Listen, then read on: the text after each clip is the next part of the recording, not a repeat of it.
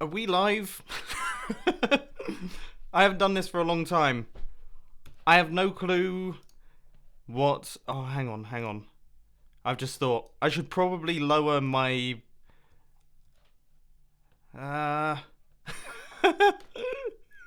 probably should have thought of this before I actually started doing any form of stream. Right, okay, I'm gonna lower my bitrate. I've just realised it's the same as what I have for my YouTube videos, but I think we're up. Right, so I'm going to walk around for a little bit, and I'm just going to make sure that this is all looking good. I mean, to be honest with you, this is, yeah. It's been so long since I've done this, I've forgotten how the whole thing kind of works. So, hopefully we can get this sorted. Yeah, that looks pretty smooth. I think that looks good. I think we're doing okay. Does it look good? I mean, I'm not sure. I'm watching on my own internet, so I'm just kind of looking through and trying my best to read any form of chat. I mean, there are 8,000 people watching right now. That's a lot more than I was expecting. What? 8,000 people watching? I've never seen that before.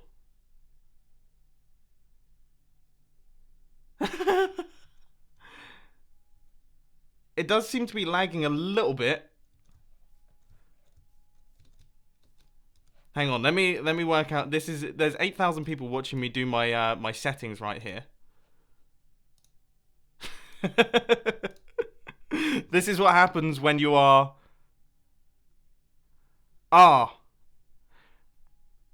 Alright, I might have to go down quickly because I need to change my frames a second, more than likely. I mean, I'm not 100% certain.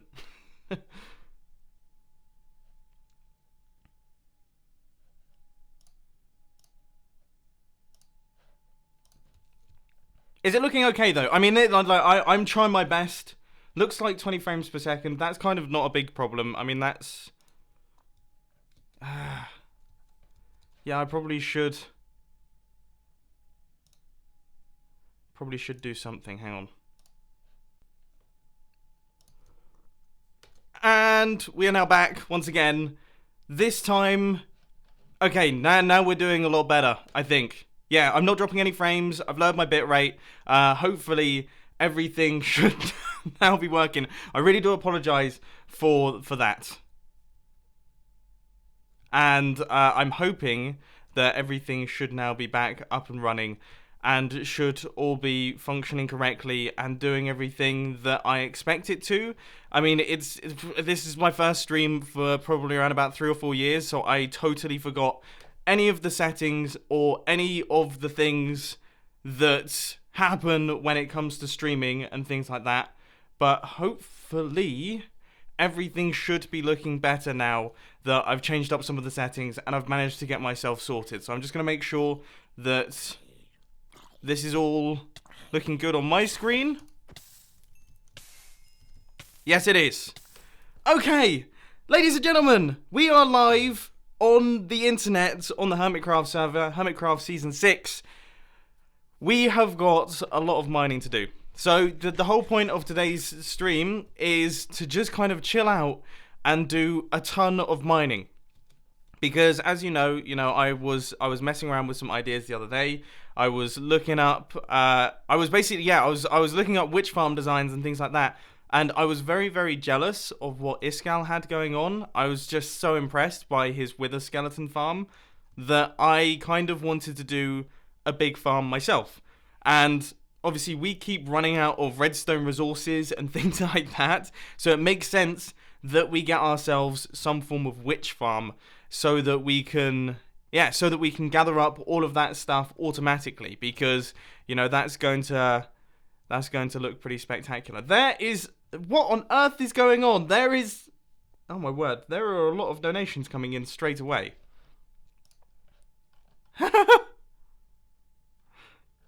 Oh my word. There are tons coming through.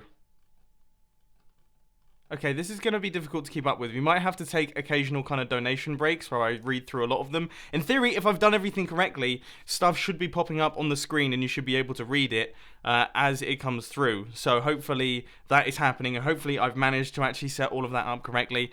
Once again, first stream in ages. I have no clue how any of this works. I'm just hoping that everything has functioned correctly, and I just want to say a big thank you to Iskal for sitting up with me the other night while I tried my best to set up all of this stuff and get it up and running. But one thing that I probably should do, just out of interest, so how did you find this stream? Oh, okay, so yeah, it comes up on my YouTube channel saying it's live right now. Okay, right, that's brilliant. That's exactly what I like to hear. Good stuff, good stuff. Good stuff. Okay, so if we just fly up over here, you can see that I've kind of done a little bit of taking off. Taking off is not good when I'm live streaming, that's for sure. But yeah, I've kind of done a little bit of kind of placing out where this hole is going to be. And as you can see on the screen, there is another account that I currently have logged in. So that little window on the left-hand side is kind of like my second account, is my camera account. And that is flying over the top of this area right here. And hopefully that should manage to capture everything that's going on with what we're building, and it should kind of show the progress of what we're actually constructing right here. At least that's the plan. I mean, as I say, like I'm not 100% certain it's even working. I'm currently watching back my own stream at 360p, so I can't really see too much detail there, but I think once we start actually wiping out some serious blocks, we should begin to see that happening. So the next thing that I've done is I've got myself a beacon, so that's sat right there, and then I also have a bunch of chests over here, so hopefully there is going to be a lot of stuff left to despawn. Don't get me wrong, this is me playing Minecraft, so, you know, there's going to be a lot of things that are kind of left on the ground and not picked up. And I imagine that is going to be a topic of conversation in the chat.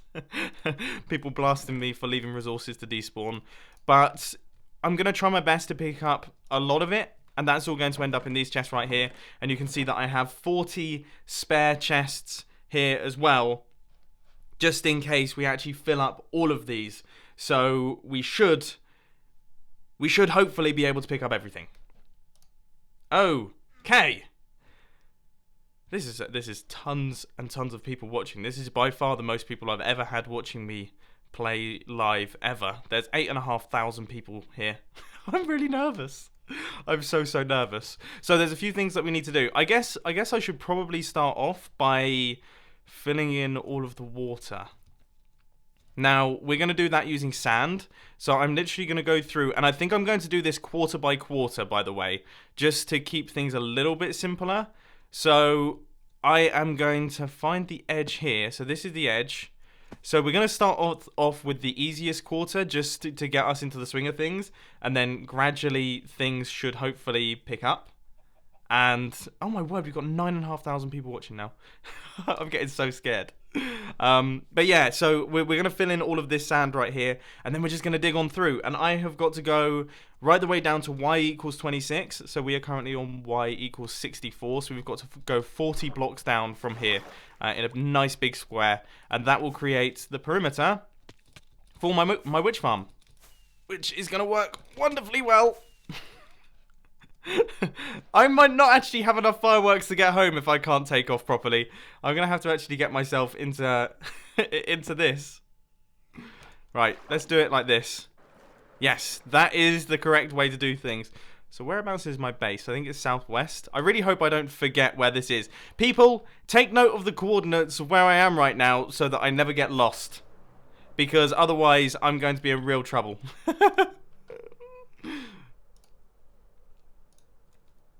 Right. Oh, I've lost it.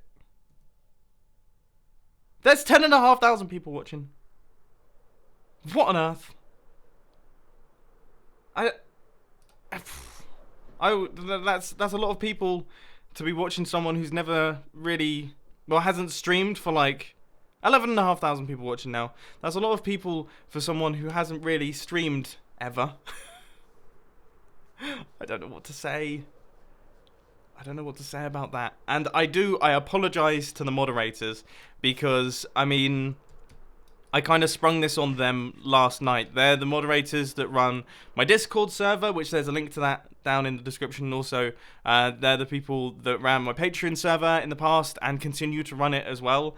So a big, big thank you to them because they are trying their best to keep the peace in the chat. But with the number of people that there are, it's a bit of a tricky task. So yeah, it's gonna that chat is gonna be moving at a fast pace. I mean, we've got a 45-second slow mode on, but with 12,000 people watching now, I mean that's still 12,000 people who can send a message every 45 seconds. So it's gonna be moving quickly. I wonder what is the average messages per minute? 563 right now. We're on 563 messages a minute. That's a lot.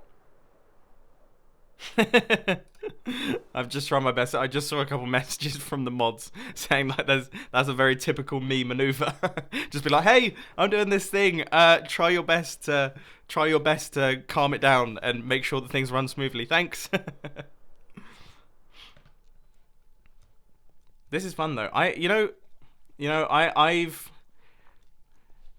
I've kind of the reason why I haven't really streamed in the past is just because I found it very stressful to do to a certain extent. So it's quite nice to be able to, because the whole point of this stream is that it's going to be really, really chilled out. So I'm, for the most part, just going to be sitting here. It's going to be slow paced. There's going to be a lot of times where maybe I stop talking and just kind of work. I'm so glad that I've got this much sand. I suddenly panicked that I didn't have any sand, but this is amazing. In fact, I'm going to take this over in shulker boxes because we're going to need tons upon tons of the stuff. But yeah, like the whole point of this is that it's just going to be nice and relaxed, a little bit different to the videos. As I say, there's going to be some bits where I'm just not talking and I'm just mining. I'll be reading through the chat. I imagine, well, at least, I mean, I'm not sure, but I imagine things will calm down a tiny bit throughout the stream, so then I should be able to take a slightly more relaxed approach and kind of read through all of the messages that are coming in. But yeah, I mean, if I can't, I can't. I was not expecting this many people to watch. I honestly thought it was probably going to be about maybe, I don't know. I don't even know what I was estimating. I was estimating, back when I used to stream, I used to get like 4,000 or 5,000 people watching, maybe, on a good day. I can't even remember what I used to get back when I used to stream, to be honest with you. But I think it was like 4,000 or 5,000, and that was pretty good for back then. And obviously that was on Twitch, whereas now we're on YouTube Gaming. I suppose there's more exposure to the subscribers, but still, 13,500 was a lot more than I was expecting. It's very impressive. And I also just want to say, I mean, I've already thanked Iskal already in this stream, but his kind of idea of doing that with a skeleton farm and then just live streaming the button placing, so smart.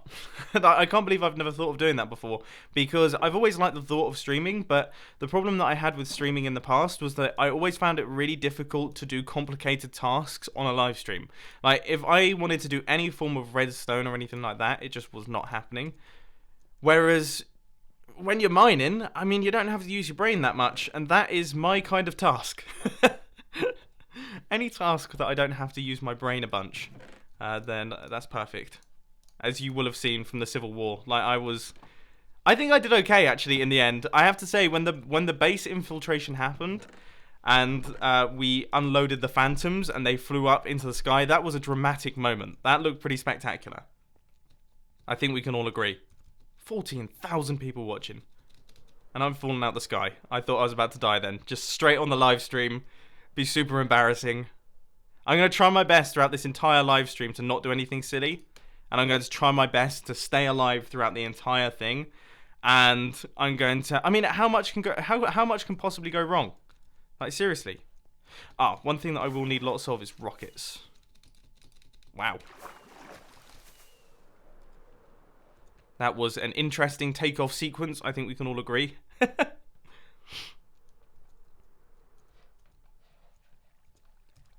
It's very, I mean, most of the chat so far has been bananas and spoons and then banana emojis and spoon emojis, which I'm very glad that I now have like a second thing that people can spam in the chat, because originally it was just spoons. So a lot of the whereas now you have variety, you can choose multiple different things. Anyway, I'm going to take a bunch of these with me because I imagine I'm going to need a lot of them. And then I'm quickly going to chuck this egg out of my inventory because that is taking up a valuable spot that I don't think we really need it for. And then I'm going to fly over to the G-Team headquarters because I believe that's where I've left my 9 pickaxes.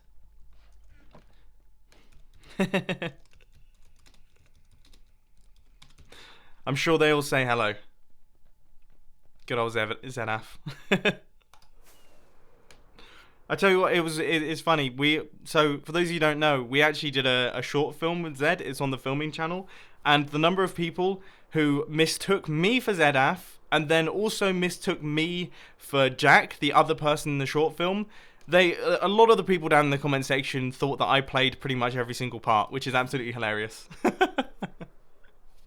So yeah, so apparently I was like a starring role in a number of different things there. Anyway, okay, hopefully, fingers crossed. I mean, I'm not 100% certain because I saw a message from, I think it was Stress. I think Stress found them. She just said that there was a bunch of pickaxes in Team G headquarters called Subscribe to Mumbo, and I was like, oh yeah, they're probably mine. So I'm hoping that they are here. But once again, this is just such a typical me maneuver in that I've taken all my stuff. Yeah. So here it is. And there's my other good pickaxe as well. So we have 10 pickaxes today. And I'm hoping that should be enough. I imagine we're going to break a bunch of them.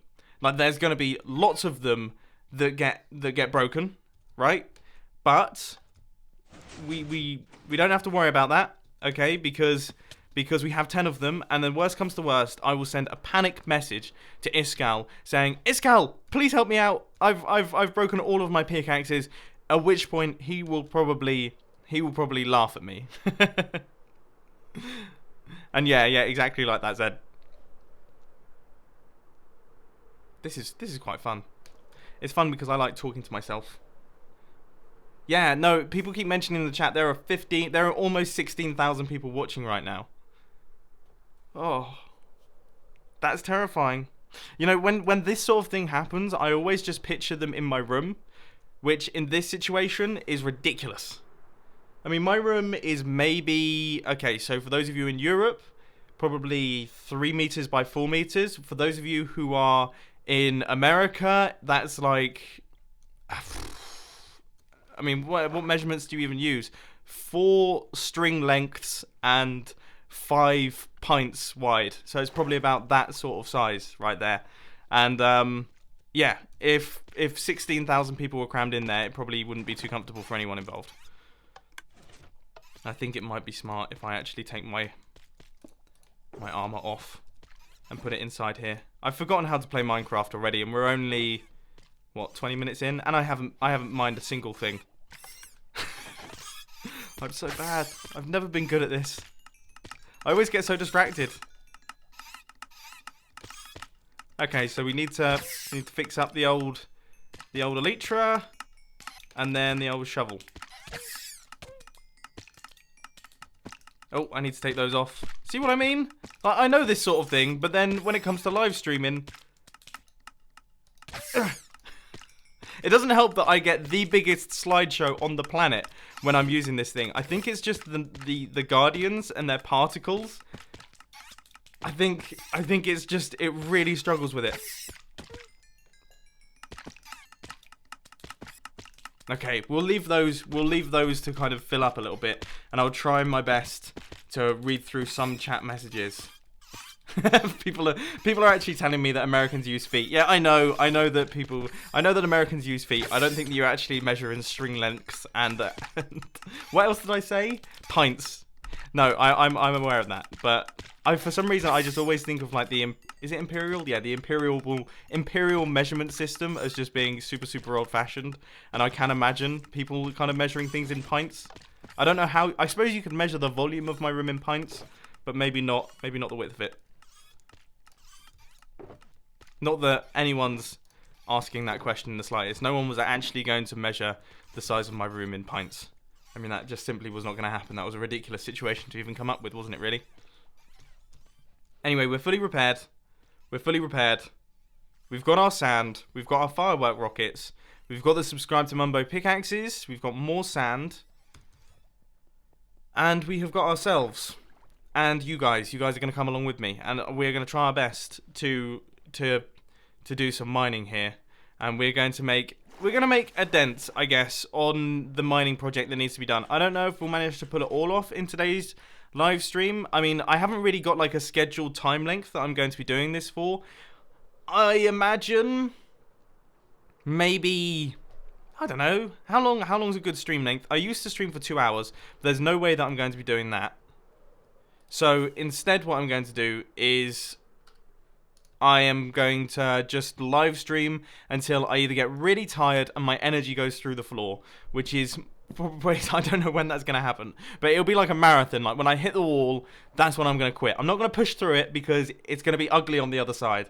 I'm going to quit then. But I don't know. I mean, I want to make a decent amount of progress on this thing, and it is a massive project, but I want to make a good amount of progress on it because I really want to get this witch farm done and dusted so that it's up and working, because I really want a working witch farm.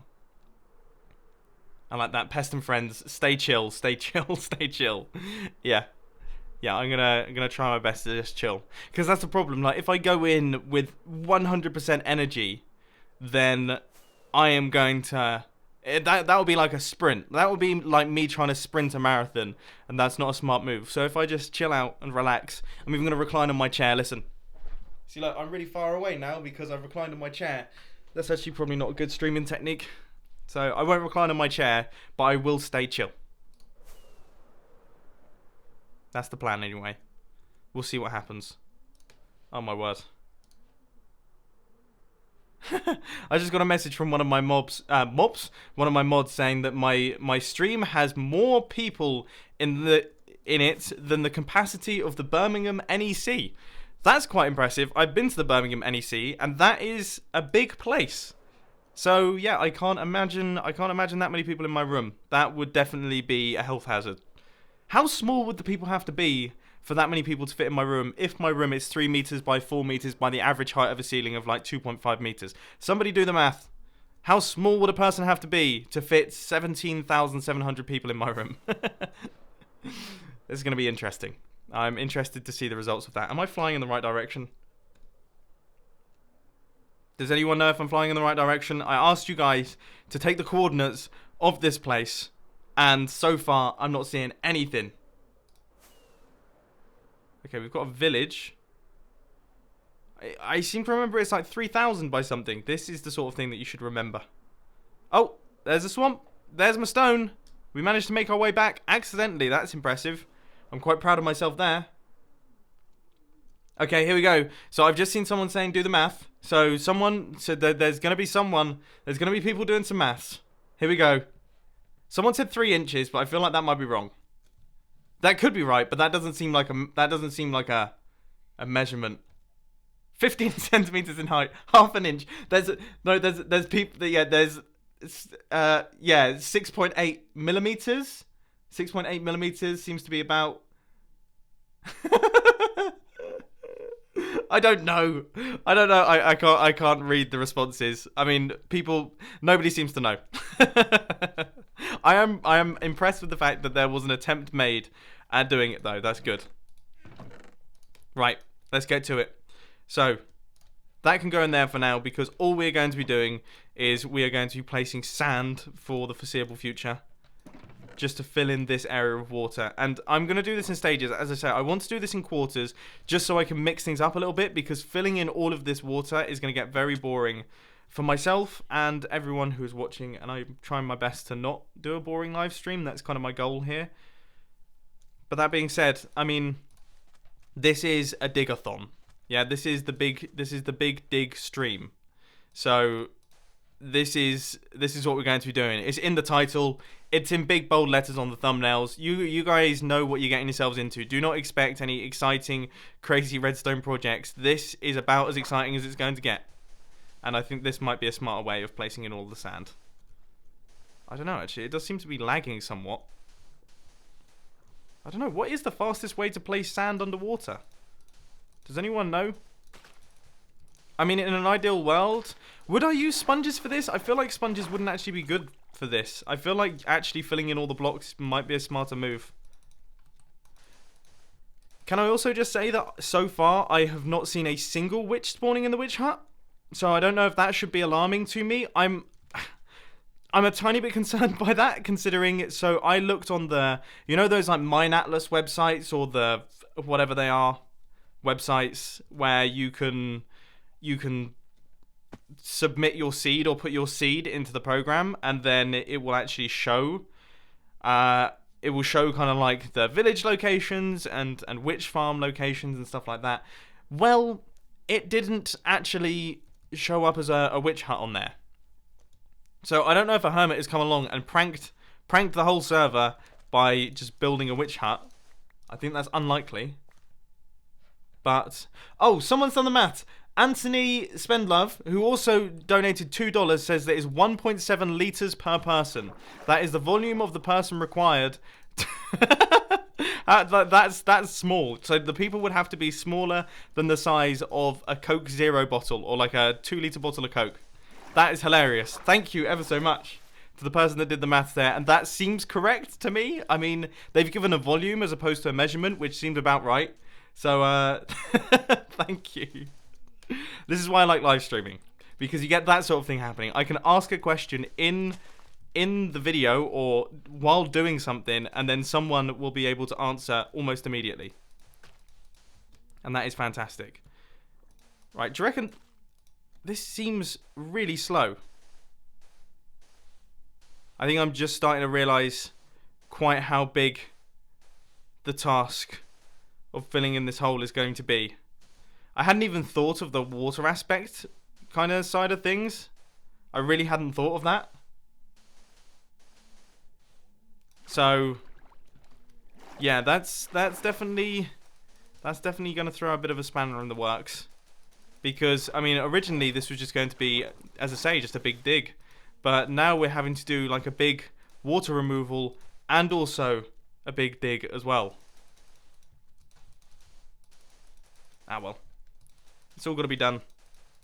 If Iskal can place 50,000 buttons, then I can definitely place a few sand blocks inside the river. I would love to know how many sand blocks I'm going to have to place inside here, because I'm not 100% certain. I've already gone through like 3 stacks already, and to be honest with you, I thought my double chest was going to be enough, but I'm now starting to realise that maybe it isn't, because the entire area surrounding this witch hut is water, and there is oceans next to it, which is going to take a lot of sand, so maybe I might have slightly miscalculated the amount that I need to do here.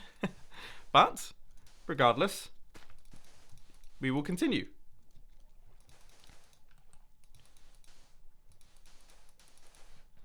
So people are saying that I should use sponges. They might be right, but I don't have any sponges. And even if I did manage to get some sponges, I would still have to dry them off all the time, and I would have to place in all of the sand anyway in like a grid formation to stop. There's lots and lots of maths coming in. I'm trying my best to read it, but it's going straight past the chat. It's so difficult to keep up with what's going on.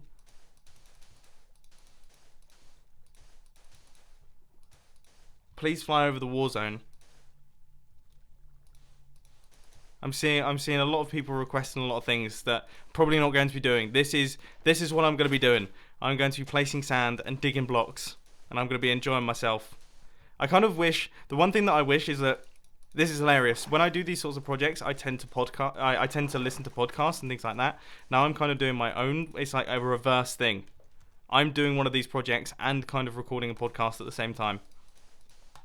That's what you should see this as. Not necessarily as like a Minecrafty live stream, but more of like a chilled out podcast where people are just going to be, yeah, we're just going to be chilling out. And I will see. We should see some progress. Can you see? Oh, yeah. See, look, on the tiny little screen that I've managed to do on the...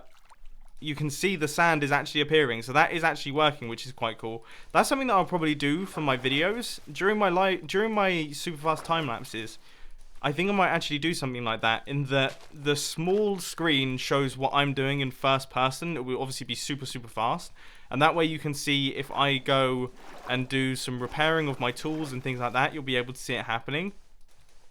And then the big screen will be like the third person perspective. I think that'll be interesting because there's a lot of stuff that I do during those time lapses that you don't see, like repairing tools and flying around and gathering up resources and stuff like that. So it'd be cool if there was some way that I can actually show that happening, and you'd get kind of both perspectives. You get the first person and also the third person. I think that would make things pretty interesting.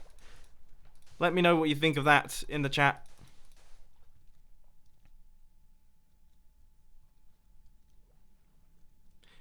Yeah, no, you can rent them.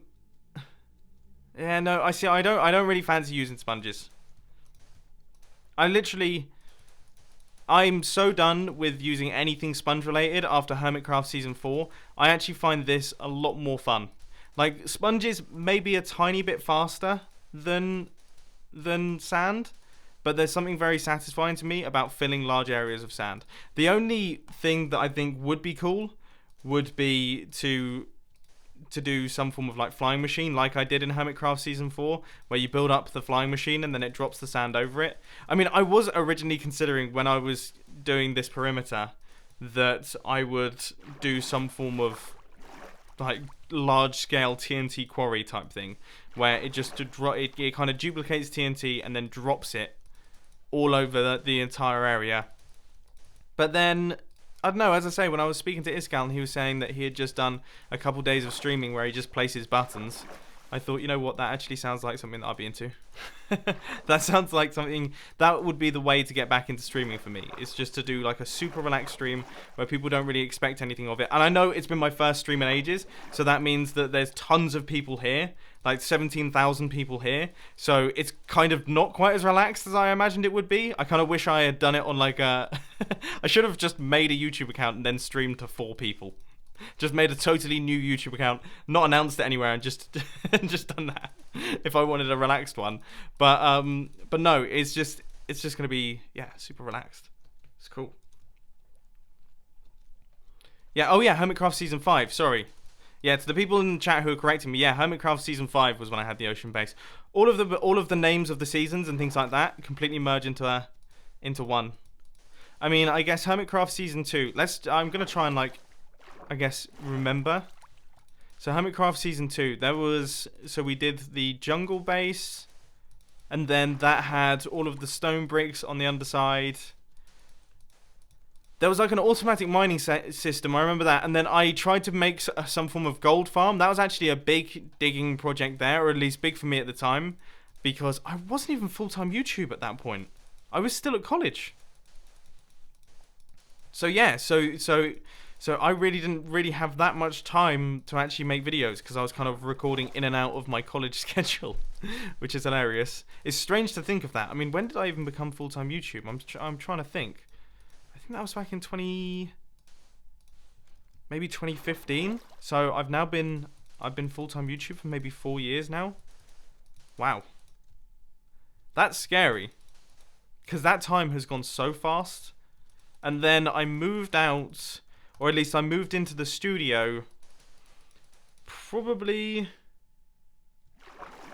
Yeah, I probably moved out into the studio maybe in 2016. So that is now 3 years ago, which is, yeah, it's crazy. It's crazy how fast time has gone. But yeah, so that was Hermitcraft Season 2. So I had done like a big gold farm project that I thought was going to be spectacularly efficient.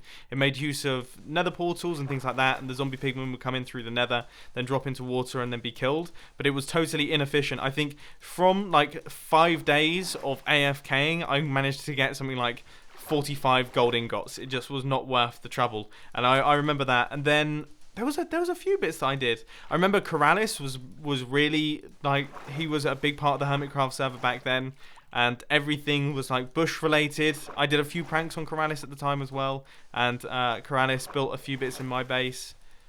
And oh yeah, the museum as well. We'd built a museum too. Yeah, there was a ton of stuff there. And then Hermitcraft Season 3 was the ice spikes. How much more water do we have to do? Like, Actually, oh my word. When you look at it like that,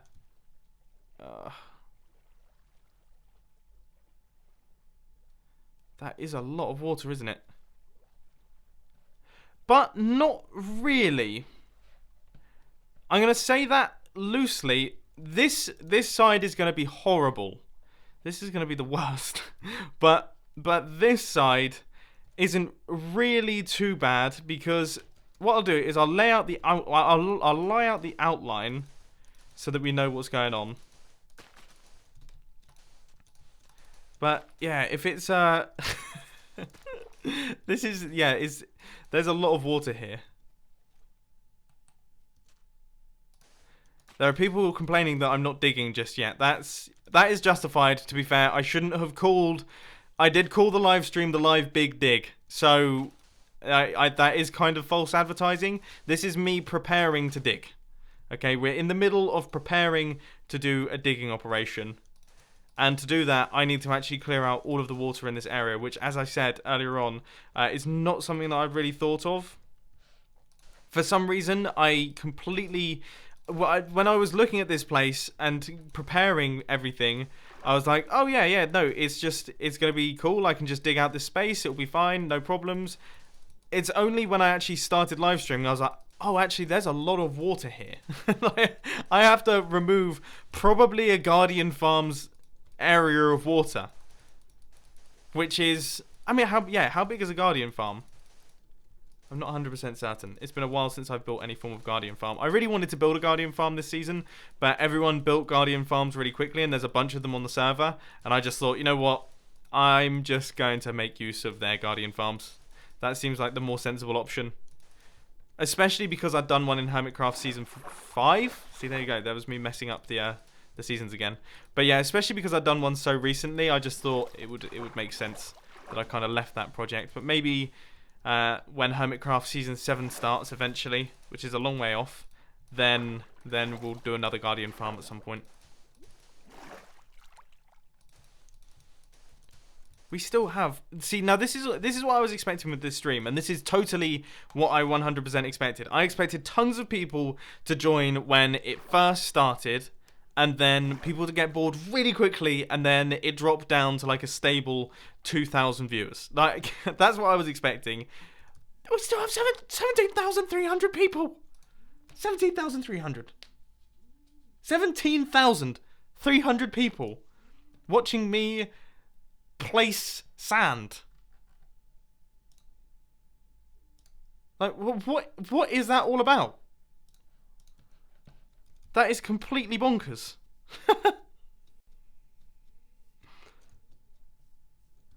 How long is the average season? That's a very good question to Mr. Chicken Chips Boy. I hope I managed to read that in time. That whizzed up through the chat, but that's actually a really good question. I think the average season, I'm sure someone once again could do the maths down in the comment section, but I think the average season tends to go on for... I think about 1 year and 3 months. That's a creeper. Didn't even notice him. He was totally camouflaged in with the trees. He was like a sneaky one. But yeah, I think it's normally like 1 year and 3 months, like 1 year and a quarter.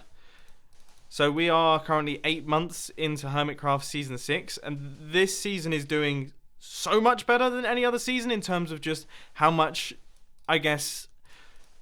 I like the thing that I've loved about this season is the amount of community stuff that's been going on. It has been absolutely fantastic, and yeah, it's been super cool to see everyone just getting involved and doing things together, and that's been fantastic. So I don't know, maybe this season will go on for a little while longer because, you know, the server is still incredibly active at this point in time. But we judge it on a number of different things. Things like if a new update is rolling out towards where we think the server is rounding up, then we'll kind of wait for that. But yeah, I mean, who knows? Who knows? It's always difficult to tell. You know when the season ends. The viewers can tell when the season's coming to an end as well. Like, it all kind of happens naturally. Everything just kind of slows down a tiny bit. And it's visible. Like, the projects or the things that everyone wanted to get done, they get done. And then, you know, people begin to drop off the server a tiny bit. And then yeah, the server just kind of slowly comes to like a dignified, peaceful end, and then we start up again, and start it all over. Which is, it's crazy. Like, it's so funny. There's different parts of the season that I really enjoy, but there's nothing better than booting up like a brand new season with all your friends and just watching everyone gathering the stuff, like the scramble to get your diamonds, and everything has so much. I don't know, like everyone, I don't know how to describe it. It's kind of like a group struggle. You're all like, oh, I've got no stuff. Do you have this? Do you have that? Everyone's kind of bartering between one another. And then within about 3 episodes, with the way that Hermitcraft is, because we're all absolute pros at the game, we all have like all the stuff. I think this season, I'm fairly certain, did Tango beat the Ender Dragon in episode 1? For some reason, I feel like he definitely beat the Ender Dragon in episode 1. Can I also just say a massive thank you to everyone who has been doing the super chat donations and all of the regular donations as well. That has been crazy to see those flying through. It's been honestly almost impossible to keep up with, but I do want to say a huge, enormous thank you to our 2 top donators at this point in time, which are Emily, who has donated £80, which is completely bonkers. I'm actually going to see, this is what I mean, like, even through my labels, so I have, like, stream labels up, I honestly cannot find anything here, because there's so many of them. There are, like, pages and pages and pages of them. But the messages all pop up on the screen, so obviously you can read through them. But, I mean, for example, in the past 3 minutes, I've had probably about 25, which is completely bonkers. So I'll probably periodically, when I want to take a break from placing blocks and things like that, I'll periodically pop in and just read a selection. But a big thank you to Emily, and also the top super chatter, which is ShootDead1993, who has donated £100, which is completely crazy. Completely bonkers, to be honest with you. So thank you ever so much to the pair of you, and everyone else who has been shooting that through. We are going to run out of sand, ladies and gents. What? Hang on, what? Someone just said you are the biggest stream on YouTube. Now that definitely is. That seems totally not true. Because that would be ridiculous. But if someone, I mean, is there any way to view? Like, I don't know. I don't know. That seems very unlikely to me, considering how many people there are on YouTube. And there's people like, I mean, who was I watching the other day? There was someone that I was watching the other day. I think it was a podcast. I think I was watching Joe Rogan's podcast. Now there was like 50,000 people watching a live stream. That is crazy. I had never realized that many people watched live streams all at once. I remember when I used to do Twitch, it would be very impressive if you managed to get kind of maybe, I don't know. I'm running low on my numbers because it's been so long, but I was always very impressed when someone had over like 2,000 viewers at once. That was always very, very impressive for me. There are people saying it's the biggest on the live channel. You are the biggest live stream? What?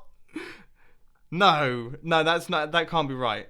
You're the biggest on YouTube gaming. Yeah, that makes sense. That's still absolutely mental. Like, I can't believe how crazy that is. But no, through all of YouTube, there's no way. If that is the case though, which, as I say, it's definitely not. But if that is, this is crazy. Then that is absolutely mad. And I almost feel a little bit bad that all I'm doing is just filling in an area with water, or filling in a watery area with sand. Like, this is probably the least exciting thing that I could choose to do for a massively popular live stream. But as I've said a number of times, like, this is just a super chilled out.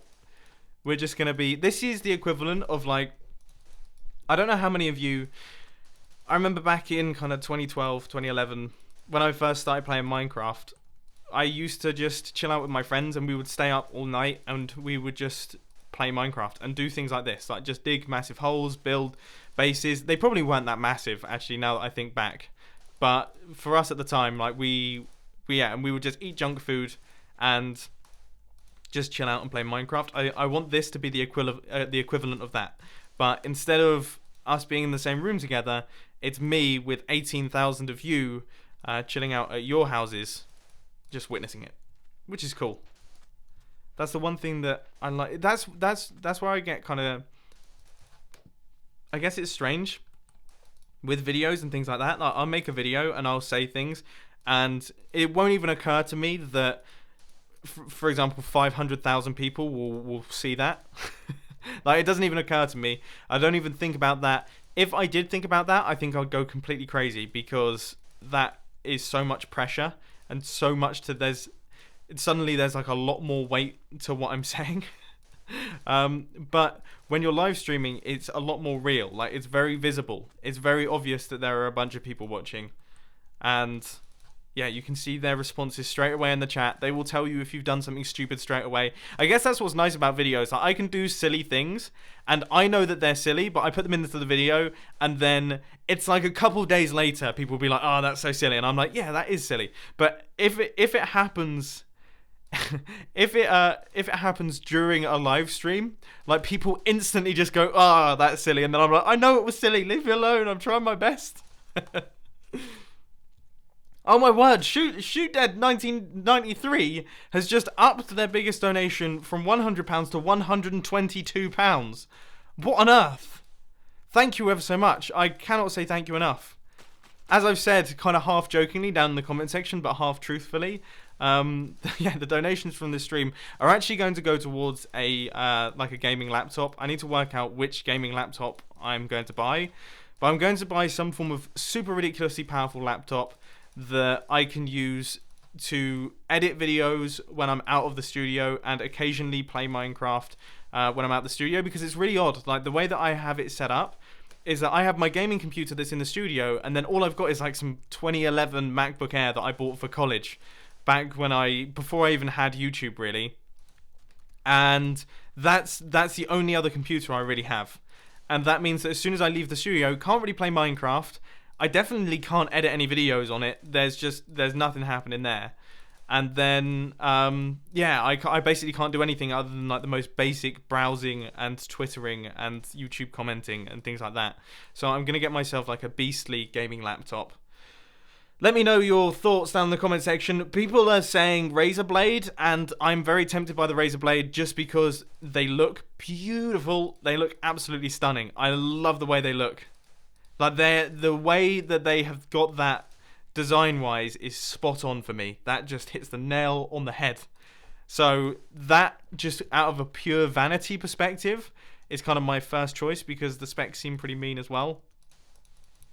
But who knows? And then, yeah, as I said, half jokingly down in the comments, down in the description, I've also said that it's funding my addiction to purchasing ridiculous camera equipment for the filming channel, which is entirely true.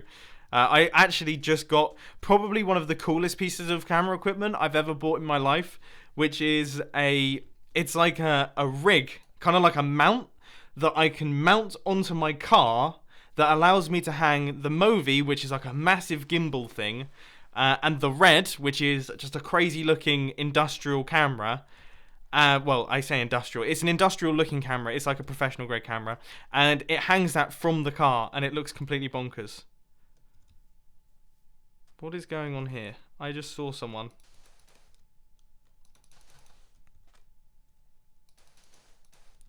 Oh, is Joe coming by to help me out with filling in sand? I am very appreciative of that. Part of me, I got a little bit concerned that maybe he was coming over to destroy something. Or like, I don't know what. Because it is good fun to destroy things on stream. But no, I am very thankful for help with sand placing, because this is a lot more sand than I was expecting to have to place. But I think I've now found a rhythm. I think this might be the way that I should do it. Man, I'm trying to read all of the chat comments. I'm glad to hear someone just said that Portugal loves me. I'm very glad that Portugal loved me. That's great. I actually love Portugal. I used to go there all the time when I was a kid. It's a very pretty country. Someone saying buy a red weapon at 8k. Wouldn't that be nice? Yeah. There's some. You know what? The 8K, because the red that I have is a Scarlet W5K, so that films in 5K resolution. The 8K ones, when you actually look in the stats of how ridiculous that is, one 8K frame is a 36 megapixel photo. Like, that's so bonkers. And the problem is with that sort of thing is that I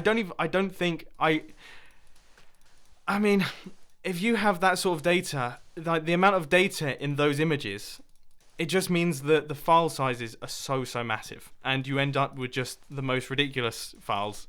And I, quite frankly, don't have enough hard drive storage space for that sort of thing. So I'm quite happy with my Scarlet W5K. Funnily enough, that if I was to choose my dream camera, I think at this point in time it would be an Alexa Mini, an Arri Alexa Mini. They're absolutely stunning little cameras. They're made entirely out of carbon fiber. It's what most movies have been shot on for the past maybe 10 years, really. And they, funnily enough, are full HD. So the resolution actually doesn't play as big a role as you would think when it comes to the quality of an image. Well, obviously, like so the quality of the image, yes, but when it comes to like the beauty in an image, without getting too kind of anaraki here, yeah, you don't actually need that much resolution. And the Alexa Mini is, I would love to use one of those. I really would. That'd be so cool. Anyway, how's progress looking? You can see from the little map on the left-hand corner, actually, that progress is looking slow. We might actually run out of sand here. We might actually have to do a desert mining session before we even start on the dig. I might have to do more of these streams throughout the week. What do you reckon to that? I'm almost tempted to just stream for the next, like, forget doing any videos or anything like that, and just do live streams all throughout the week until this hole is fully dug out. Do you reckon I'll run out of things to talk about? Surely I'd run out of things to talk about. How many hours do you estimate it will take me to do this? I don't know. For some reason in my head, so I thought that I think of this as being about a 10-hour project to mine out all of this. But I actually think now that I'm doing it, it's probably a little bit more. And by that I mean it's probably a lot more. It's probably more like a 20-hour project. So we might have to do this over multiple days. How long do you think this stream will last? That's a very good question. As I said earlier on, so the plan is that I'm going to do this until I either get very, very tired or I finish the project. And as I just mentioned, I think me getting tired is probably more likely, as this is probably going to be about a 20, 30-hour project in terms of just digging the hole. I don't know. I feel like it should be less. I feel like once we get all the sand in place, then... How is Joe Hills placing the sand that fast?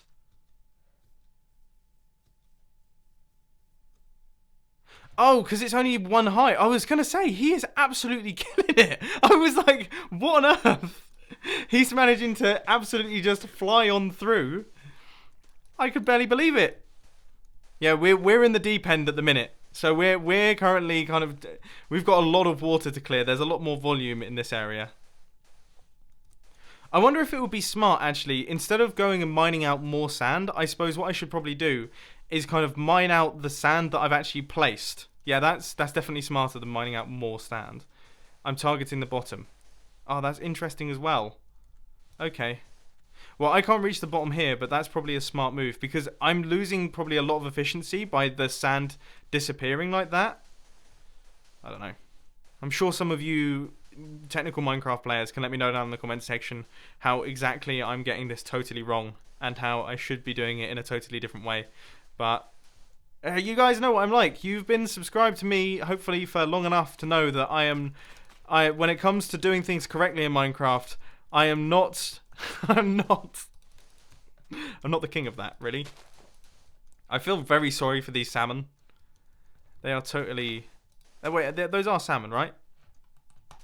See, I don't even know what fishes are.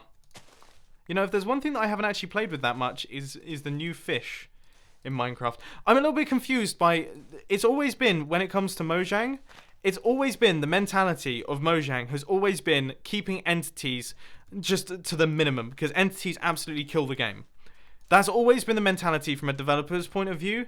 And it seems like in Minecraft 1.13, they just went all out with the entities. They were like, you know what, entities seem like a lot of fun. And I wonder if that's what's causing some of the performance issues that we're having on the Hermitcraft server. Because obviously, you know, we all have ridiculous farms, we all have ridiculous bases, but we've always had that every single Hermitcraft season. That's kind of no different. But this season, we seem to have just been absolutely destroyed, and we have upgraded our server a bunch. We now have like a pretty sweet server setup, and it is still struggling with it. And I wonder if that's just because there's just fish everywhere. Like, there's just fish all over the place. This is a big... We've literally... It's Hermitcraft Season 6, just the giant aquarium. I think I would describe it as.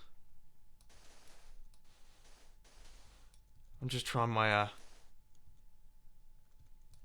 Oh, yeah. So someone's just mentioned down in the chat that... I think they mentioned it. So I'm actually yet to see it in the chat, so I'm going to wait for someone to come past. But someone just mentioned that some people have little spoons or little shovels next to their names in the chat.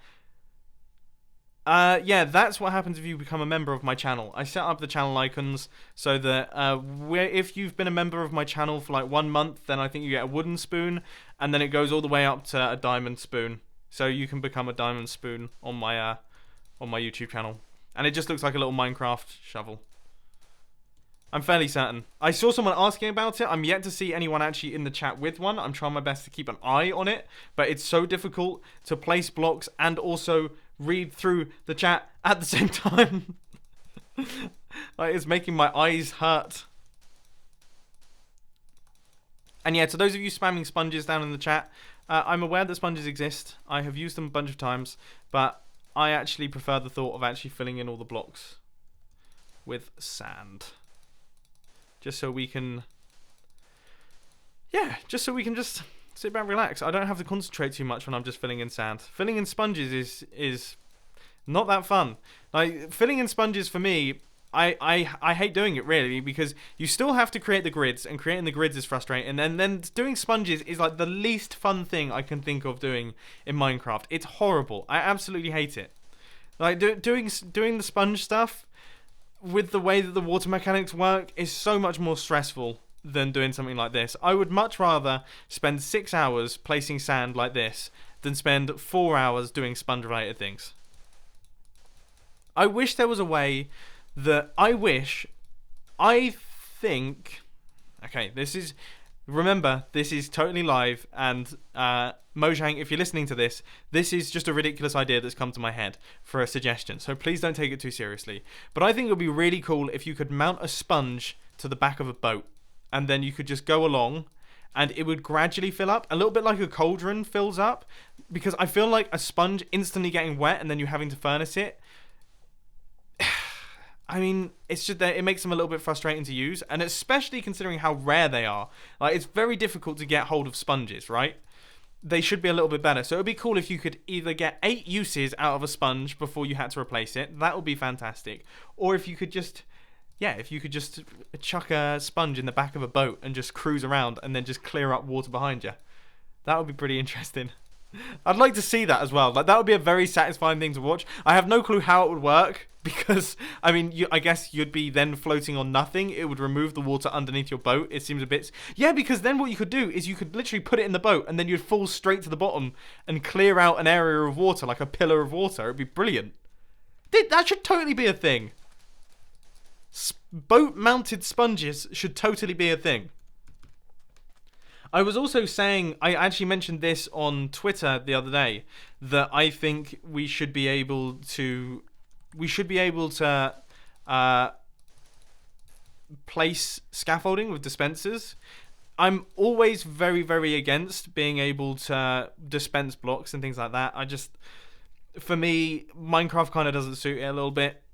You know, I mean... I understand the argument for being able to place a sapling with a dispenser. I can understand that.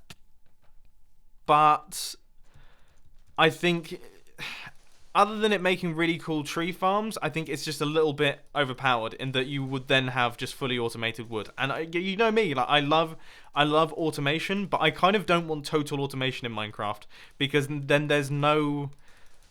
Like, there's none of this going on. Like, imagine if we could just dispense blocks and I could just place all of this in automatically. I suppose that would be a lot of effort in the machine. But you see what I'm talking about. Like, I don't tend to like that sort of thing.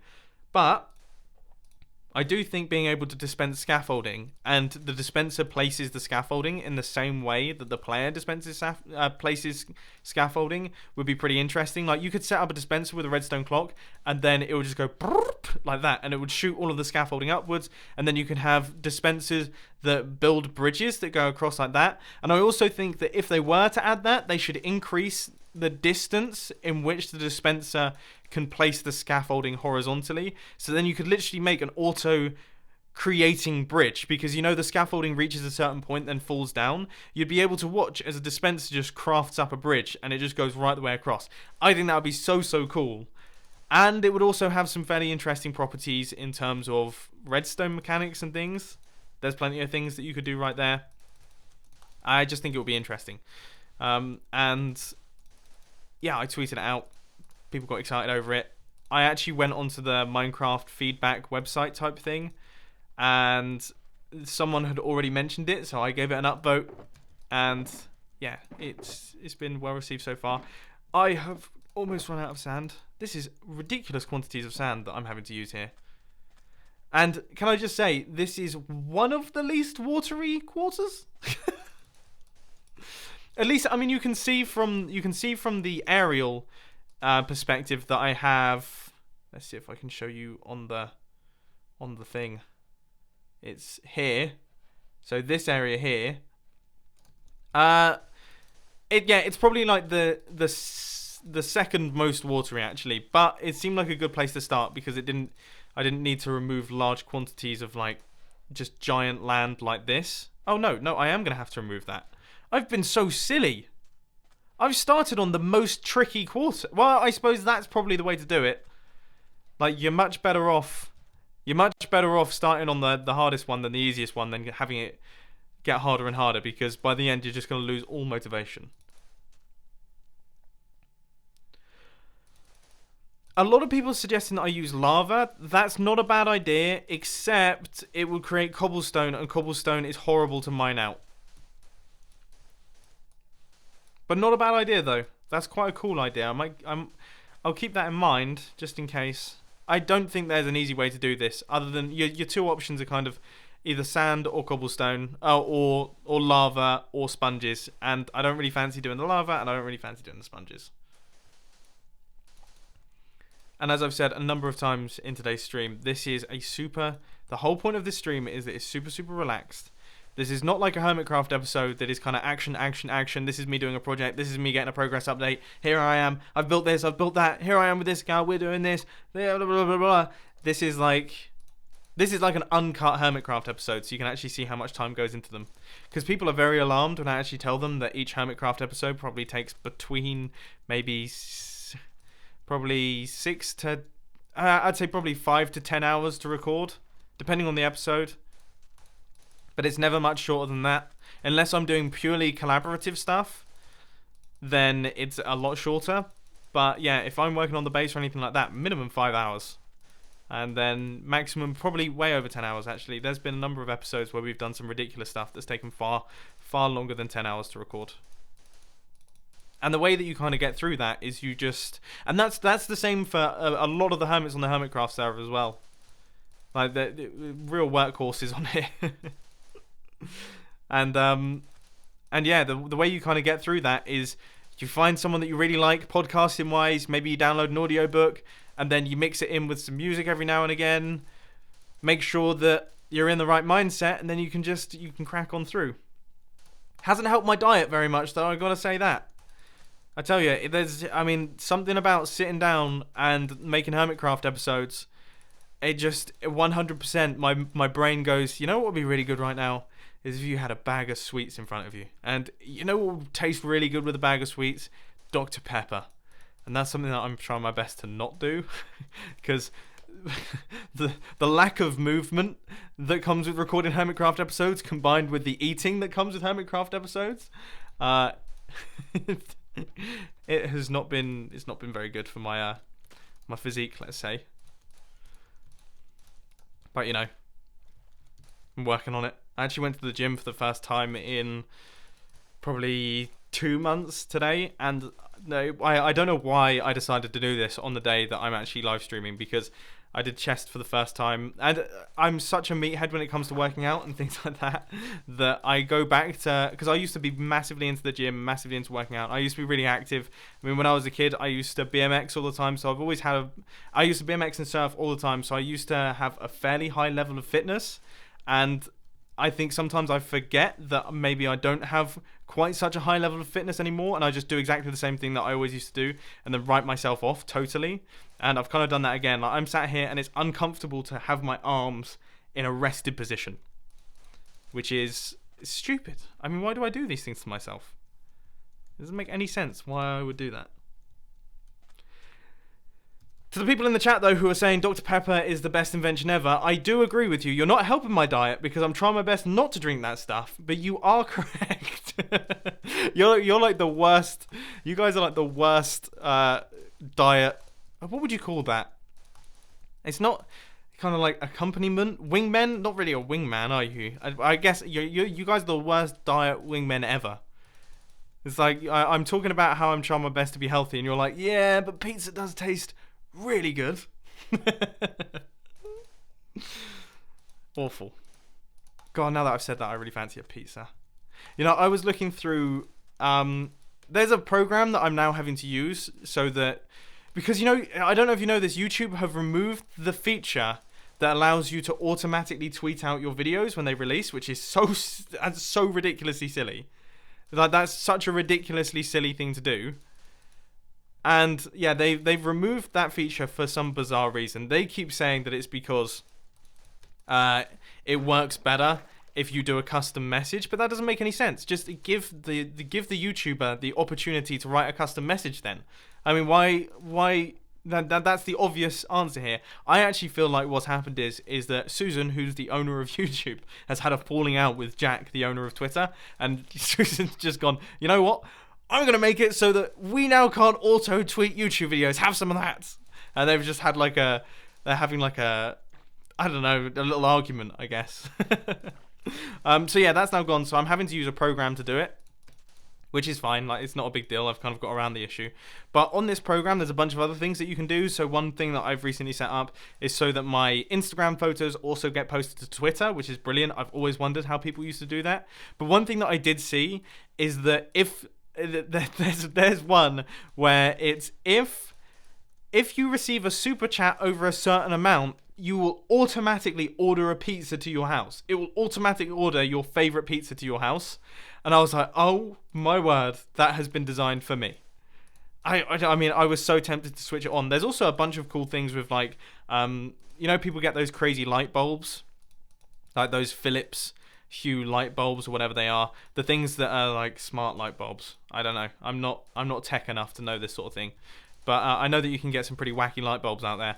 And you can actually connect those up to your super chat, so that if someone super chats or becomes a member or something like that, your lights will like flicker and do crazy things. That's cool as anything. That's super cool. And if I had any form of face cam, then I would probably do that. One thing that always makes me laugh, actually, speaking of face cams, on the filming channel, you would not believe how many people comment saying, Mumbo, you're pretty good with cameras, you know. You're pretty decent with cameras. So why don't you do a face cam in your videos? As if the reason why I don't do face cams in my videos is because I just don't understand cameras. I love the thought of that. Like, that's such a funny thought process to me, that I would sit down and go, I wish I could do a face cam in my videos, but I frankly don't understand cameras, so I won't do one. No, the reason that I don't do face cams is just because I don't like watching videos with face cams. I find them distracting, and ultimately I create videos that I personally would want to watch, and I don't really see the value that face cam adds for Minecraft videos anyway. There's plenty of video types that I think definitely benefit from face cams. For example, a horror game. Yes, 100% you should have a face cam on that, because I want to see the reactions there. But Minecraft, when I'm doing this sort of thing, I mean, I can promise you my face is not very interesting. Mumbo has a baby face. Yeah, no, that's the reason as well. That's it. Yeah. That's kind of related to the diet issue that I mentioned earlier on. I didn't used to have such a baby face, but I'm one of those people. As soon as I start putting on any weight, it just goes straight to my cheeks. My cheeks just inflate. It's like I'm like a hamster. It's like I'm storing fat in my cheeks for a later date. But then it's funny, like if I eat relatively clean for maybe 2 days, all of it goes from my face. I think the problem is I get like a puffy face. I think I store water in my face. I'm like a camel, but with big cheeks as opposed to big humps. Which is a set of words that I never thought I'd ever say. And that's why live streaming is interesting, because now it's out there on the internet and everyone knows about it. I love the variety of blocks that Joe Hills is using here. And by the way, I can't help but notice that Joe is actually doing more of a dig than me. So far, I've not done a single dig. This is the worst big dig ever. I'm doing a terrible job. And amazingly, there's still 19.5 or nearly 19,500 people watching me do it.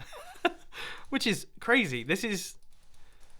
I've never seen that many people watching really any form of gaming live streams, or at least Minecraft live streams that I've watched. I'm not like a big stream watcher, I'll be honest. That's one thing, actually, is that I never really watch live streams that much, and it's definitely something that I want to get into, because people always talk about how amazing live streams are and how... Oh, no. Oh, no. Oh, no. Now, if there's one thing that I do know about live streams, I should probably sleep, actually. That's also not great. Oh, yo, hello. Yeah, if there's one thing that I do know about live streams on the Hermitcraft server, is that all of them feature Grian. Like, Grian, it's almost like his stream senses tingle, and he logs on as soon as someone starts streaming. That's where all my pickaxes are. We don't want that blowing up. But yeah, so yeah, Grian's just logged in. This could be an issue. I heard the other day that I think Iskal was streaming and Grian just came in and he did something. I think he might have ridden some form of... I think it was like some form of minecart track and just ended up straight in Iskal's lava, because he jumped into a minecart and just jumped onto a minecart track, and then ended up in Iskal's lava villager killer. So I suppose that serves him right a little bit.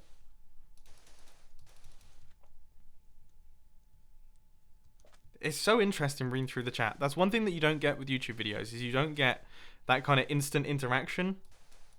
It's really interesting. It's interesting seeing what people write at any given time. I don't know. See, this is strange, because I'm picturing me getting that sort of feedback immediately as I'm recording a video. Like, this is where my brain goes to. So I'm imagining, as I'm recording a clip, being able to see everything that everyone is saying. And I actually think that I'd find that really, really tricky. That's the one thing about live streaming, is that in a way it's really cool that you get all of the feedback instantly, but also people are very brutally honest on the on YouTube and in streams and things like that. I remember back when I used to stream, I used to do Monday evening live streams, and I'd do them for like a couple of hours. I'd just kind of hop on and do something, and there's just, for some reason, there's one comment that just stood out to me, and I just remember it so specifically because I was doing a live stream, and I know for a fact that I'm just going to get this comment over and over and over again now. Oh no, I knew he was going to say something. I'm just gonna say correct. But yeah, there was one comment that really stood out to me, which is someone just said boring bye. And for some reason it just cut straight through me. I was like, oh my word, that's just so harsh. I was sat there having a good time doing a nice stream. I thought it was going great and I was really enjoying myself. Everyone seemed to be having a good time. Everyone was having a good time in the chat. And this was back when I could actually read the chat. I can't actually read the chat at this point in time. It goes past way too fast. But yeah, and this person just said boring, bye. Thanks, Green, you've ruined my chat. Everyone's just saying bananas now. Everyone's saying bananas. I was kind of lingering in the chat before the stream started. And amazingly, there was like 1,500 people just sat there, which is crazy. Just waiting for the stream to start. So thank you to those of you who are super hardcore and got there super early. I apologise that I was 5 minutes late. I suddenly realised that I hadn't eaten all day, and I thought that could probably be a bit of an issue, considering I'm going on a bit of like a dig-a-thon here. So I quickly slapped together some lunch, and I got my timings all messed up. And basically, the lunch came out of the oven exactly at 2 p.m. So then I just had to just smash it into my mouth, and then yeah, get back to it. Basically, just start the live stream kind of 5 minutes early. But I've seen at least most of the chat right now is a combination of bananas and boring. Bye. Oh, YouTube never change. Never change, YouTube, please. You know, that's the kind of thing that I kind of, it's a love-hate relationship with that sort of thing, because in a way, like, it's predictable, and you know, the YouTube comment section has a terrible reputation for just being like a cesspool of just ridiculousness, but that's kind of what makes YouTube so fun, because it's such a ridiculous platform. Like, it's totally like the Wild West. Like, people just say whatever they want, they do not care. It's just everyone, it's like every man for himself down in the comment section, which is absolutely hilarious. And I kind of like that in a way. And I'd feel a little bit sad if YouTube did anything to change it. Obviously, right now I have spam filters, and I've got stuff activated in the chat so that it doesn't become like a total mess. Like, I obviously don't want to see any cuss words or any, you know, the symbols that people typically type out in chats when they're completely unmoderated. But there is something quite nice about it just being like a free-for-all. I think that's always quite cool. And as I say, if YouTube did anything to change that, I'd kind of be a little bit upset. There's something nice about the total freedom of just being able to say whatever you want. It's pretty cool. Man, there's so much going on. I'm trying to keep up with everything. I'm trying my best to keep up. I've got stream labels open. So, for example, you know, I just got one from Des Shepherd for 30 Canadian dollars, who's just said, "Love your content, Mumbo. Been watching for years. Even though I rarely play MC anymore, I haven't missed any of your vids. Keep it up, good sir." That's very nice of you. Thank you. And that's actually really interesting, because I feel like that's something, that's like a thread or like a theme that I've noticed a lot with my viewers. I think I did a poll once in Hermitcraft Season 5 where I actually asked people, you know, how many of you actually play Minecraft? And something like, I think it was like 45% of people who answered were like, "No, I don't play Minecraft anymore. I haven't played Minecraft for 3 years. I just watch your videos for some reason." And it's like, that's cool. That's super cool that I make Minecraft videos that are entertaining enough for someone who doesn't even play Minecraft anymore to still find enjoyable. That's super sweet. Someone's actually just donated saying boring bye. Much appreciated. I also, actually, on the topic of donations, I'm fairly certain that Shoot Dead 1993 has upped their donation once again. I'm fairly certain it was £120, and I think it's gone up to £125, which is just ridiculous. That is totally bonkers. So, Shoot Dead 1993, if I ever meet you, whether it be at like some form of Minecraft convention or somewhere, right, just tell me that I'm Shoot Dead 1993, and I'll be like, right, come with me. I am going to, I don't know, buy you a pizza or something. I don't know, what do people buy each other? Buy you a drink? Who knows? I'll buy you something. I will treat you to, dinner on me. A nice little dinner date or something. I don't know what I'm talking about. I'm already losing my mind. I'm 1.5 hours in, I'm losing my marbles. I was actually wondering how long it would take for me to start to lose my mind. Hey Mumbo, did you ever make those farming villagers? Oh. No. My villager breeder seems to be broken.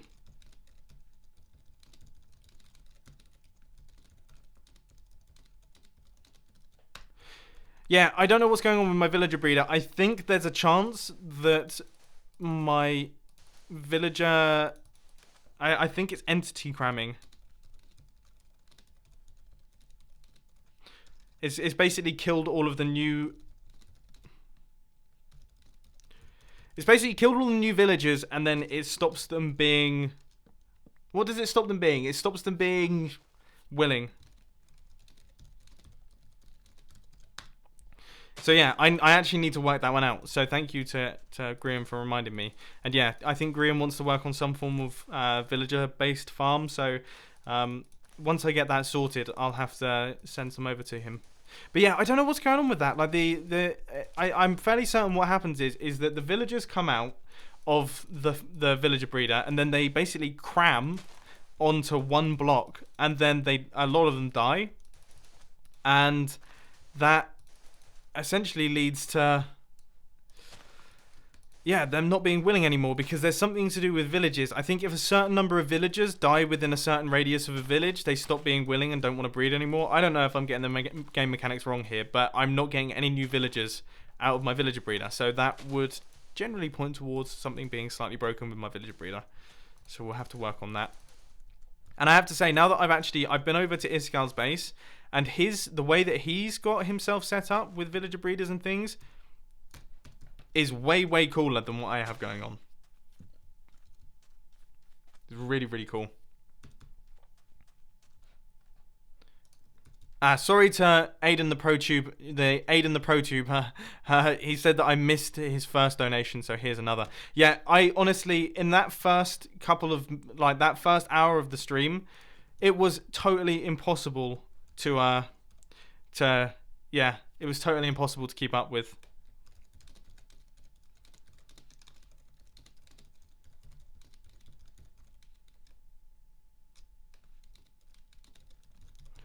So I'm just going to try my best to explain this to Grian.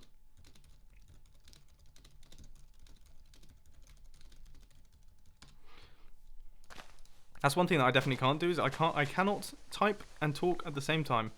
I try to say the things that I'm typing, and I end up typing the things that I want to talk.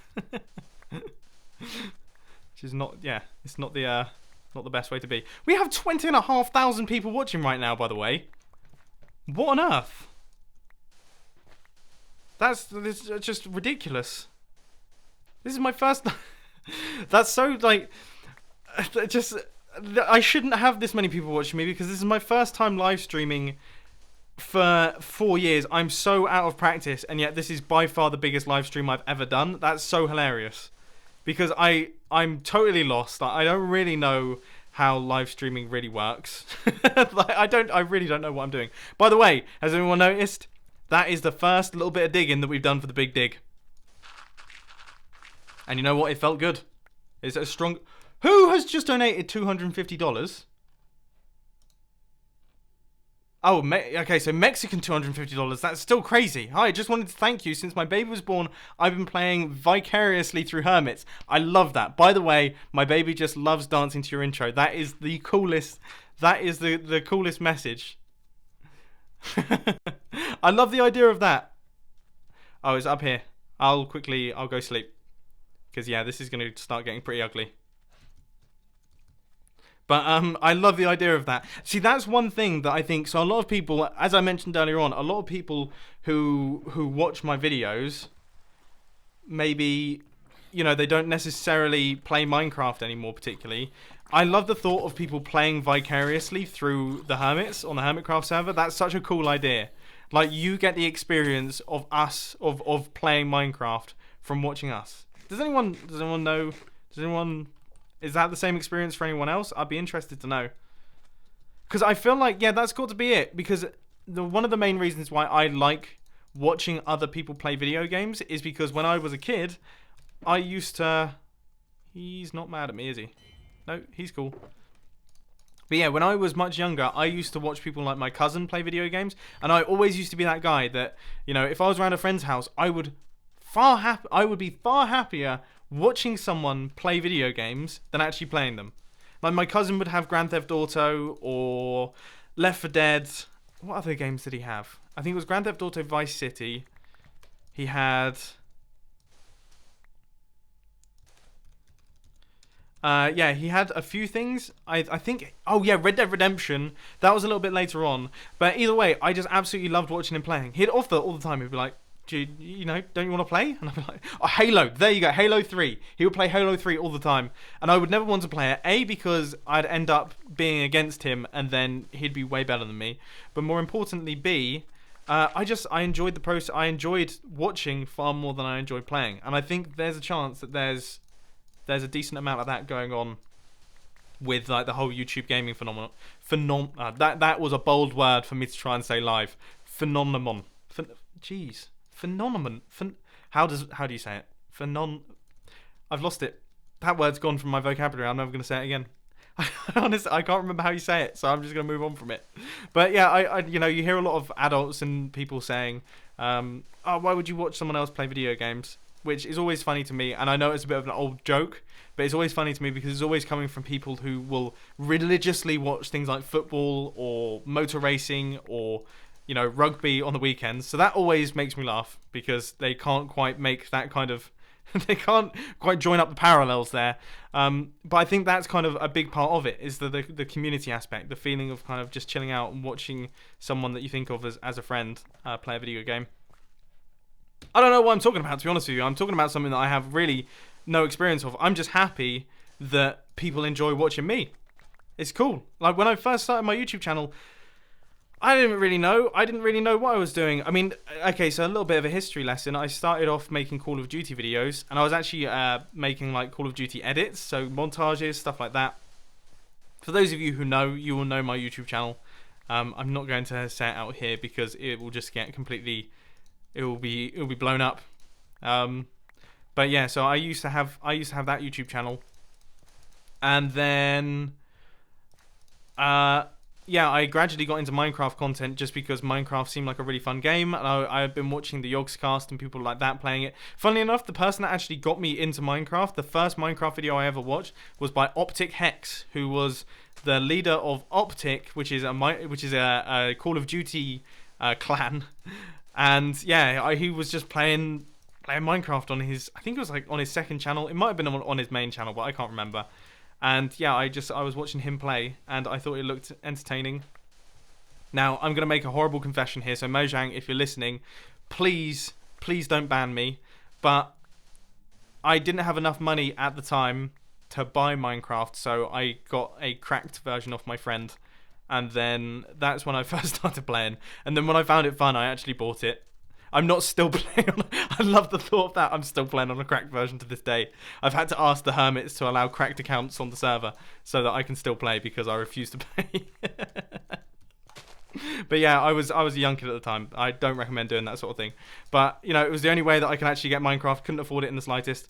So yeah, so that was the first experience, and then yeah, when it was fun, I bought it, started playing with my friends, and I thought to myself, you know what, I could totally make YouTube videos about this. This seems like it would be entertaining. So I think I was about I started in 2012, so that's 7 years ago now. I would have been about 15, 16, and yeah, it just went from there.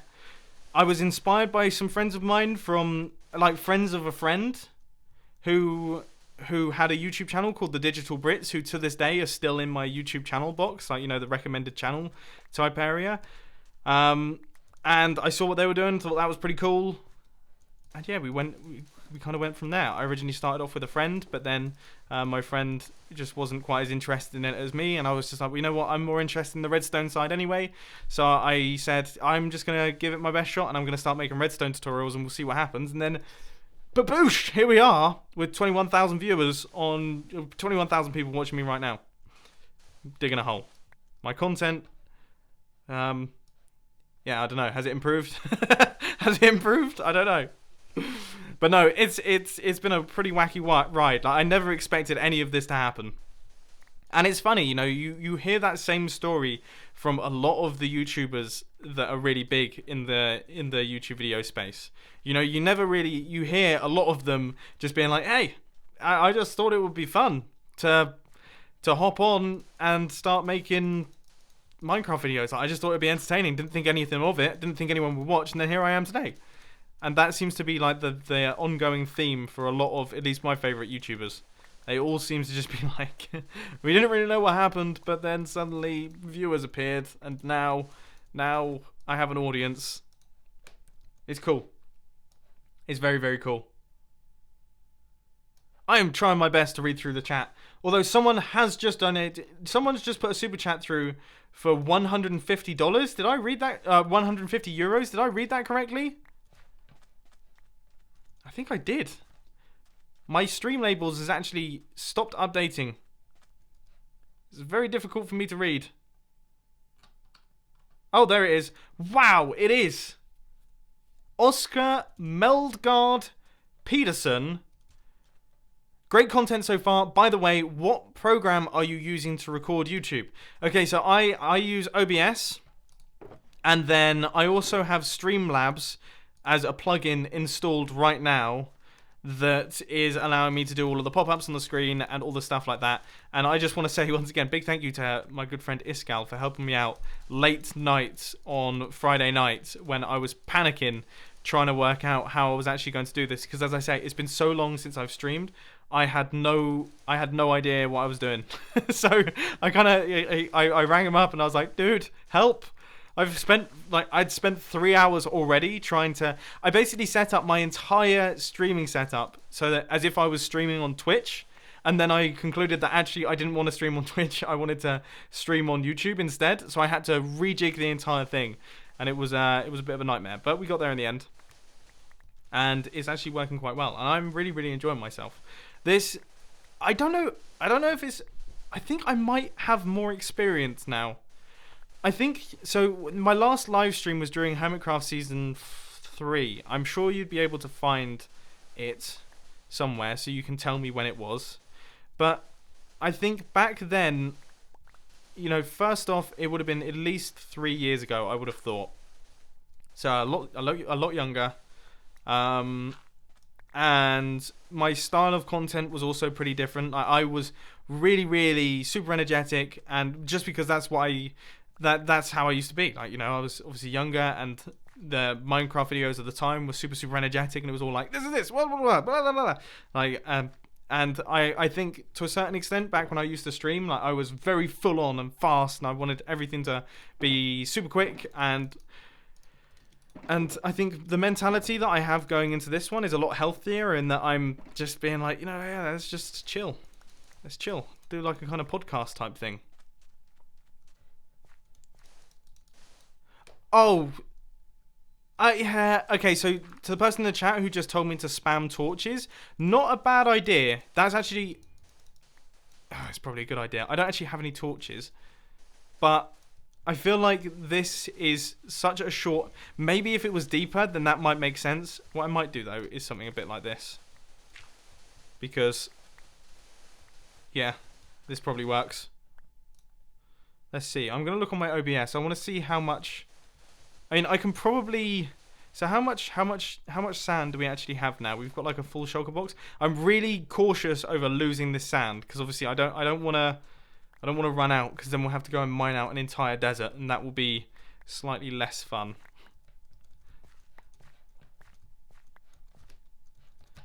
Right. Hey! I just got a donation from the Philippines. That's cool. Ah. Good old Grin. He's always here to help out. Dude, Joe Hills is going low, low, low. So, Joe, we're going to y equals 26. Alright? I believe you're watching the stream. So, yeah, feel free to get down there. Dude, we are so close to getting this filled in. This is so cool. We are actually going to get a quarter done. If I can at least get a quarter done during today's live stream, I'll be chuffed to bits. Come on.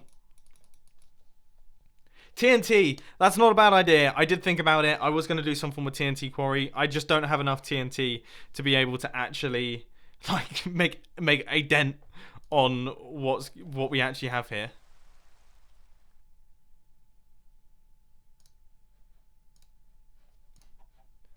This is so cool though. I'm having so much fun here, and I'm so... Oh, what's that? Oh, bless Joe. I don't actually have any spare tools on me, so feel free to... Unfortunately, I don't... I should have brought diamonds and things like that. Totally didn't even think about it. That's hilarious. Well, I mean, you're fighting the good fight, Joe. Thank you. I apologise that you're having to do this with a diamond shovel.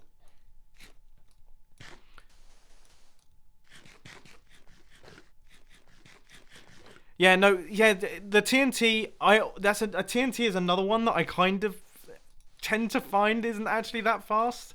TNT for me is a little bit like sponges. Obviously TNT also, I mean, we're in water. That's not going to really work.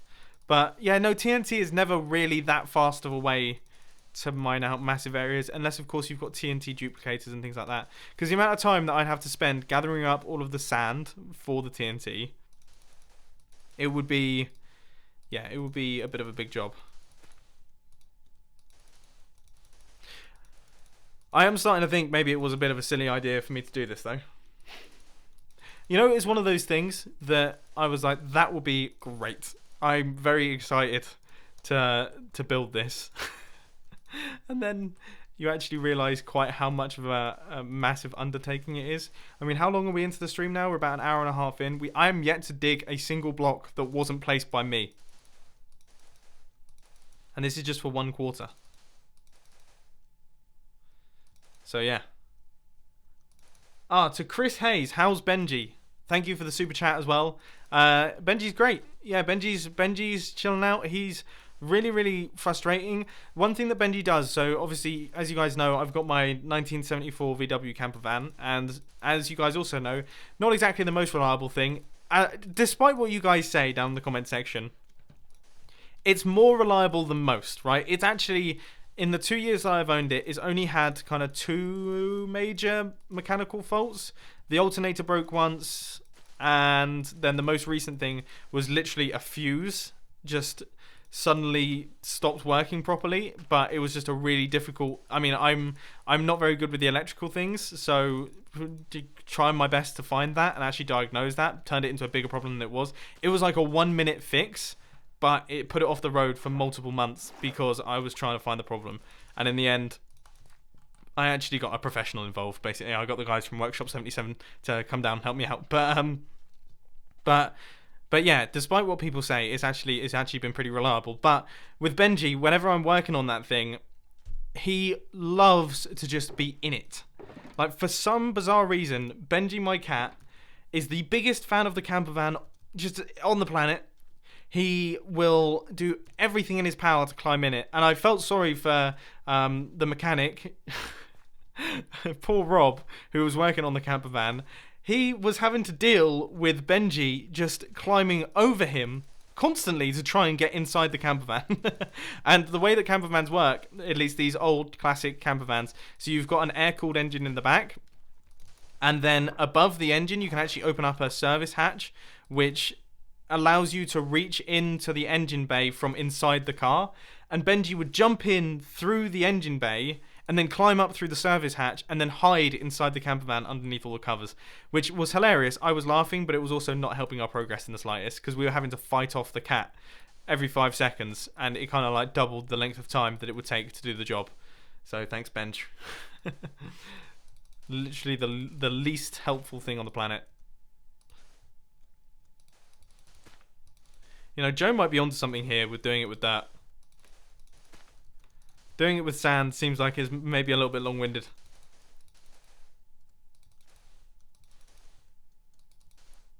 Green has a TNT service. Yeah, once again, I like the idea of the idea of TNT is often better than the reality of TNT. You think, yeah, it will just explode and everything will blow up and you'll be all clear. You'll have just a massive space. When in reality, it's like place 400 bits of TNT, explode, none of them really go off, and a lot of them leave just a bunch of debris everywhere. Clear up the debris, place another 400 blocks of TNT, rinse and repeat, and get very upset.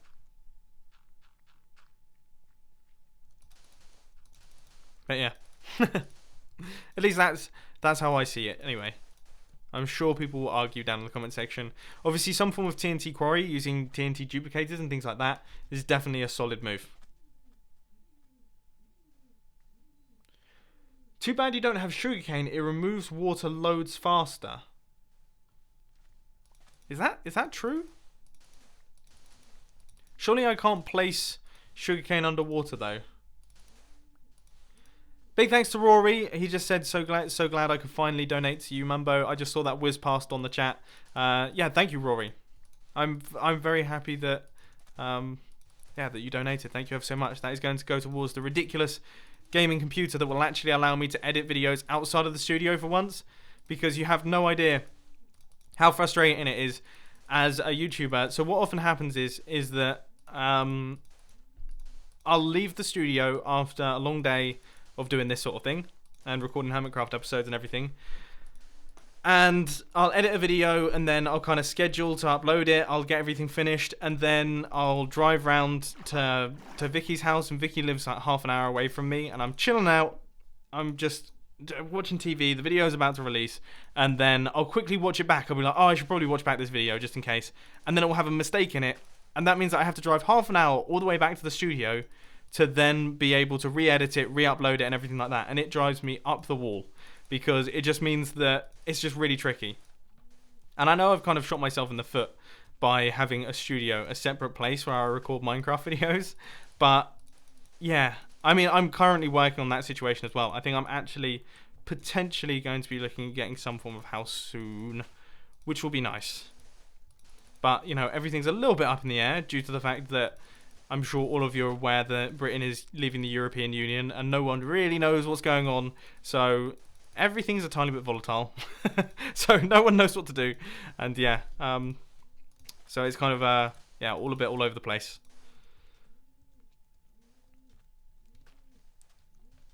It's crazy how many people are still watching. I keep thinking, okay, we're finally... So I said this earlier on. The way that I saw this stream going is that I would start streaming, we would get loads of people join. I was expecting maybe 10,000 people, and I was like, that would be crazy if 10,000 people joined.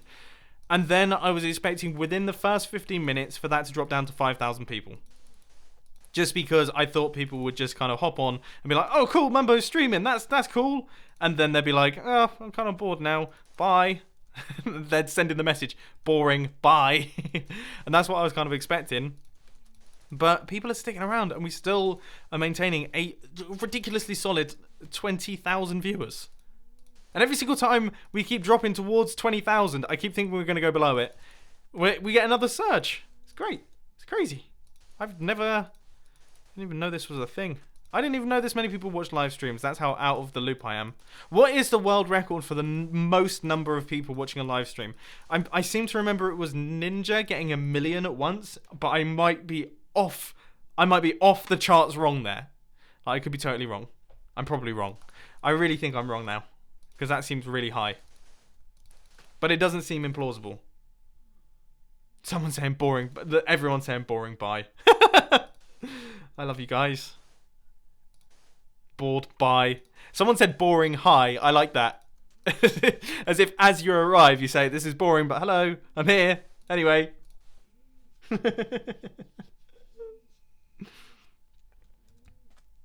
800,000. Oh, 667,000. People are saying there's PewDiePie getting 40 million. I don't think he got them live. I'd be very impressed if he managed to get 40 million live viewers. Ninja got 600,000 viewers. That is bonkers. I'm so impressed. Oh, wow. That's crazy. That's truly, truly crazy. And I'm assuming that was on Twitch, yeah? I imagine that's probably the case. Well, I'm very impressed by that. That's completely bonkers. I can't imagine that. I'd be so nervous. I would freeze up. That's got to be... Oh, I suppose outside of... I was about to say that's got to be the largest number of people that have ever watched anything live, but then, you know, TV events and things like that. What is the highest number of people that have ever watched something being broadcast live? I'm really going, like, down a rabbit hole here, but I'm just curious to know. Do you reckon it was the... I guess the moon landing would probably be up there? I feel like that would have some pretty ridiculous viewership numbers. For some reason, I feel like it's like 500 million for the moon landing, because it was broadcast once back in like the 1970s. And I know I'm going to bring all of the conspiracy theorists out of the woodwork here. Every single one of them is going to be commenting down in the comment section about that, and I'm going to end up on some like flat earther blog post type thing. Yeah, I think it was. I feel like it was. Live Aid is probably not a bad shout, actually. Live Aid might be it. 1.1 million views on Twitch. Someone's managed to get 1.1 million views on Twitch. That's a lot. 10 million for the Super Bowl. I feel like it's like 500 million for the moon landing. Oh my word. Trying to read statistics in the chat when this many people are going past. Drake got 1.1 million. Yeah, what's the highest live stream? Because I remember that happening. I do seem to remember Drake or some big celebrity getting a ridiculous number. Anyway. I think all this proves is we got a lot of work to do, you know. We're only at 20,500, you know. Super Bowl's out there getting 11 million and we're on 20,500. I'm joking, of course. You guys are killing it.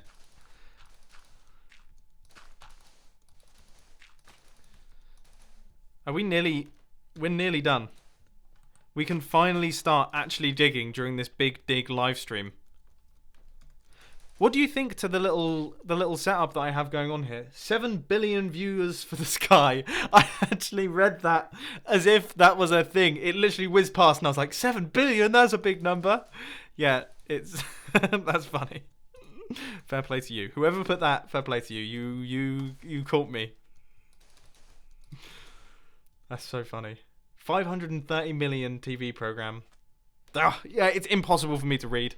I don't know why I asked these men. I asked these questions down in the chat as if people are going to be able to answer them and I'm going to be able to read them with any level of like accuracy. And obviously, I also cannot proofread these in the slightest. This is like Chinese whispers for viewership numbers. YouTube's live record is 8 million. That's crazy if that's the case. That's a lot. That's a lot of people. Is that the number of people that are watching a video at once? I wonder how many people are watching just videos in general. Like how many active viewers there are on YouTube at any given time. Because that's got to be a bonkers number too.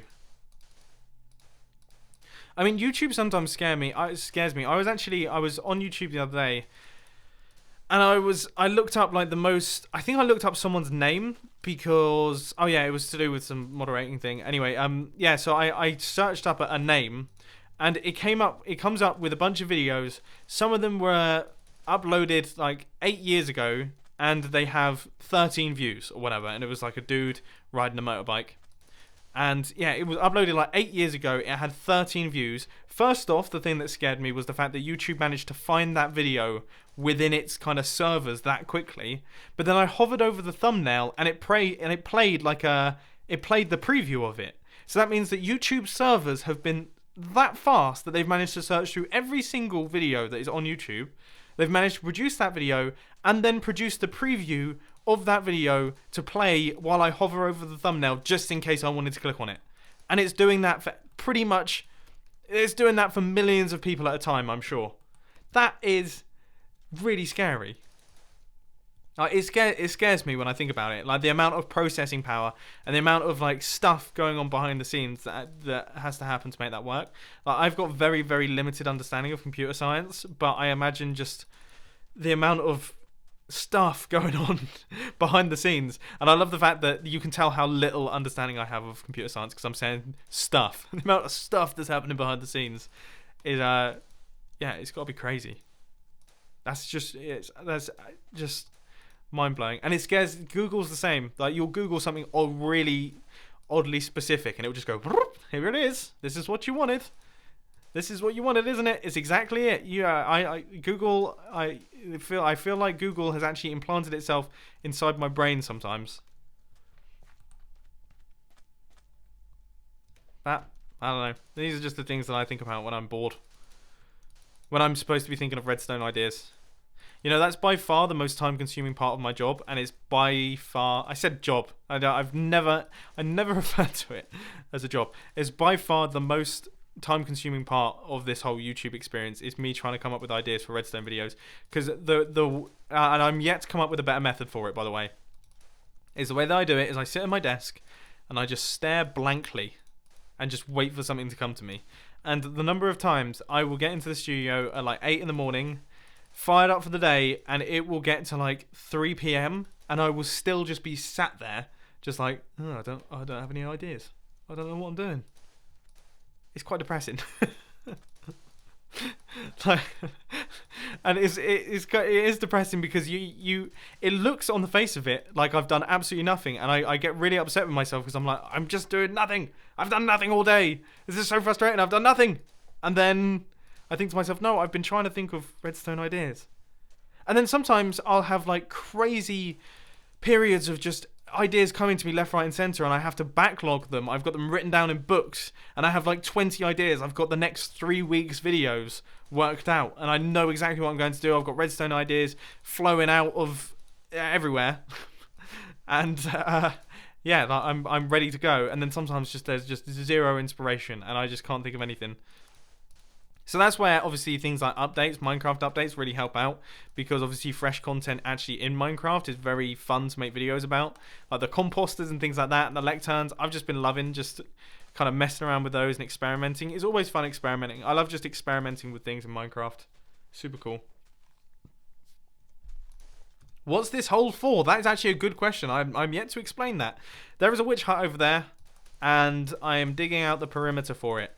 So for anyone who has not built a large-scale witch farm before, or at least has not kind of focused on, I guess, creating a highly efficient one anyway, the way that you tend to do it is you build out the witch farm, and then you dig out the entire area around said witch farm to make sure that no mobs can spawn outside of the witch hut.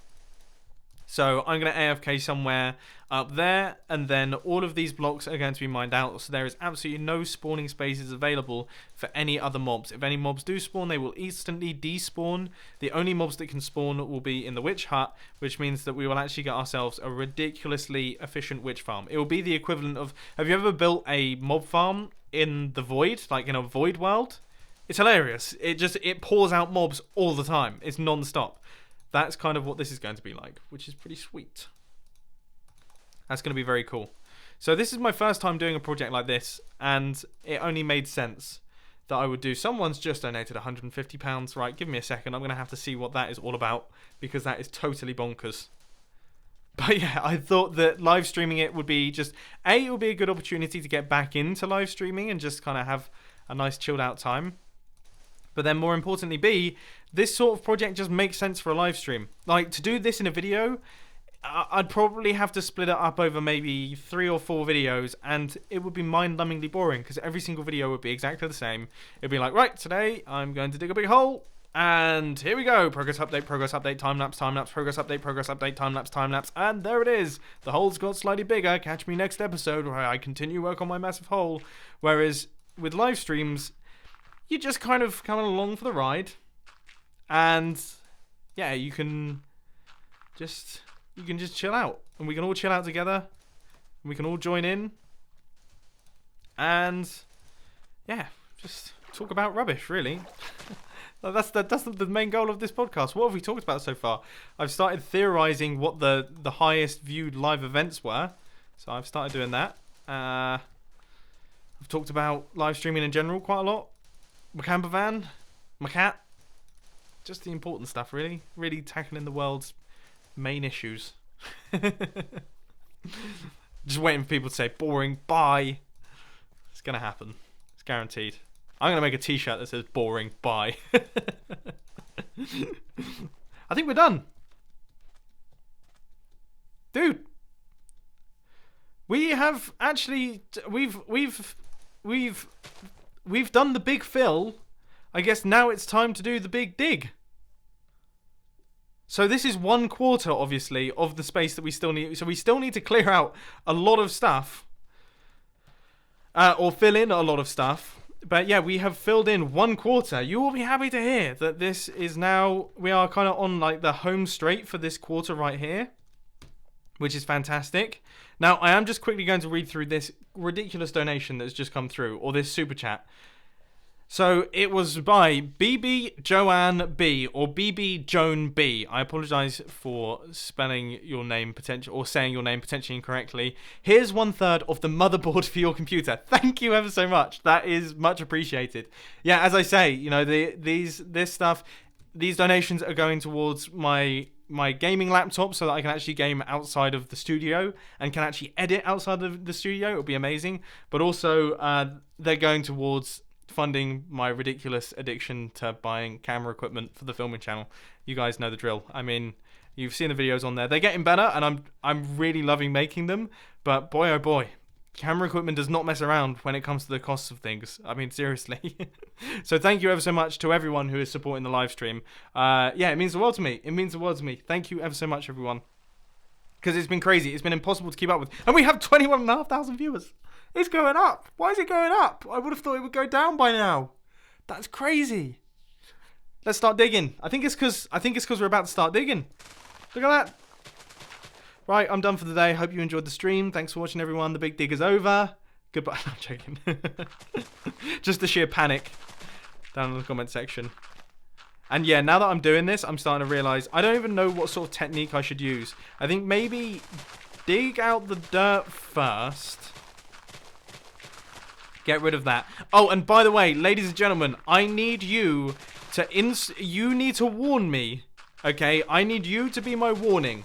I'm going to be reading through the chat. You need to warn me when my shovel or my pickaxe is about to break, because otherwise it's going to be a long day. If I just break every single shovel and pickaxe and we have to get ourselves a brand new one every single time, that's going to add hours upon hours upon hours. So, yeah. Please do. Please be on the alert. Please be more alert than me. And I'm starting to realise that we are going to need a lot more than just one shovel. I wonder if Iskal... I mean, I don't think Iskal's around at the minute. It would be super handy if I could utilise his services and pay another 30 diamonds for 10 diamond shovels. That would be fantastic. I mean, how many pickaxes? Could someone do the maths? Okay, someone do the maths of how many blocks we need to mine out here. Okay, so here it is. Prepare for the maths. So, it is a 168 by 168 by 40 cube. You know what? Forget you guys. I'm going to do my own maths.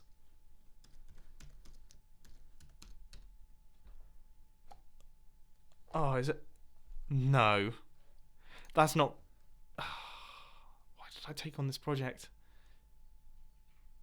That's 1.1 million blocks, ladies and gentlemen.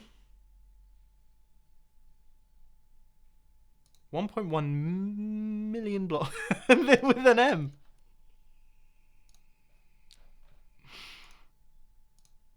I'm crying a little bit. I'm crying a tiny bit. I actually have tears in my eyes. It's 1.1 million. 1,128,960. How many stacks is that? Give me a second. Just doing some maths here.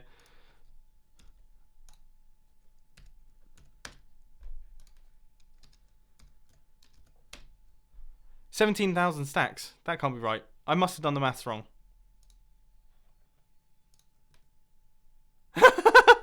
No, I must have done the maths wrong. 85 plus 85 is 168. It's 168 by 168 by 40. It's 1.1 million. It's 17,000 stacks. How many chests is that?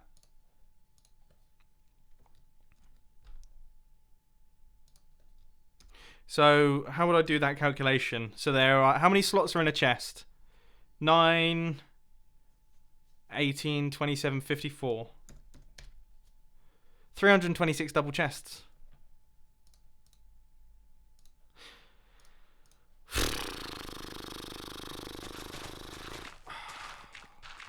How many pickaxes is that? Oh. Why do I not do this sort of maths before I start? 1 million blocks. 1 million blocks? No, 1.1 million. 1.1 million. I mined 50,000 the other day for Iskal, and that wasn't very fun. That took like the best part of 2 hours, like an hour and a half, maybe 2 hours. And I have to mine out 20 times that.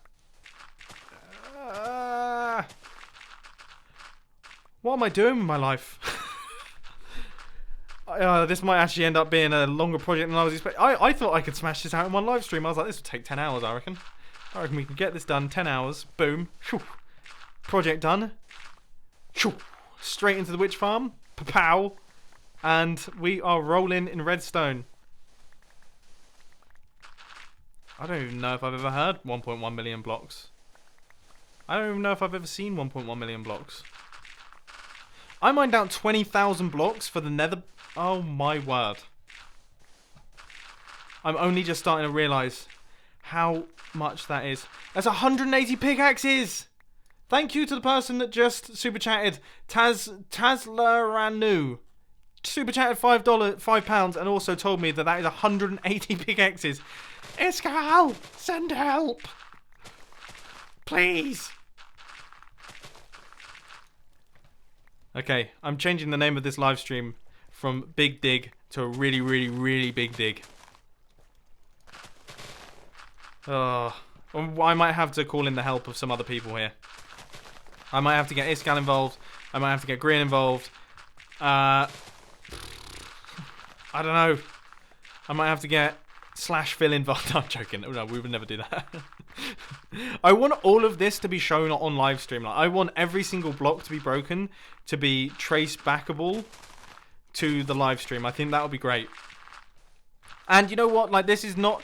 I might have to change my mentality on this project. I think originally I thought of this as being like a quick project that we could do. I think this is probably something that I want to do in the background and just occasionally pop into. I like the idea of this being like a live stream project, like purely live stream, not really done in videos. Like, this could be our own little special thing that we only do in live streams, where I just hop in every now and again and I literally work on a big hole for like the entire season of Hermitcraft. The 1 million block hole. Okay. Thank you to everyone. Less talking, more digging. Okay, boring, bye. Thank you to the person that just donated 25 euros on the super chat. That was Okota. Less talking, more digging, boring, bye. Love it. Yeah, maybe we'll just do a silent live stream where I just dig. I'm attempting it right now. No, that you know, that's in a weird way more tiring because I feel like I should be saying something, but I'm not. If you dig out the cone from the original design instead of the cube, you will only have to dig like 1/3, maybe 2/3 of that 1.1 million. Yeah, I that's a good point actually. I am going to add like a chamfer to it. I'm not going to do the cone because the cone. This is so silly, but I actually like the idea of it being like a big square. I like the idea of it. Don't worry. I'm aware that my shovel is on its way out. I'm aware. Shovel is starting to break. Thank you, everyone. I should probably put some of these blocks in the chest. But yeah, I do see what you're saying though, and I am going to chamfer the bottom. I don't even know if that's the correct word. What I mean is that I'm going to add like a slight kind of transition to it, so it will be gradiated, I guess. I don't know if any of these words are correct. I'm not like a carpenter or anything like that. Thank you everyone for telling me that my shovel's on its way out. I think what I might do is I might quickly shoot back over and I will see if there's any tools for sale. If we can take off. Joe, if you need a tool, let me know. In fact, you know what?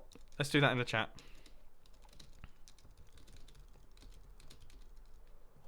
Actually, no. You know what? He'll hear it in the live stream. It's all good.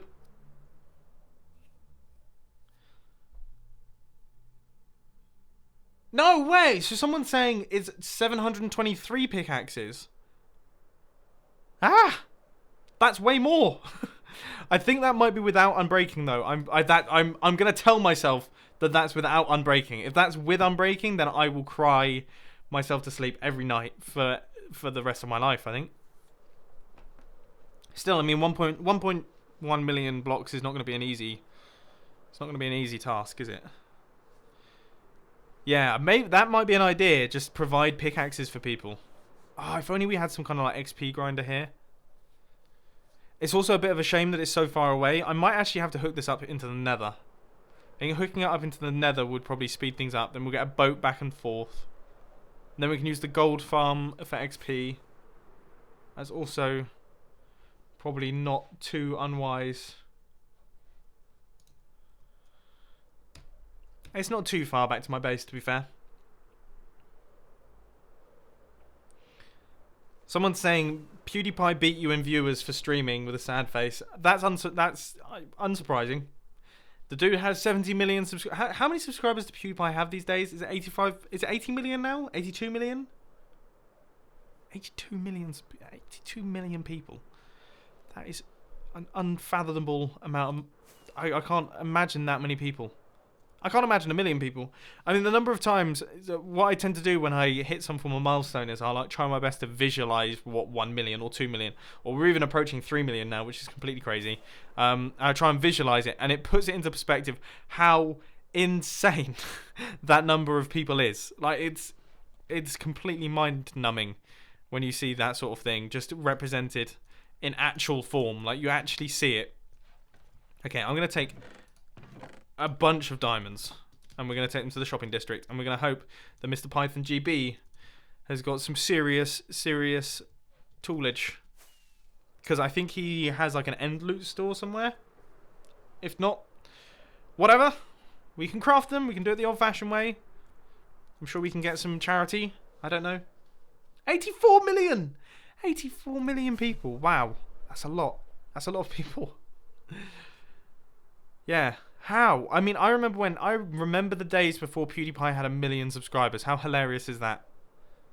Because when did he start his YouTube channel? I think, I'm terrible with like YouTube trivia and things like that, so I'm not going to try and partake in that conversation. But I do remember when he had under 1 million subscribers, and then he just went, shoo! Like, literally, that is the noise that I feel like he made permanently for the following 6 or 7 years. He's just constantly going, yeah! Where he's just gaining that many subscribers that it comes out of him audibly.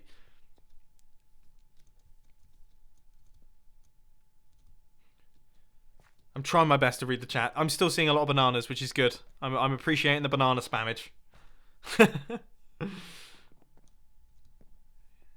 Good heavens. I can see a little name tag down here. I thought it might be green, but it's actually probably from one of the shops. Right, so does anyone have a tool store, or is it just Python's little shop? I've gone to the wrong end. Let's see if I can take off here. Probably not. No! Of course not. So he started back in 2010. Yeah. Yeah, that's about right. Or at least that seems about right. I don't doubt it. Okay. They're a bit pants. I feel like... Hang on. Is this the bargain bin? This is low tier. Get out of here with that. Oh, no. Okay, well, we have one. That's probably also going to come in handy. So let's buy one of those, just in case. That's... I suppose... yeah, they don't have mending on them. Refund, please. Don't really fancy that.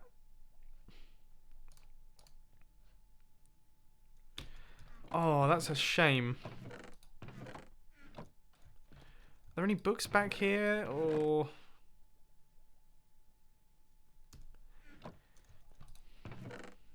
I mean, I guess if I combine those two, then we'll end up with a decent shovel. And then we'll maybe have 3 shovels. Is there a place that you can buy tools, though? I feel like there is.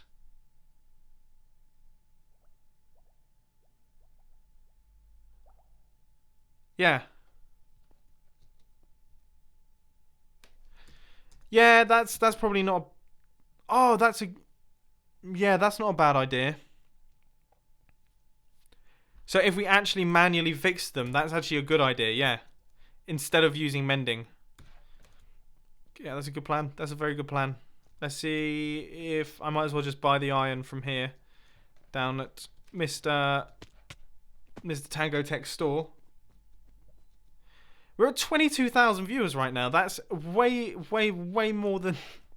That's an unreasonable number of people. That's crazy. So once again, yeah, thank you. Thank you. Right, okay, let's grab some of this. So another 5 diamonds. So that will do our anvil.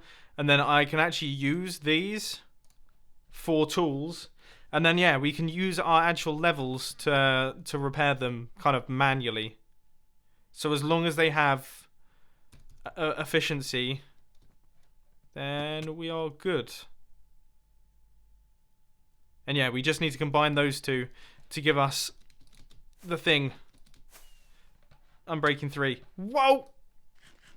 One day, I don't understand how Green is so good at flying. I don't understand it. Like, the dude will shoot around and then just fire about 1,000,000 rockets and then suddenly end up in the right place.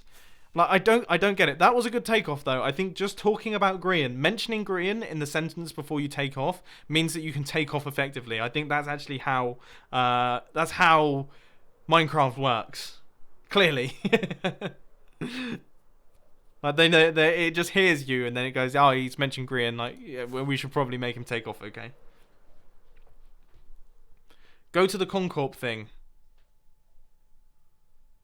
Go to your base. Bananas. I trade.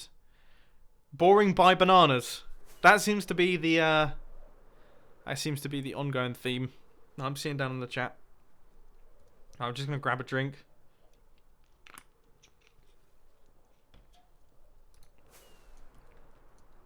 You know, it is really difficult to drink while you're streaming. I should probably mute myself when I'm doing that, actually. Because that seems like it wouldn't be very nice to hear from the viewers. I drank really close to the microphone there as well, so I apologise to everyone who's listening with headphones on that just got, like, me, just throat noises just directly just implanted into their ears. Nice. Oh, Dan, not boring, but time for church. Bye. I appreciate it. Thank you. You're the first person that hasn't called it boring, and I appreciate that massively. Have a good time.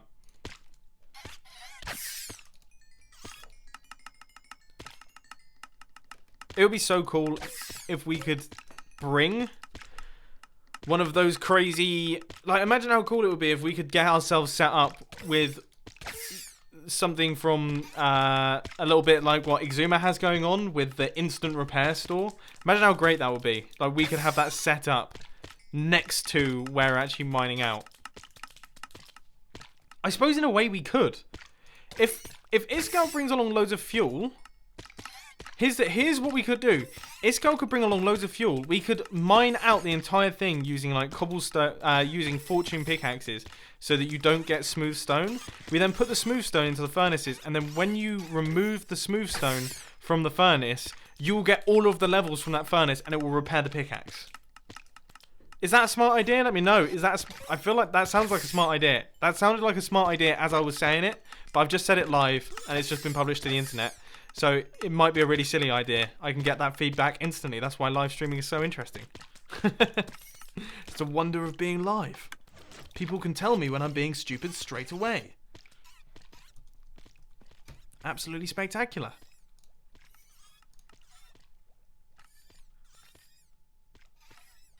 So far, I'm not getting any useful information, so maybe it's not quite so spectacular.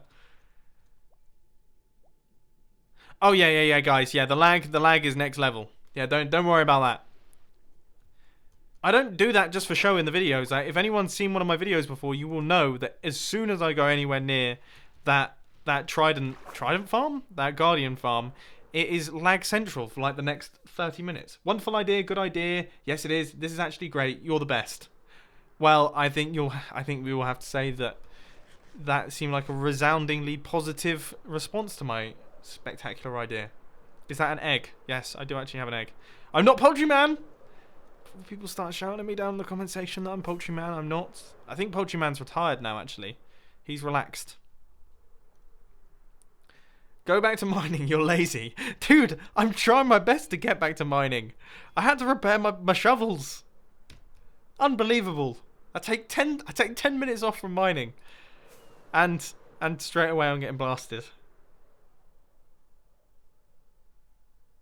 That's so funny. Green's base does look spectacular, especially in the dark.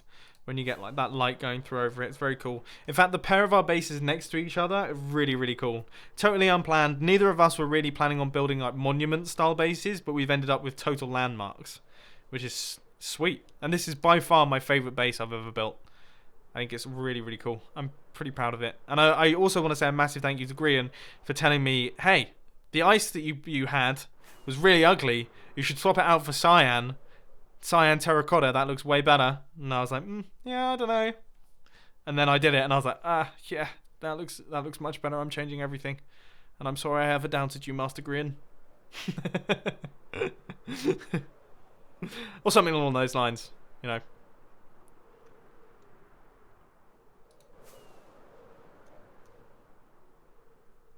People are saying that they love unedited gameplay. That's cool. Yeah, there's something very relaxing about. It's odd because like, if someone uploaded a 5-hour YouTube video that was like an actual YouTube video, I'd be like, well, that seems really boring. But then there's something about watching podcasts or watching live streams and things like that where there's like a relaxed element to it that you can always watch it in the background. Like, I mean, obviously all of you in the chat are probably... You're very active down in the chat, so you are actually watching. But I imagine there's a lot of people right now who are kind of watching this in another window, and it's just kind of background noise. They're probably doing something else, and that's kind of what I want it to be like. I like the idea of it being like that because that's how I consume a lot of my content, I guess, on YouTube. Like most of my time spent on YouTube really is watching podcasts and things like that. Anyway, I'm gradually making my way back over to the area. I've lost it again, but I think I've remembered the route now. To the people that have just said, someone just said not boring, but bye. Like, I love the fact that people are announcing that they're leaving. They're like, it's not boring, don't get me wrong, I'm enjoying myself, but I've got to go. Sorry, bye. Wow, someone's just gone past with the loudest motorbike outside my house. But it wasn't like a good loud, it was like it was a horrible loud. Okay, right, Joe. Here you go. I have you sorted out. Because look at him. Bless him, he's trying his best with an iron shovel. But he can have... this one. There you go. So he now actually has a decent shovel. Because we are not mining out 1.1 million blocks with iron. Like, that's the worst nightmare. I think that's what hell looks like. I don't think anyone... I wouldn't wish that upon anyone. How long would that take? Come on, more maths. Okay, this is like a maths test for you guys down in the chat. How long would it take, on average... I don't know what the breaking speed... If you were constantly breaking blocks, say, with an iron unenchanted shovel, how long would it take for you to mine out 1.1 million blocks? I'm sure someone can do the maths down in the chat. And I'm sure I'll get plenty of wrong answers, but there might occasionally be the gem of a right answer. And to those of you who are currently writing a very long time, it's true, and that is quite funny, but it's not very useful. BB Joan BB, our top donator, or super chatter even, has just donated another £25. He said put on some pants. For you, yeah, I might have to. Yeah, it's probably smart. Look how low, like, we are on episode 75 of Hermitcraft or whatever. Been doing this for like 8 months, and yet I still look at the amount of armor. I've got 3 chest plates of armor. That is pathetic. Okay, so that should be instant mine, right? I would have thought so. So that gives us, between us, 3 diamond shovels that are quick. Beautiful. Now, just so you know... Ooh, we have to mine all the way back here. So I'm going to try and get this entire area level with the witch hut. And then we can go from there. I mean, I keep having like delusions of, wow, I'm really lagging. My game's struggling with how fast I'm trying to mine. That's actually really going to hinder our progress. Right. For the first time ever. Oh. Maybe... What should I do? Particles off? Let's do that. Still! I think it's the lighting updates. Man. Dude! BB Joanne B. This is craziness. Hang on a minute. So did it... wait, super chats, they add up together. I'm assuming they have to. Because otherwise that's... That can't be right. I must be...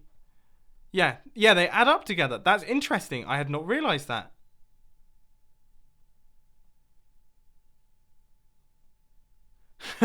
I'm just reading through the donations now.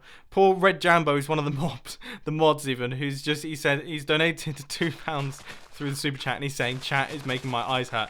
I apologise, Red. I'm sorry that you have to deal with this. We were not expecting 22,000 viewers. Although, I have to say a massive thank you to you, because I was actually saying this to the stream earlier on, that I kind of panicked, messaged a bunch of the moderators from my Discord server and also from the Patreon server, saying like, oh guys, yeah, no, I kind of fancy streaming tomorrow. Are you around to help out? Just kind of sprung it on them last minute. And I was like, I don't think it'll be a big deal. I don't think many people will turn up. And then 22,500 people turn up, and they're having to moderate that chat. I don't have any bots or anything like that. I'm using the standard stuff that YouTube provides. But yeah, they are workhorsing it, and they're doing a very good job. I've not seen any horrific images or anything come up that's unsavory. So good work, those guys. Honestly, moderators, like you are the most appreciated. You are the unsung heroes behind all YouTube channels. This is giving me some motion sickness right here.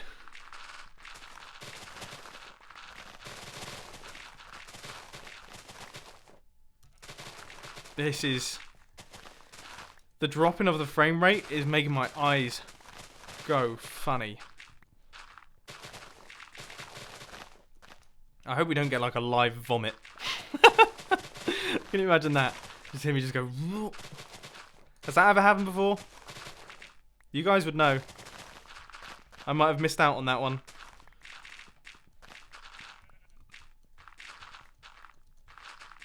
Oh yeah, so some people are saying how long it would take. Oh, I just saw someone. Someone just went past.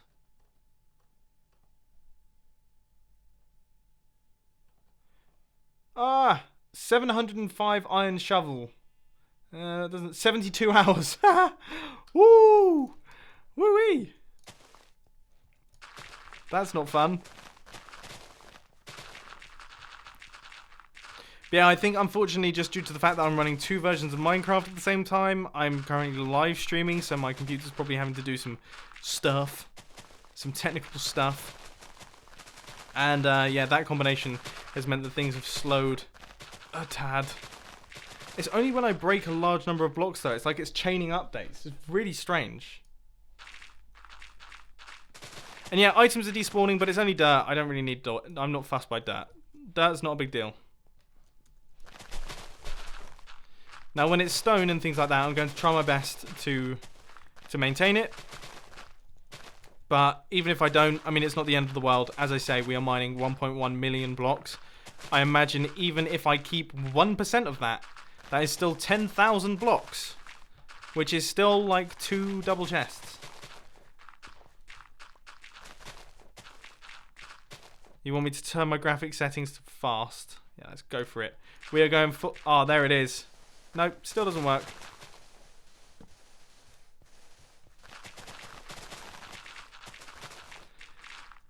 Sorry guys, I'm asking a lot from my little PC. It is a little bit better though. This is literally, oh my word, this is bringing me back to when I first started playing Minecraft.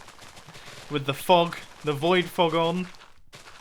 And well, not the void fog, the loading fog, the fast graphics, so the solid leaves, no transparency or anything like that. It's hilarious. That's so funny.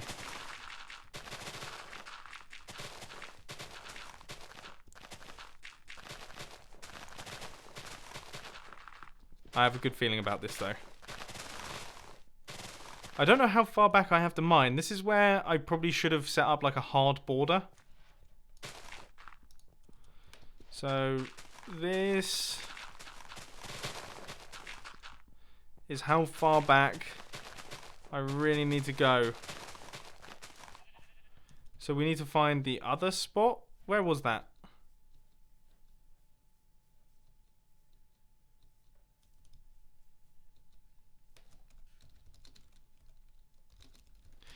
Thanks for your help, Graham, but that's no worry. I can't believe I've placed my chests and everything like that inside the area in which I'm meant to be mining out, so they're just going to be flying there. So we're going to have to do something about that. These are the things that I just don't think about. And it's going to get dark too.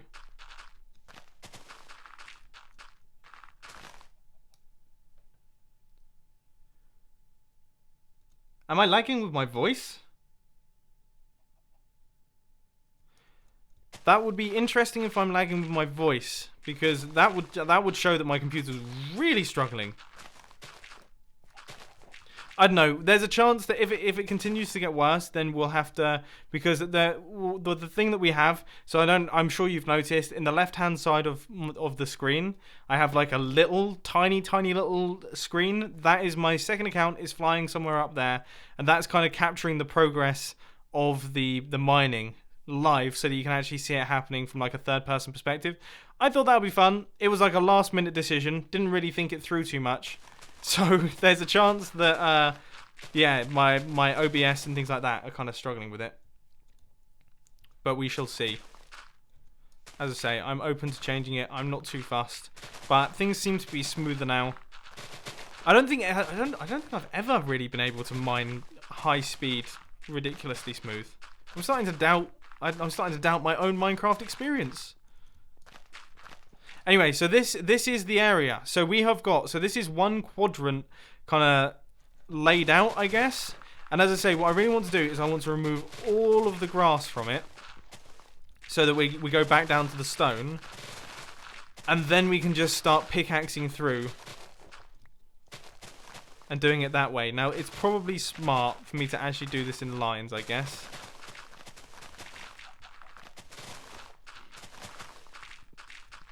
Did we ever work out what the fastest way to mine was? I'm fairly certain I've done a video on that in the past. Like, I'm fairly certain that I've done videos where... Yeah, because I took a look at a bunch of different methods in which you can mine things out. So we did like circular, spiraling inwards. And then we had like crisscrossing, just going crazy and mining out in all directions. That was one of them. Yeah, yeah. I can't remember which the most successful was. Is that a stone brick? Please tell me we're not... I thought that was a stone brick. I thought we were above a stronghold. I was about to panic.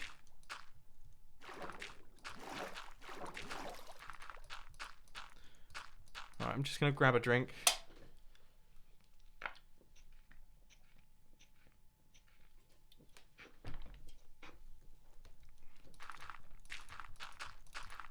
I appreciate all the people down in the chat who are saying that this isn't boring. I'm very glad that that is the case. Now, I will just say that the whole point of this live stream is kind of... and I've mentioned this a bunch of times throughout. It's like a chilled out kind of simulating playing with your friends. You know, I don't know how many of you have done big projects with your friends in Minecraft. Be honest, I actually want to know, because for the first time in ages, the other day, I was watching my girlfriend's little brother, James, was playing Minecraft, and I have not seen someone casually play Minecraft for years. You know, I've become very desensitized to how ridiculous people are in Minecraft. Like, for most people, getting an elytra and getting diamond, like full diamond gear, fully enchanted and things like that, for a lot of people who play Minecraft, that's like That's a big deal. Like, if you've managed to get an Elytra legitimately, and maybe you fought a Wither as well, and you've managed to get yourself a beacon, and you've set yourself up with some form of crazy iron farm too, like, that's crazy for a lot of people. And that's like the casual Minecraft player. Whereas, because of the community that I'm in, and because of how ridiculous the people around me are, in terms of how their builds and stuff like that, I get very, very desensitized to just how crazy some of the projects that get taken on are. And yeah, this is definitely up there.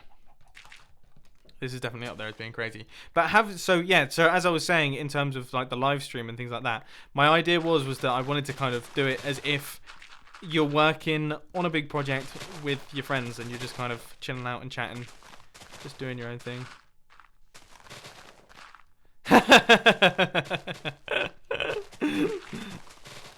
Of course not. I appreciate it.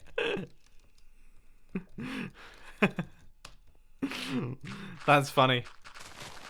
Yeah, Green's got a bit of a reputation on the server for being a bit of a trickster when it comes to the old streams.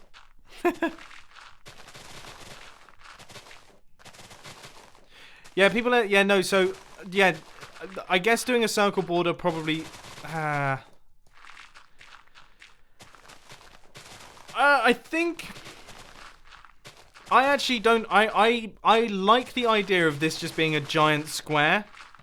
Now, I know that would save us, doing a circle would save us so many blocks. All the moles say bananas in the chat. For goodness sakes, Green. My chat was finally beginning to chill out and calm down a tiny bit, and you come in there with the with the say bananas in the chat. And you know, yeah, of course, already it's starting. Good grief. I can't even remember what I was talking about. Good old Green is just completely distracted me from the topic that I was talking about. It probably wasn't anything exciting anyway, so we'll give him a free pass.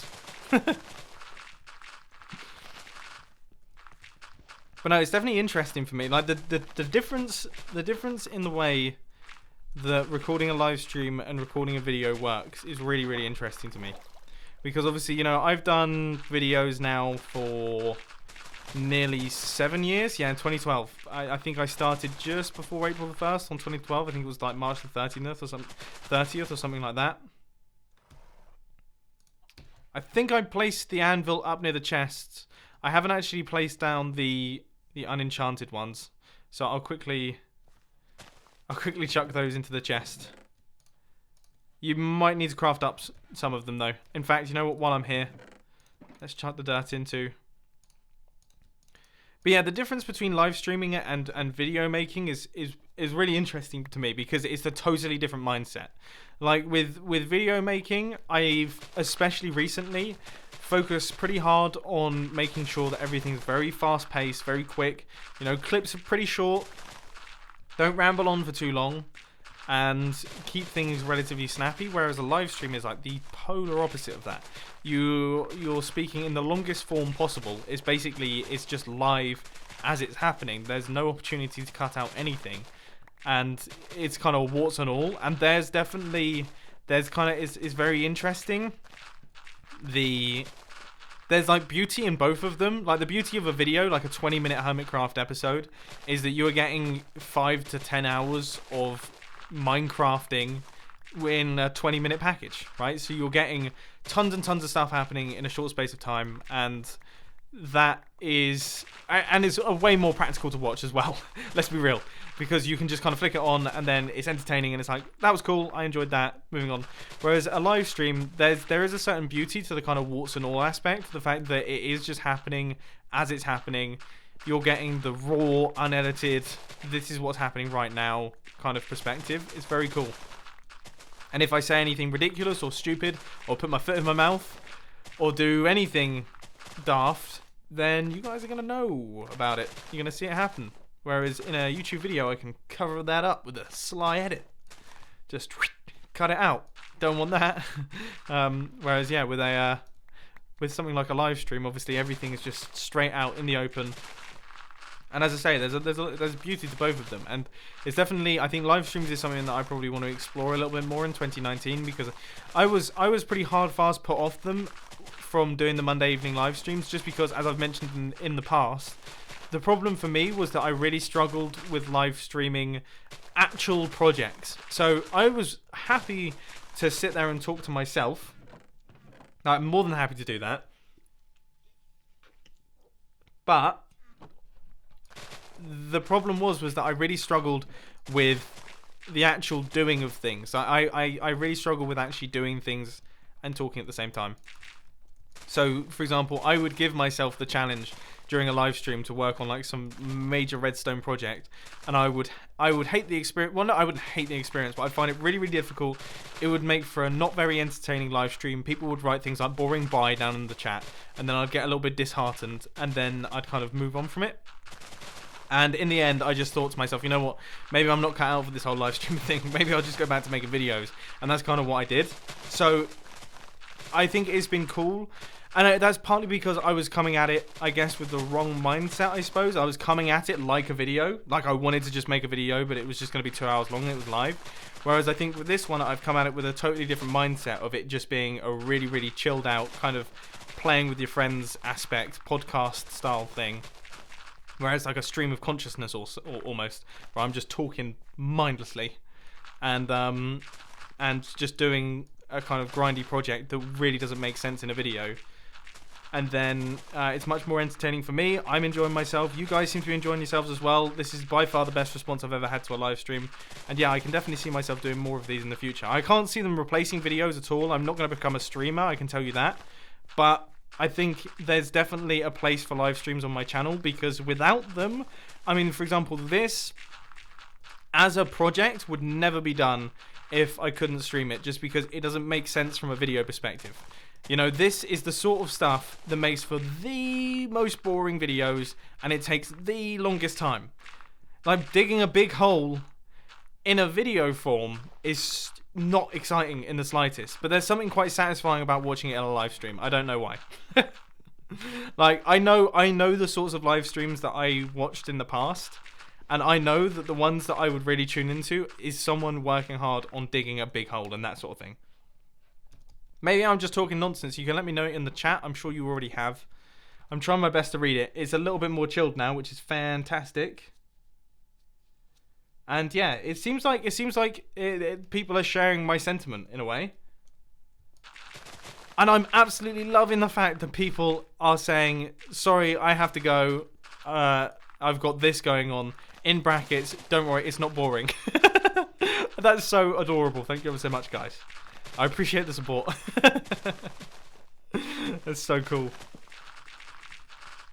And I can already tell that's going to become like a running thing throughout my comment section as well. Just people saying boring, bye. I mean, it's already a big deal in the chat. So, yeah, I'm not surprised. I wouldn't be surprised if I start seeing those popping up down in the comment section too.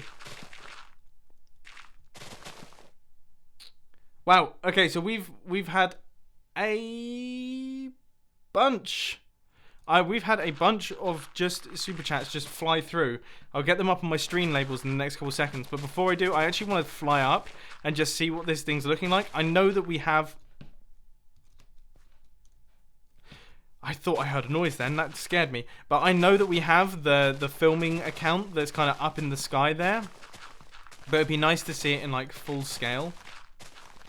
Also, having these multiple shovels is very, very handy. This is super cool.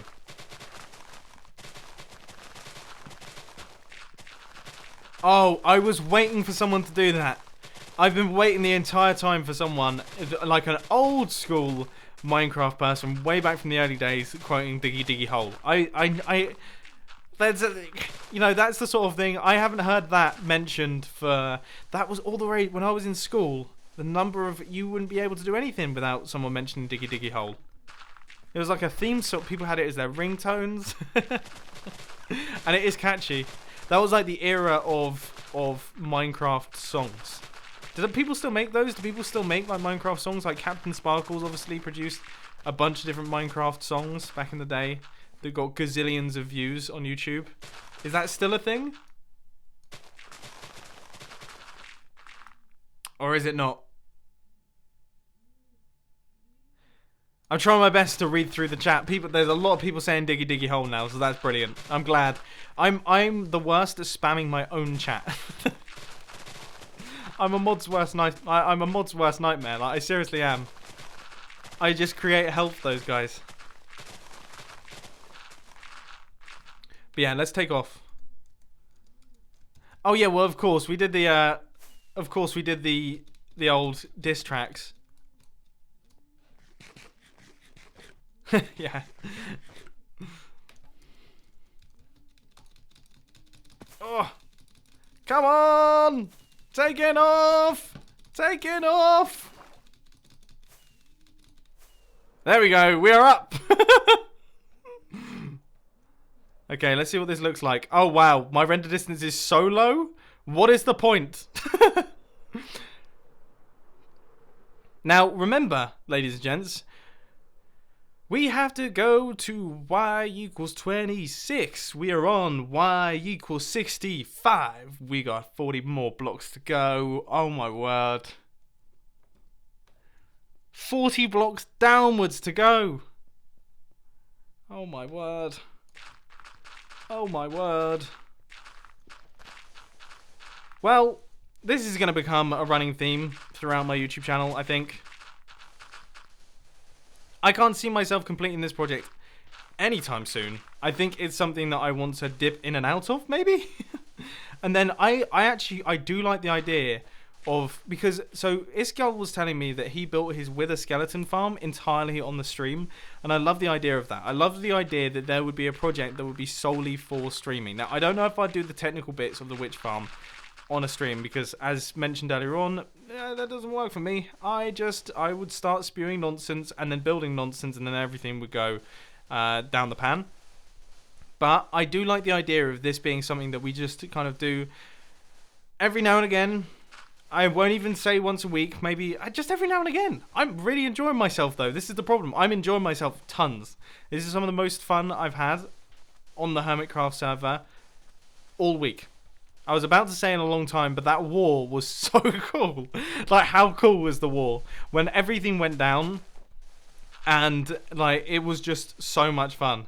Like, me, Iskal and Stress chilling out on the roof, watching the witches come in, and then me being killed by a charged creeper because I was trying to get a witch's head, which apparently you can't actually do because they're not actually a head in Minecraft. Stupid. Very stupid. So, yeah, managed to do that. And then, yeah, when we came back inside, Iskal telling me that, because I was saying that I was a useless member of the team, and Iskal slyly saying he slipped it in, and he said it quietly, but people caught onto it, and I think it's hilarious. He said, Mumbo, you're not useless, you're just ugly, which is one of the funniest things I've heard in a long time. And then, yeah, the phantoms coming out the floor worked perfectly. That was so spectacular to watch, and it was just, I'm so glad, because we never actually tested that, so I wasn't 100% certain that it was actually going to function, but it did. And, well, okay, got a bit of a confession to make. It didn't function first time, so when it was meant to function, it didn't function, and that's because signs don't crush, so you have to retract the sign blocks out of the way. So it broke, and then we fixed it, ready for the actual big battle, and oh, it was so worth it, because I'm so glad that I actually got to witness it happen. That's kind of that was like the cool thing for me, being able to activate the trap and just watching those phantoms just kind of just shoot out that hole was really, really cool. Thank you to everyone for telling me that my shovel is almost dead. I hadn't even thought about it for a long time, so that's great. I'm going to keep using it for the time being. But then eventually we will swap back over to the other shovel. And then, yeah, I really like Joe's idea of just mending them up using other diamond shovels that we make. I mean, it's going to cost a lot of diamonds, but it's probably going to save us way more time in the long run. And that's kind of the most important thing. Because time is more valuable than diamonds when you're as rich as me on the Hermitcraft server. I've got so many diamonds thanks to iJevin. That mustache machine was worth building just for that one purchase. Actually, that reminds me, I need to get my mustache back. That's a thing that I need to do. I'm still currently mustacheless. I should totally do that at some point. I might do that in a video because otherwise people will be upset in the Hermitcraft episode that I suddenly have a mustache again. But yeah, no, we really need to, yeah, I need to get that back. I need to retrieve that from the Team Star headquarters. Otherwise that would be, yeah, I don't want to remain mustacheless for the rest of the season. It is awful to look at. I can't think of a more ugly skin than my skin without a mustache. And there are some people that have some really ugly skins in Minecraft. I remember, what was there was like a bunch of, oh, you know, I almost forgot about my shovel again. But I've remembered, don't worry. But yeah, I'm trying to think of the trends for Minecraft skins. There was always like the jeans, the hoodie, and the long hair, like the, I guess the, I don't know how to describe the hair. Like that sort of look. There was always that. Like, all the people at my school always had that sort of kind of like, they always had like skater boy skins. I remember that. And a lot of people had like upside down skins. They still make me laugh. That's how childish I am. They still actually kind of, I still think they're quite funny. Tons of people had things like, you had like celebrities, obviously all the YouTubers. You had like the honeydew skin. I think I think had a honeydew skin at one point. So yeah, I was one of those guys. Don't worry, guys, I got it. Thank you to everyone who was commenting down in the chat about my shovel. By the way, people were panicking. It's good. I'm glad to see that you guys have got your eyes out for me because yeah, otherwise I would be in trouble. I think the thing that's causing the lag is actually the bushes being broken, like the chained updates of the grass being broken. I think that might be it.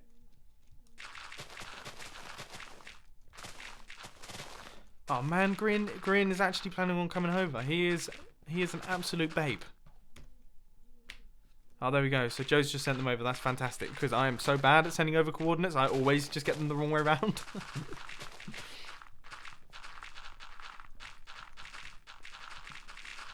Yeah, if there's one person you can count on the Hermitcraft server to help you out in situations like this, it's definitely Grian. He's always up for doing boring projects like this one.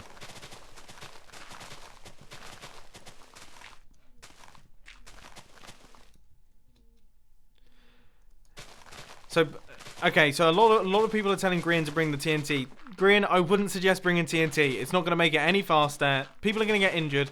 And also, if my witch hut explodes, I'm going to lose the location of it, and that will be very, very frustrating. Because then I will probably build my witch farm in the wrong spot and won't get any witches. And that would be an issue. I am a bit concerned by the fact that I'm not seeing a single witch spawning in it, though. I would have thought a witch would have spawned there. So, yeah. I don't know. I mean, alright, this is a technical question. For those of you who know the answer, please let me know down in the chat. Can a witch hut appear without it actually being a witch hut? Like, can a witch hut as a structure appear without the game thinking that a witch hut is there? Because that's something that I would really like to know. If that is the case, I feel like we might have that on my witch hut that we have right here. And that would be a real shame, and I'd be very upset by the fact that I've mined out this very small perimeter. But obviously, I would rather find out now than if I've mined out all 1 million blocks and the witches don't spawn. Some people say yes, some people say no, some people say probably. So that's not a helpful mix. I will have to ask. I guess once I'm finished up with this live stream, I will ask someone like Nembom or Ilmango, and they will know. Because that is the most useful resource on the planet. Being able to message people like that and just ask them questions. Honestly, I don't know how they have so much information stored in their brain of how the game works. It blows my mind.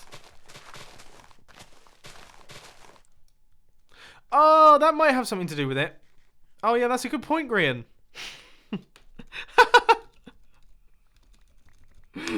That's absolutely hilarious. Yeah, I've been complaining about lag. There is so many entities on the floor right now.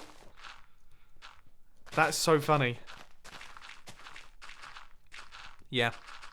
Yeah, no, you bring up a good point there, Grin. This is what I mean about just some people are just better at Minecraft than me.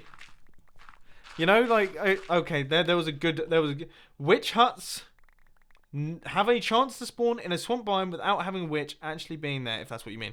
Okay, no, yeah, I don't mean that. I just mean that I've never seen a witch spawn there. So in the entire time that I've been playing, there's not been a single witch in my witch hut. Which obviously, maybe there's a lot of caves underneath us and there's plenty of other options for mobs to spawn in, because witches are exactly like other mobs. It's a bit like a guardian farm. No, guardians have their own mob cap, but witches essentially behave like regular mobs.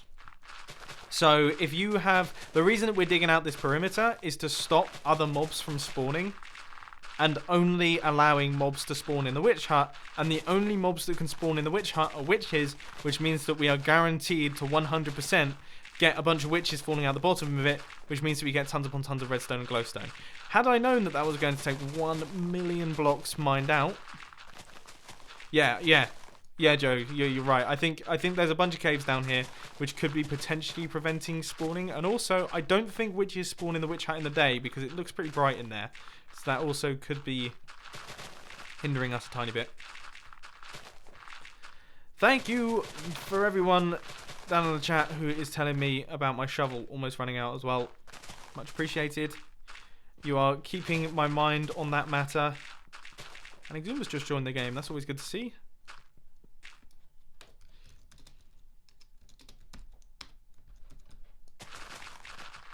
You know, I actually mentioned this on Twitter just recently. There is an episode of Hermitcraft that Exuma Void released. I feel like it's episode 42 of Hermitcraft Season 1. And that's the Hermitcraft season that I wasn't actually a part of. I wasn't really making any Let's Play content at that time. But Exuma Void released an episode called, I can't even remember what it was called, but he was building these beach huts on the side of his island. He had an island in Hermitcraft Season 1.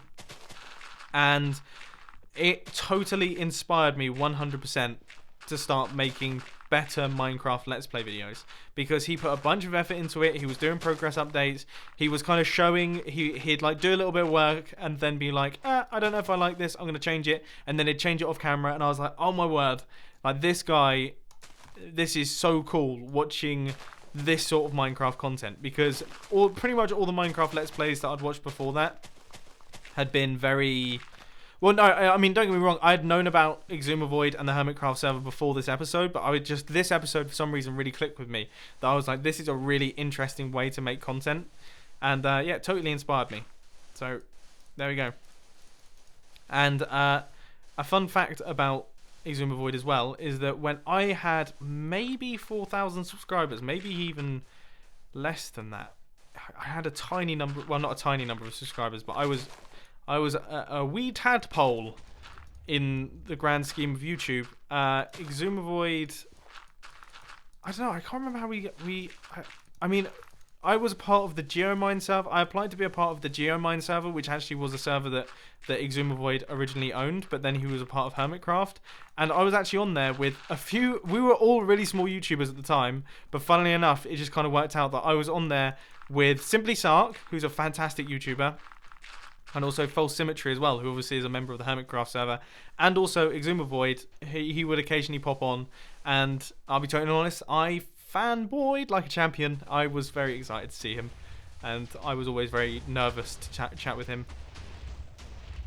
I knew it. He brought TNT, didn't he? He can't help himself. And look, let's see how useless it is. See? That did basically nothing. That did basically nothing. It is dramatic, though. That's hilarious. Well, I mean, if he wants to keep using TNT, then fire away. I'm fine with that. Just warn me.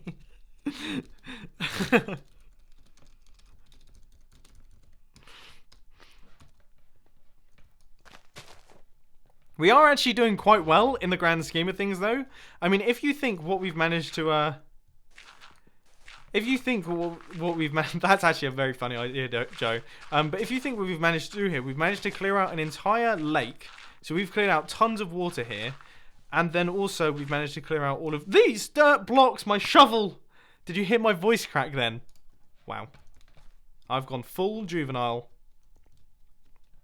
How long have I been streaming? I've been streaming for 3 hours. I think this is the longest I've ever streamed in my entire life.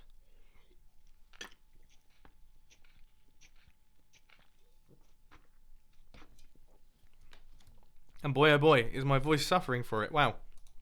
My voice is like, what are you doing? You normally record in 15 seconds clips. This is crazy. I don't know what do you expect from me? You've been talking for 3 hours straight. What are you doing? Give me a rest. Y equals 26. Our views are going up. I feel like that's because Grian's here. But no, I'm so surprised by. I mean, I've mentioned this a bunch of times, but I'm so skeptical. Not skeptical. That's the wrong word. I always use that word. I'm so pessimistic with anything that I do. Like, I always assume the worst of it. And, you know, when I was coming up with the ideas for this stream and I was speaking to Vicky and I was like, you know, I kind of want to do a stream, but I'm probably not going to do that well. And probably people will get really bored within maybe the first hour, and then maybe like 1,000 people will keep watching me. So for it to still be doing this well is alarming to me. Oh, did I just... Okay. Oh, Joe, you are an absolute genius. This is so much better. This is so much better. Yeah, we can just repair tools here.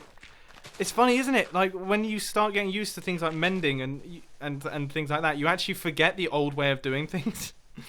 It's like when the biggest one is redstone. Like when it comes to building redstone contraptions, the number of times I will come up with the most ridiculous, kind of crazy technical way of doing something that could be done really simply just because I've forgotten the simple way to do things. Oh, I've just seen we've got $100 super chat, and I need to read that out because that is completely bonkers. And sorry, I did not even see that come in. But I've just seen it pop up at the top of the chat. Now where is that? Oh my word, it was 17 minutes ago.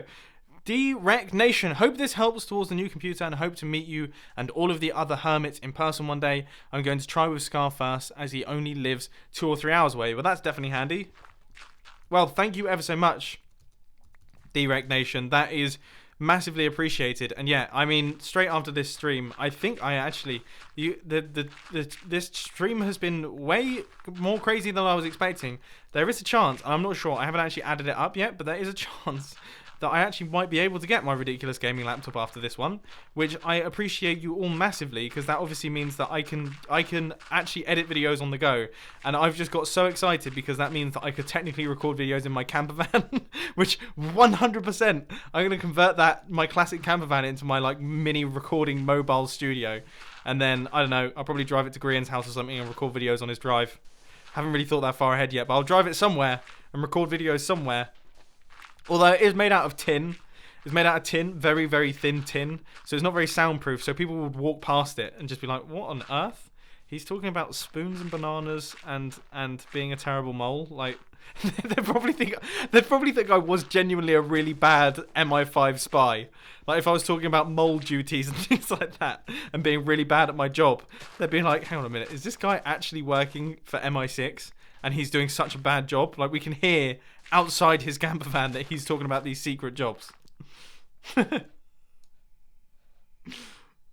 knows? But yeah, that definitely needs to be done. So thank you ever so much, guys. That's honestly like so massively appreciated. You have totally funded that, which is fantastic.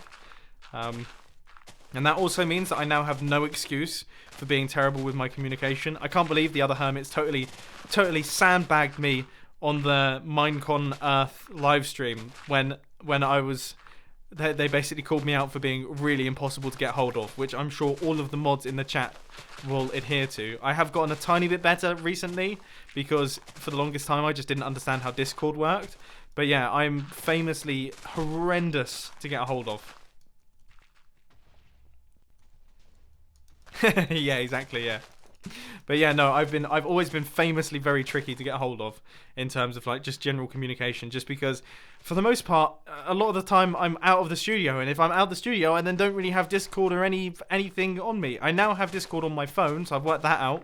But yeah, like being able to just hop onto the Minecraft server, I've only got a MacBook Air outside of my main gaming PC, and obviously the main gaming PC is at the studio, so that means that I can't play Minecraft unless I'm at the studio, which is so strange. It's really strange. It's a strange setup. I don't know why I've done it. So now I'm actually going to be session while I'm on the sofa, chilling out. It's going to be nice. It's going to be cool to be able to casually play. Like I can put in a few hours of digging just before I go to bed without it having to be me being sat at the studio. That's pretty awesome. And as I say, I am currently in the process of maybe going... I see it's difficult. So, I mean, I guess a little smallish announcement, and I mean this is nothing I guess official, and I'm not going to give any details, so it's not going to be very exciting, but there's been, so I've made a change to the way that I do merchandise, which is taking up a little bit more space in the studio, and obviously my addiction for buying crazy camera equipment is also taking up space in the studio. But I would like to maybe get my own, because at the minute I still live either between my mum's house and Vicky's house essentially, so that's kind of where I live, and then I go to the studio to record Minecraft videos. Think I'm going to change that soon and actually get my own place, which is going to be exciting, obviously with Vicky, so that's going to be, yeah, it'll be pretty cool. So that's kind of in the works potentially, but you know, there are so many moving parts with that sort of thing, and so many things you have to think about, that it's a little bit tricky, and I've been giving myself a massive headache over it over the past couple of days. But I think that's on the horizon, so that should hopefully kind of streamline my life a little bit, because at the minute there's a lot of commuting back and forth from a place where I make Minecraft videos. It's very strange. Where is Green gone? Oh, is he doing the TNT pillars? What is he doing? Oh my word. Oh, well, TNT might be faster then. Blimey, O'Reilly. How's he managed to... Well, I suppose, yeah. I mean, if you do place a bunch of TNT, it is going to mine it out pretty fast. Look at this, though. I'm actually going to... I'm going to boost this up. I'm turning smooth lighting back on because I can't stand not having it. Oh! Nope. I think the server might be struggling a tiny bit with the number of entities that we have on the floor.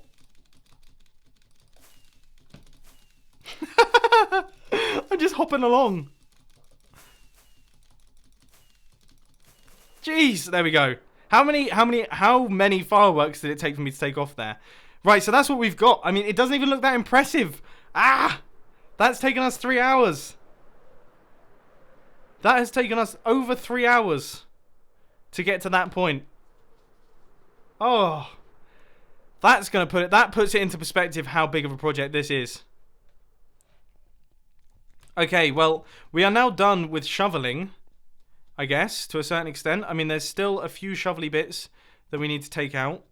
But for the most part, it's all pretty much removed. So now we're going to get back to actually mining. Or we'll not get back to, we're going to get onto the actual mining. So what I'm hoping to do is kind of flatten this whole area off and then kind of work downwards from there. And as I say, I have no idea how long I plan on doing this stream for. I mean... Oh, my YouTube thing's gone a bit strange. Okay, good stuff. But yeah, so I have no clue how long I plan on streaming for. I kind of plan on just doing it until I'm tired. I kind of want to watch this TNT go down, because Grin is setting himself up. The urge to ignite it when he's down at the bottom there is so high that he'll lose all his stuff, and I don't want to do that. I don't want to be the guy that does that. Especially not live on camera either. Maybe in private. I'll do it in private when no one's looking. But, I mean, to do it while everyone's watching, maybe not so hot. Oh, do we not get haste over here? So how far back do you get... Really? Beacons are that pants? Beacons are pants. Well, I would... Oh, my word. What is that all about? My game really seems to struggle sometimes, just randomly, with just a weird block breaking. That is bizarre. That's not something that I really expected. But then again, I have just thought, I've owned this computer now for... Wow, really? I've actually run out of haste. That's crazy. Come on. Haste. Please. Okay, so we get it up to this point. So I guess I'll do it around here, and then we'll have to move the beacon around. But yeah, I guess I have owned this computer now for near on 4 years. I have no idea if this is going to work. Okay, let's... Yep, I'm watching. Good grief. Here we go. I mean, is he going to ignite it? Oh, my word. Where do we stand?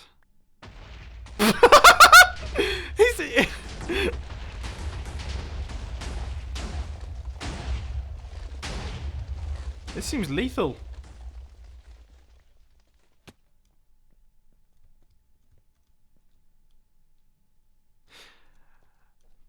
That does seem faster.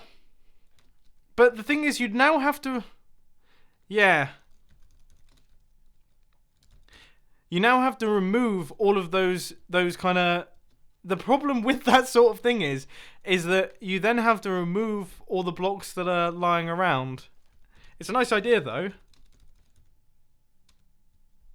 Oh, for goodness sake. Okay, well, I'm gonna leave Grian to be our pyro, right? He can continue to do his own thing, and he can do that. I'm gonna do this the new-fashioned way of using a Haste 2 beacon, and I know this is slightly less exciting. You know what I feel like right now? I feel like when the cool dad and the slightly more sensible mum are having an argument. Like, the cool dad is like, I'm going to do this. Like, I'm going to take the kids to school on the motorbike. And the mum's like, no, we have to go in the people carrier that has airbags and is much more safe and much more sensible, and everyone's going to make it there alive. And the cool dad's like, no, I'm taking the motorbike. They're going to hang on the back. It's going to look awesome. That's what I feel like right now. Grian's like the cool dad who's just blowing stuff up with TNT and having a great time, whereas I'm like, no, I'm going to use my Haste 2 beacon, and I'm going to do this very sensibly and very clear cut. I don't want any mistakes to be made. I don't want any injuries. Who knows? And please do spam up Grian's next YouTube video calling him the cool dad. I'm sure he'll appreciate it. I'm now just picturing Grian riding a motorbike, and I don't know, does it suit him? That's a question. What sort of motorbike would Grian ride? I can't picture him on a Harley Davidson. A Vespa, maybe. Like a Vespa scooter. Or one with stabilizers. I know, no. One where he's in the sidecar. No, actually, no. Grian riding a Vespa with a sidecar with his cats in it. That's what I picture. He's the only person that's put a sidecar on a Vespa. He's put his cats in it because we all know how Grian is. And yeah, that is that.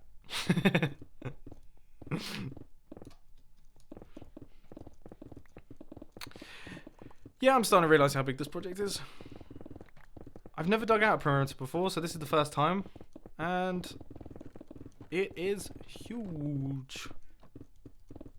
I can't believe that there is still 21,000 people watching me, though. I'm absolutely gobsmacked at the fact that I've managed to keep that viewership high. And that is really, really cool. Thank you to everyone who has tuned in and is watching currently. It's super nice to have you around. It feels like a much more personal way of creating content. And as I say, like, because I don't stream very often, it's been very fun for me kind of taking a look at the parallels between making videos and live streaming, and then also the big differences. And I think the big difference between making videos and live streaming is the personal aspect and the feeling of kind of being here with the viewers and watching and doing things together, being able to ask you guys things. Like, it just feels like a slightly more, I don't know, like all-encompassing community project than if I was making a video of this, which is very, very nice. It's definitely an aspect that I like, and it's definitely something that I want to do more of. I think I've definitely concluded, now that I've kind of broken my... Because there was also a certain element of me where I hadn't streamed for so long that I was kind of scared to get back into it. Now that I've kind of broken that seal, I wouldn't mind doing it a little bit more frequently. And as I say, I'm not going to become like a live streamer or do live streams every day. That's not going to happen. And my YouTube video schedule certainly isn't going to change. But this has been very interesting for me. It's been very cool.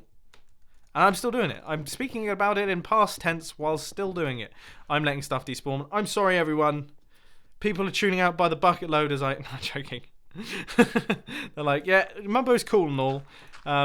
He's not that boring, but he leaves items to despawn. And that's a problem. We are digging a hole that consists of 1.1 million blocks. You know what? I think I can leave at least a handful of blocks on the floor to despawn. I think we'll be alright on the block front. If there's one thing that I think I can safely say, is that we're going to be fine when it comes to the number of blocks that we have. At least I hope. So is Grian... Oh, Grian's gone back to the old school way. Grian's back to using his pickaxe. I also just want to say, huge thank you to... I mean, the number of super chats and everything, donations, members, stuff like that we've been having is really, really cool. I'll just read out one or two. So, we literally just got $2 from Barrett Ludwig, who said, love your content, have my $2. Thank you ever so much, Barrett. Also, Messy Nessie, who said, cleaning my house while listening. Enjoyable. And that was $5 from Messy Nessie. Thank you ever so much. That's super cool. See, that's the way that I kind of imagine these live streams being watched. And kind of, not really watched, more just in the background, like background noise kind of thing. We got Devil Lord Plays, who donated something 20. I have no clue. I have no clue what that currency is. So I have no clue what it is, but it's 20 or something. 20 rocks, maybe. I don't know. So thank you for that. And yeah, we just got a bunch of them. Jennifer Hardesty, maybe you should have a place to dispose of the unneeded blocks so you don't have them laying around causing lag. Maybe, but I'll just chuck them into the chest. I mean, it's no big deal. And yeah, I need to get better at actually putting the blocks into the chest just from a pure lag perspective, because otherwise it gets a little bit unbearable. Kennedy Willis. A campervan studio would be sick. That's $20 from Kennedy Willis. Well, that $20 has gone towards it, my friend. It's happening. The campervan studio. I could tour the country while making Minecraft videos. It would be spectacular. Although it's a little bit cold. You know, right now that thing doesn't have any heating. It doesn't have any, like... Even the window seals are terrible. Just drafts come through them. Obviously, it's from the 1970s. So it's nearly... Oh, it's over. It's nearly 50 years old now. Yeah. So, yeah, it's going to be... It's 45 years old right now. So it's pretty basic. And that means that in terms of, like, its creature comforts and things like that, it's not so good on those. Definitely no air conditioning or heating or anything. But yeah, some form of mobile studio would be a lot of fun.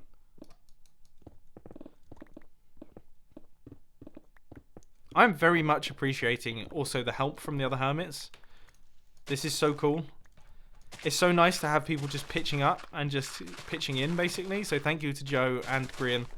It really is much appreciated. Because this is an enormous digging project. Right, I'm just going to grab myself a drink.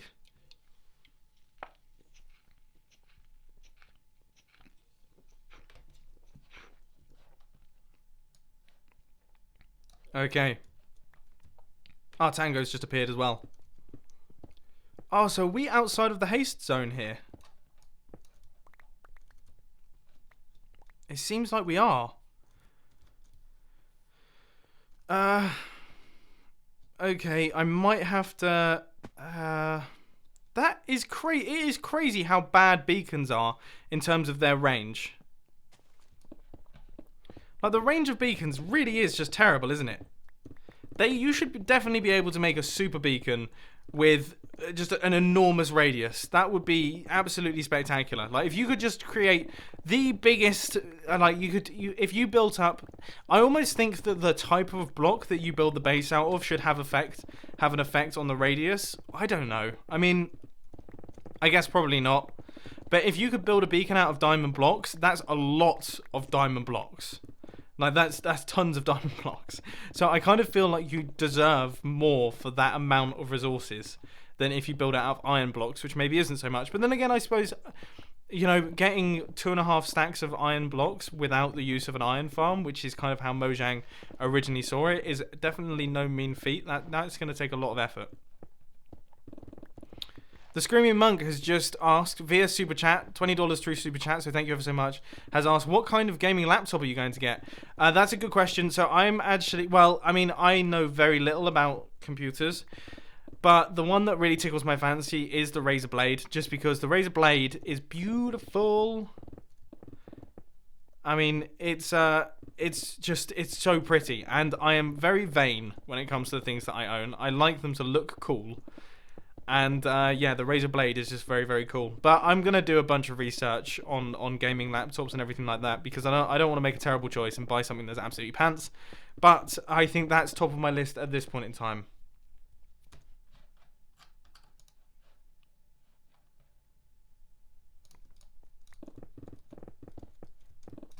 I don't know if my chat seems to have.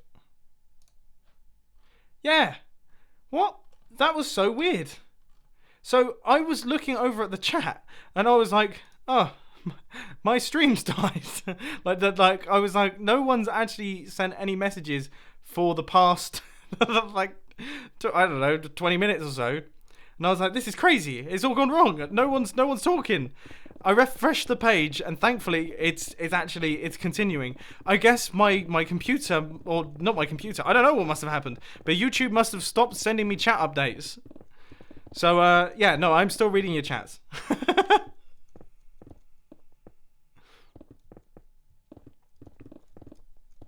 And yeah, it's cool to see that. I was getting so disheartened. I was like, this is interesting.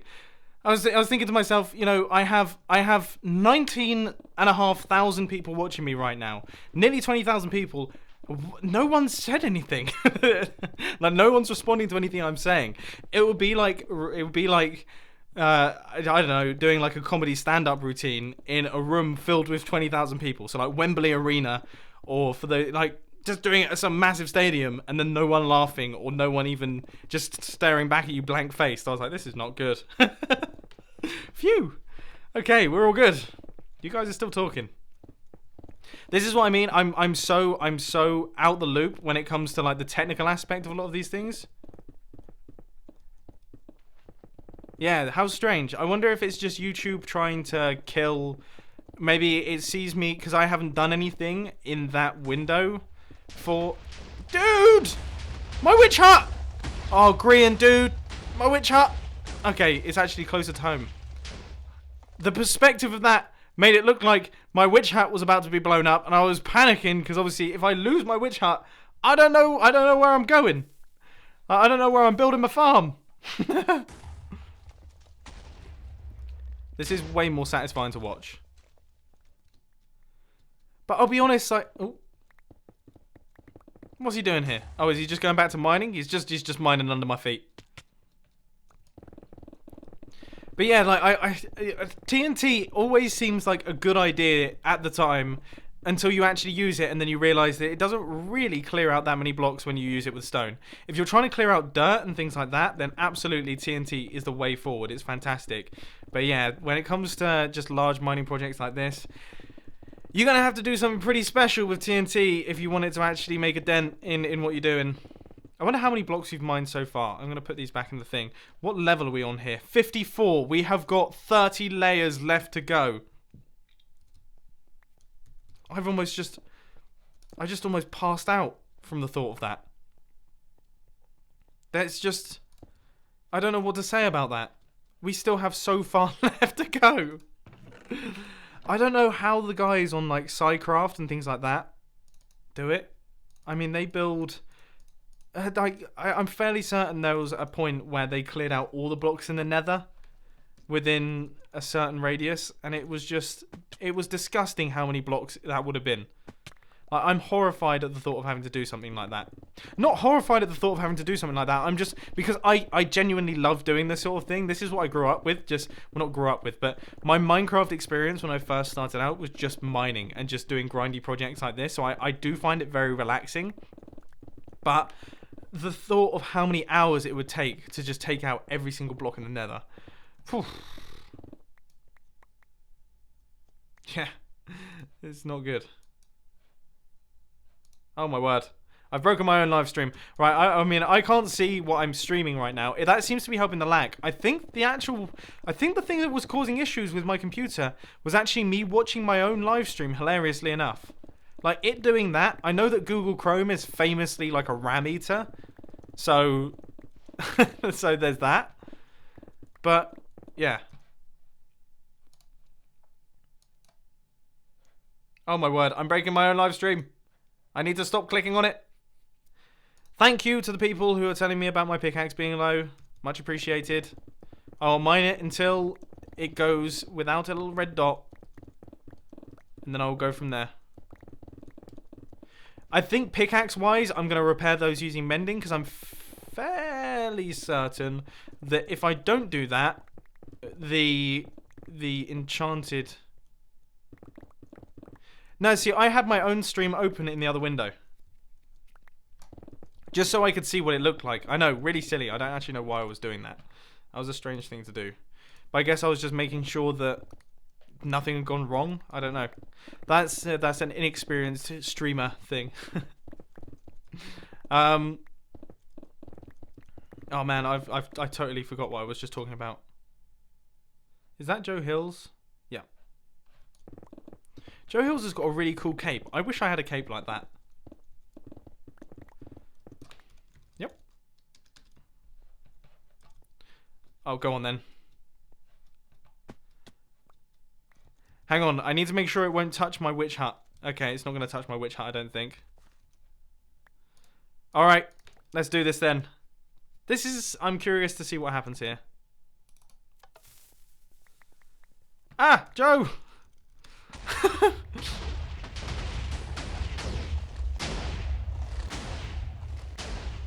That is something. It's a bit of a slideshow. It's not done the most, has it? I mean, it works. It is taking out more than what I'm taking out, so maybe we should use TNT a little bit more often. But I'm not convinced. I don't know. I wish I knew how to use polls on these live streams so I could do a poll so that people would actually know. Like, so I could do a poll down in the thing. Ah, that was us. Sorry, Exuma. That's so... Oh, nothing made me laugh more than... The other day when we were on the Hermitcraft server, I had just built up my chorus fruit farm, and then I decided to switch it on. And then I was like, oh, it's like... No! My pickaxe! Oh, no! Right, that's one down. Thank you, everyone, for letting me know. Yeah, and that wasn't sarcastic, by the way. That sounded like the most sarcastic thing ever. It's like, oh... Cheers, everyone, for letting me know. No, seriously, thank you, everyone, for letting me know. I just didn't look. I'm such an idiot. Oh, how frustrating. Well, we got 9 more. We got 10 more where that came from. So, we should be all right. As I said to Iskal, I said, this is probably going to last me maybe, well, like 10. I think I said 2.5 mining sessions. So, we shall see. That's so funny. I can't believe it. But yeah, anyway, speaking of Iskal, yeah, the thing that made me laugh massively was, of course, when we were testing out my chorus plant farm, and I was like, oh, that's a bit laggy. And then he just types in the chat, OMG. Like, what is this lag? Apparently, I was talking to him afterwards. Apparently, he was stood in his base next to a redstone clock, and it was a fast redstone clock, so it was like like that, and then apparently he heard it just go like it slowed right down. It basically killed the server. So I guess that chorus plant farm is something that I'm only really going to be able to run when no one else is online.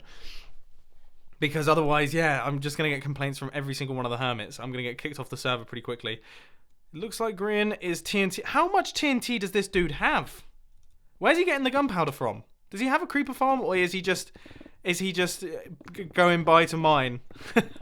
Which is fine. I mean, he's using the TNT for my project, and even if he wasn't, that is also fine. These farms are made for the community, so it's no big deal. But I'm just curious as to how he's managing to get all of this stuff. I like to think that he's doing it the old-fashioned way and just going out in the dark and just killing creepers. I mean, I find it interesting that, because I know that in the past, Mojang have been very anti-farm. Like, they really wanted to get rid of iron farms when they were prevalent, and they really wanted to get rid of... I think it was XP farms, like general XP farms. You know, the sorts of ones that are... Oh my word. Oh, that's disgusting. Someone call the president. In fact, forget the... Someone call the FBI. Like, seriously. That is just an ungodly amount of TNT. That is insane. But oh my, I've lost what I was talking about again. I'm starting to lose my marbles. What was I just saying? I'm sure you guys will let me know in a second. But what was I literally just saying? Server lag sponsored by Mumbo Jumbo. I appreciate that. It was something to do with lag. Come on, I'm going to get back round to this one. I'm going to get back round to it. I can feel it. Pickaxe. No. Spoon. No. How was your day? FBI. He really loves TNT. Come on. We're going to get back to this. I'm going to know. Oh, yeah. Okay, so Mojang were a little bit against... Yeah, thank you, chat. Thank you. I much appreciate... That's one handy thing about... Well, I suppose with a video, if I forgot what I was talking about, I'd probably cut it out. But yeah, with a live stream, I can just ask you what I was talking about, because sometimes I get distracted so easily. But yeah, Mojang back in the day used to be a little bit against farms. They were very against mob cages, so, you know, like monster spawners and things like that. For some bizarre reason, they did not like them being in the game, and they were trying to find ways to get around them so that you couldn't like farm XP or anything like that. Right, we ready? Lag time.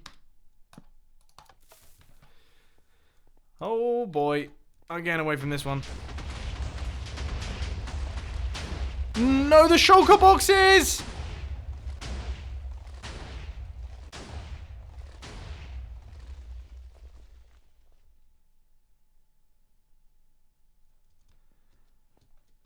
That has actually done pretty well. I hate the look of swamp water. Swamp water is disgusting. It's really horrible. Anyway, aside from that, okay, getting distracted again. Yeah, for some reason Mojang were against farming. But I don't know if they've changed their tune a little bit now. They might be a little bit more pro-farming now that kind of technical players and things like that make up I wouldn't necessarily say a large segment of the community, but I think maybe Mojang can see the benefit of farming. And I think also it's pretty much impossible. Like, if you were to realistically try your best to get something like a full-size beacon, or multiple beacons, for example, or all of the hoppers required to create some of the crazy farms that we have on the Hermitcraft server, then it just wouldn't be feasible without some way to fully automate certain things. So yeah, I'd be interested to know if they've changed their tune at all, because I can't help but think that the main thing that I guess keeps... I don't know, I think Minecraft for me is like a beautifully flawed game, in that there's certain things in Minecraft that shouldn't really be the case. Like, you shouldn't really be able to place a bunch of doors and then suddenly iron golems... Well, place a bunch of doors and then put some villagers next to them, and then suddenly iron golems start plonking out of the sky. Like, that doesn't really make sense in the grand scheme of things. But that's what's kind of so beautiful about it, and what keeps the game so interesting. And I think if it was a little bit more polished, then it might not be the kind of success that it is. Which, by the way... Oh... Am I going to say something slightly controversial here?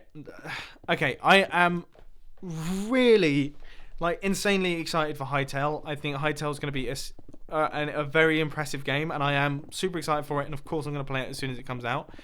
I am a little bit scared that I haven't seen anything technical come out of the Hytale team yet, and I don't know. I mean, I don't know. Maybe I haven't been paying close enough attention to it, but I'd be very interested to see if they do have a Redstone style element to their game. I feel like if they don't, they've definitely missed a trick, because one of the cool things about Minecraft is the fact that you do have this Redstone element that allows you to just generate crazy things, crazy farms, do whatever you really want. Like, you can get as wild and as technical as you like, and I don't know if I've really seen that yet. But I am super excited for it. And I'm interested to play it regardless. However, I will be very upset if there isn't any Hytale related technical bits. Because, I mean, and this is just from my perspective, if I was on Hytale's PR team or whatever, I definitely would put some of the technical things out there in the adverts just to, I guess, pique the interest of people in that community. Just so you can kind of target those guys as well. Because, yeah, it makes up a huge part of the Minecraft community, a massive part. So, I don't know. I'll be interested anyway. I'm interested to see what happens. But it'll be also interesting to see how Hytale handles the technical aspect, even if there is one. Because the interesting thing about Minecraft is, as I say, it's kind of beautifully flawed in its own special way. In that you've got things like redstone bugs that mean that pistons extend in a strange way and have to be updated. And you've got things like zero-tick pulses that cause certain things to happen. And you've got certain things that can be exploited. And that's kind of what makes Minecraft Redstone interesting to play around with, because it's just a bit broken, but it works. It's like reliably broken. And I hope that if Hytale do a technical aspect to the Hytale game, which I hope they do, I hope that it also has some of that, but that'll be very hard to replicate. That's just my thoughts on that, but I am super excited for it regardless. I think it's going to be super, super cool, because it's just going to be cool having another alternative game to play. And I obviously the Hypixel server is a pretty big deal, and they definitely know how to make Minecraft mini games, that's for sure. So it only makes sense that they will be able to translate that into a solid game as well. That's the way that I see it. Is Joe trying to sleep, or is he AFK? Well, this is uncomfortable.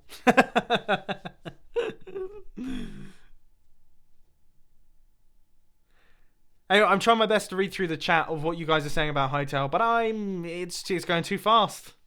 People are still saying diggy diggy hole though, so I appreciate that. Still seeing that popping up in the chat. Dudes, we are down to y equals 50 in this small section, which no, that means that we've got like 24 blocks to go. Oh my word. I'm going to double check. Yeah, y equals 26 is the official height.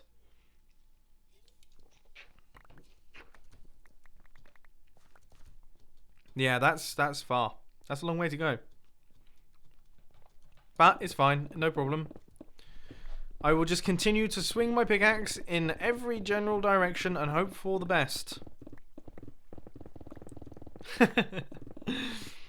And you know what? I mean, I've said it many, many times. There is nothing more satisfying than instant mine in Minecraft.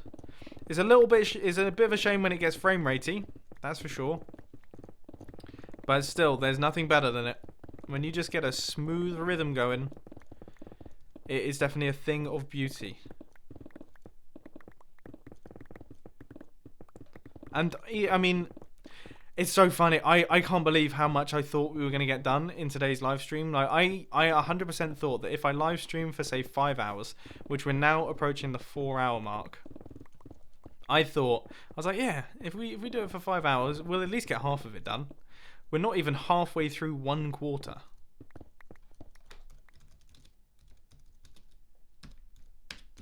Yep. By the looks of things, the news has travelled to Exumavoid. He has received information that I have actually started a stream. Yeah, X. I occasionally, to a certain extent, I guess. I'm definitely having fun with it today, I think.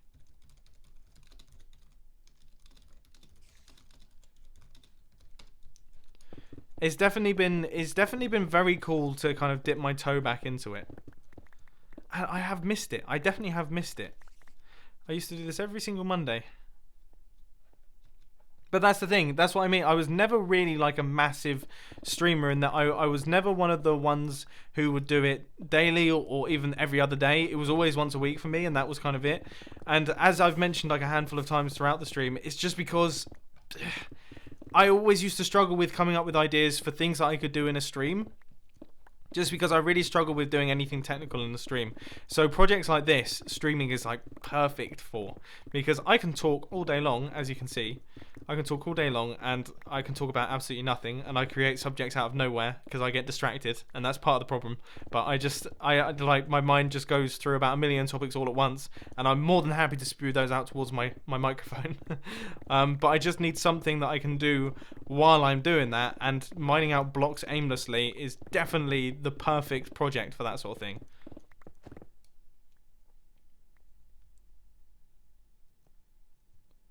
Is he even reading chat, lol? Yeah, I am. It's just in the space of time that I read that message, it went from the bottom of the screen to the top, so it's quite difficult to keep up. I apologize.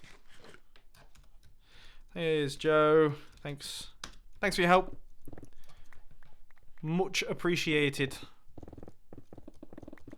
Very, very cool to have you here.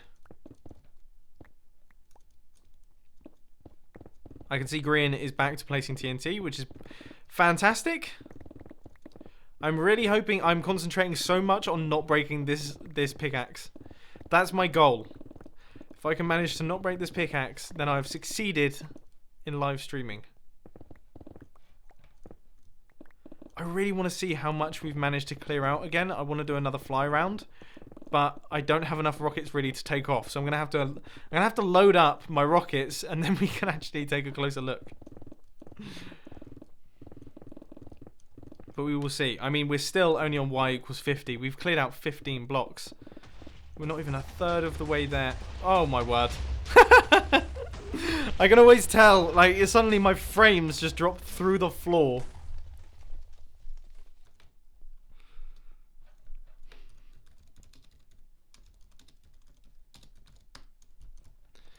But yeah, suddenly my frames just drop off down through the floor, and that tends to be a pretty good indicator that that my TNT that the TNT has been kicked off by Green. Oh, cheers, dude. He's the best. Right, let's see if I can take off with 13. I have. I managed to take off with 4 rockets there. This is pretty good. This is actually good. Look, we have a clearing. Nice, nice, nice, nice, nice. No, I did not bring any sponges.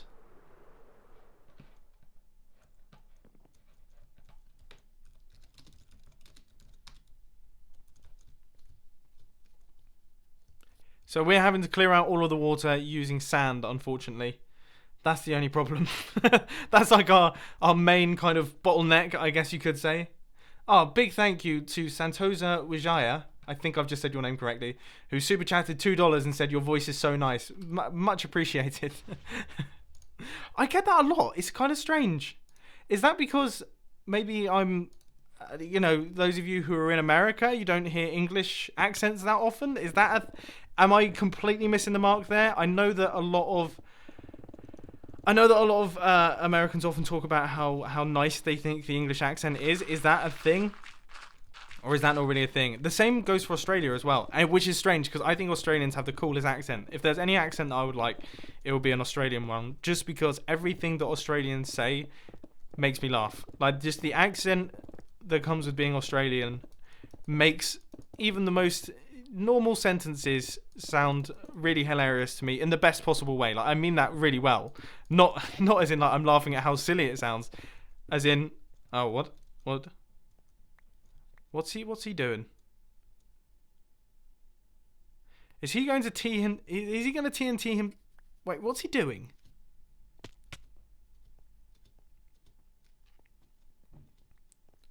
No, that's a terrible. This is a terrible idea. My witch hut! Oh no.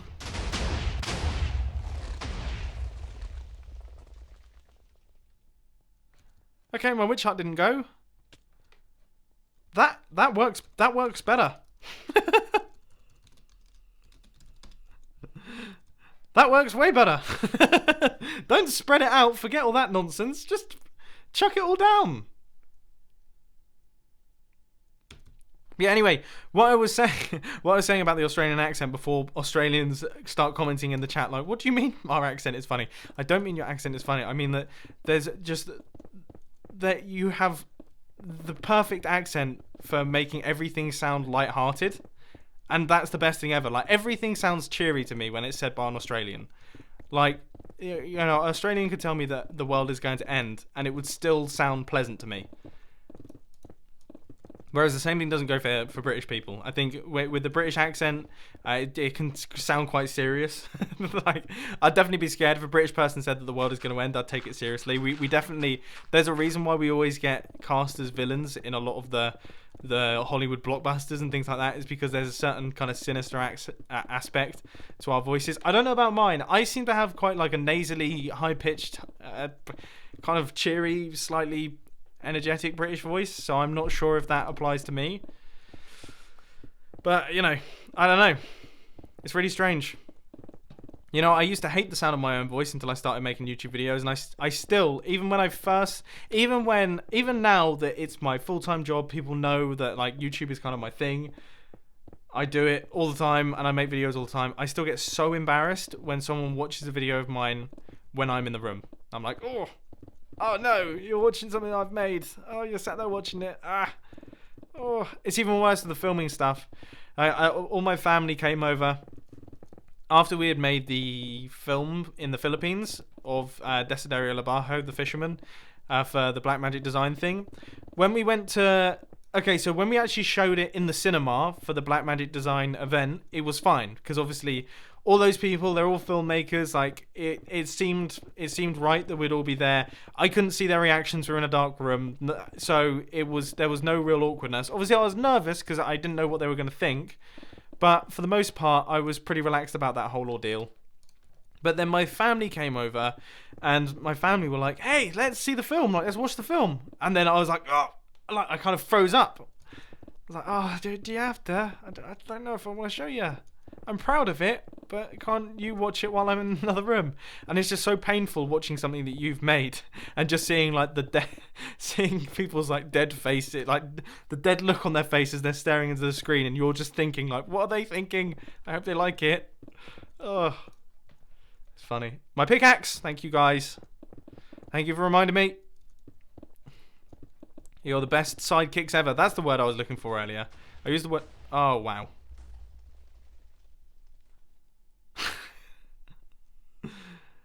Oh, Grian's just pouring water down into the area, and that's not helping the situation right. I'm going to go sleep, because I do not want to... I imagine that rain probably doesn't bode well with...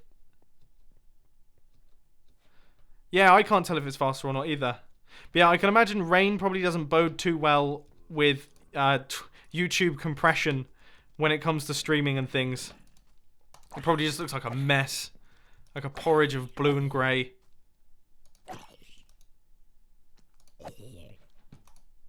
Right, well, while I'm here, we got $50 recently on the super chat. I'm just going to try my best to go through and find. I'm appreciating all the not boring but must work by Mumbos. That's great.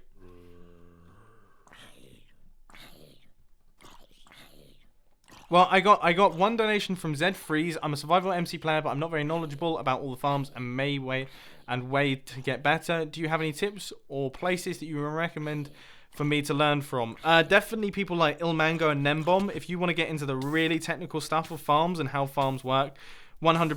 Nembomb's YouTube channel is honestly, I love his videos. I get so excited when he uploads a video just because they're so cool. The way they're produced, everything is absolutely fantastic. So yeah, I definitely suggest checking out those. But let's have a look through. It was a little while ago. Oh, there you go. Chris V. $50 through Super Chat. Mumbo Jumbo, I love your videos so much, my man. If I hadn't found your channel, I would still think redstone was a strange late game way to light your cave. You're amazing. Please keep up the amazing work. Thank you ever so much, dude. That's hilarious. Yeah, I remember. No, this is a vivid memory of mine. So my friends used to think I was good at Minecraft before I was actually good at Minecraft. I never used to use redstone or anything like that, but I always used to have way more time on my hands than they seemed to. Like, they would be out playing football and stuff like that, and I would be session Minecraft essentially. So they always used to think I was really good. And I remember my friend came round and we were literally, this is how it went. Well, I was just showing him through my resource chest, and I had like 18 stacks of redstone. And I remember the next day at school, my friend brought it up to my other friends. It's like, well, Ollie has 18 stacks of redstone. And we don't really know what that does, but he has 18 stacks of it. And all my friends were like, oh, that is pretty cool. Yeah, he's probably pretty good at Minecraft then. It's so ridiculous. It's such a ridiculous memory. But yeah, I remember it well. And I had this house. It was on top of a hill. I had built it on top of a hill. And then I built a bridge between these two hills to get to the house. And I thought it was sweet at the time. And it was probably maybe like a 5x5 house. No, it was tiny, and it was just filled with chests and crafting benches and things like that. Thank you, everyone, for reminding me about my pickaxe. I'm going to go change that now. You're the best! You're the best, you're the best, you're the best! I wouldn't be able to do this without you guys. I'm going to live stream every single time I use my pickaxe so that you guys can warn me when my pickaxe is going to break. Forget what I was saying earlier on about installing mods and things like that so that I could get like a warning when my pickaxe is breaking. Now, forget that. I'm just going to live stream every single time I use my pickaxe. It's the only reasonable option.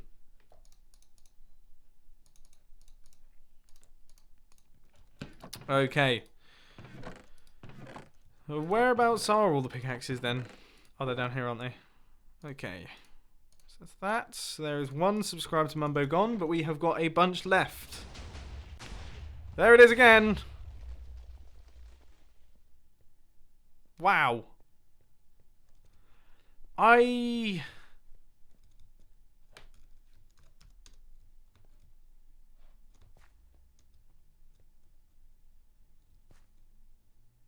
What's that?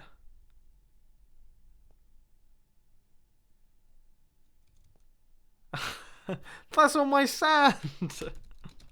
No worries. So all my sands exploded. Oh dear. Well, I mean, in a way, the TNT is definitely faster than the mining way. But yeah, it does destroy shulker boxes. Maybe we should be wary of the local storage, I guess, when we activate these things. TNT is definitely faster though. I mean, look how much more that has been mined out. Or okay, this is going to sound ridiculous, but has it? I mean, it's been mined deeper in a specific spot, but I don't know. It's difficult to tell with mining. Like, there's certain things that you think are going to be faster, but then they end up actually not being as fast. That was like such a non-sentence right there. You can tell it's getting late into the stream when I start saying things like that. What an uninteresting end to a sentence. There's some things that you think are going to be faster, but then you realise that they aren't actually faster.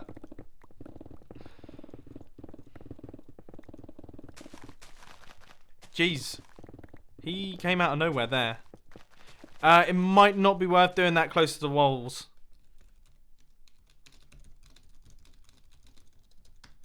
Just because otherwise we're going to have to take everything out.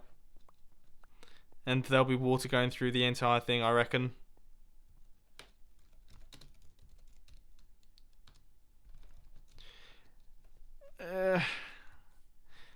I guess it does. Just water. The only thing that I'm worried about is that the TNT will explode, then the water will flow down, and then it will stop the other TNT from blowing up more. If you get what I mean? It's difficult to describe in the chat. I don't know. I think this will be alright, actually.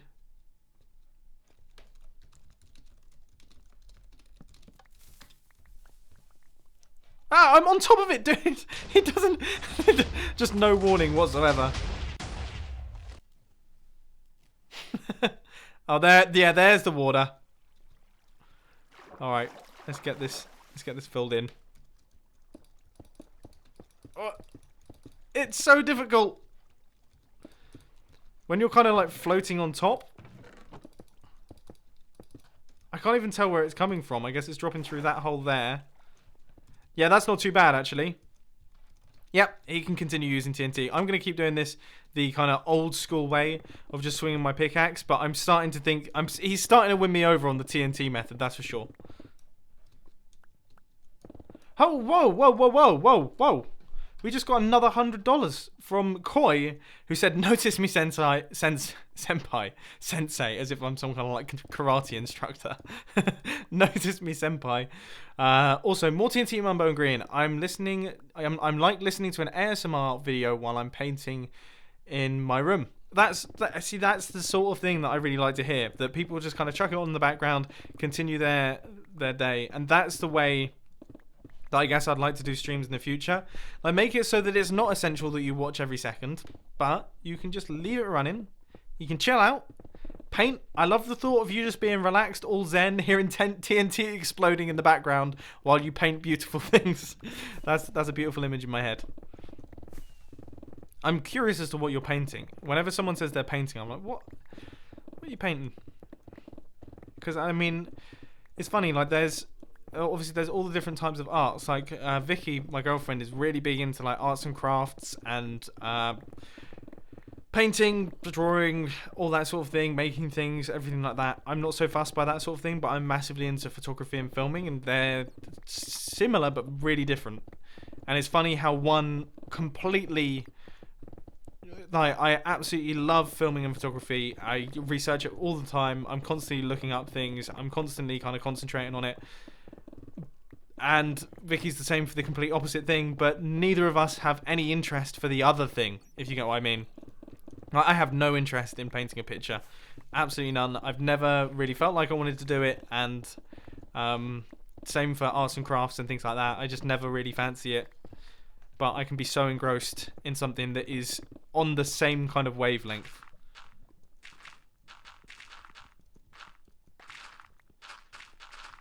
Oh, he's painting his...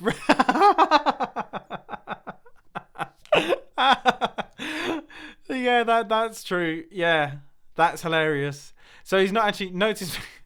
I'm listening to an ASMR video. It's like I'm listening to an ASMR video while I'm painting my room. The line is split on my stream labels thing, so I just automatically in my head filled in my room. It turns out that he's not painting and he's not all zen-like. He's painting his room, which is a lot less zen. That's just... That's so funny. Oh, that's brilliant.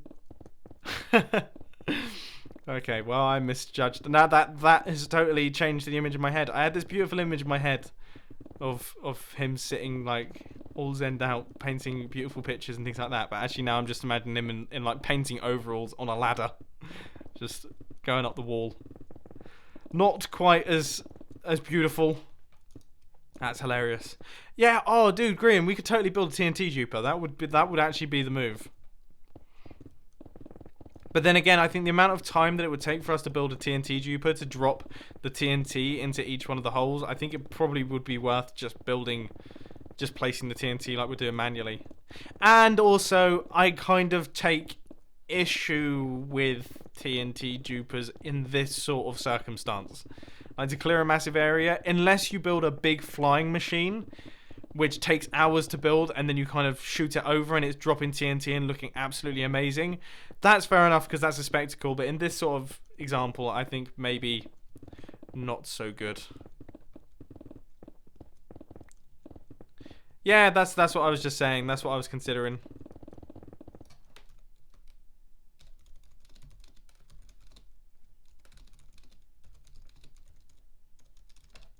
Yeah, I might do that on the other half.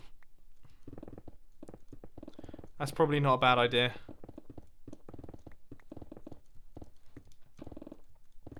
Because, as I say, I think it would be cool to watch a carpet bomber go back and forth.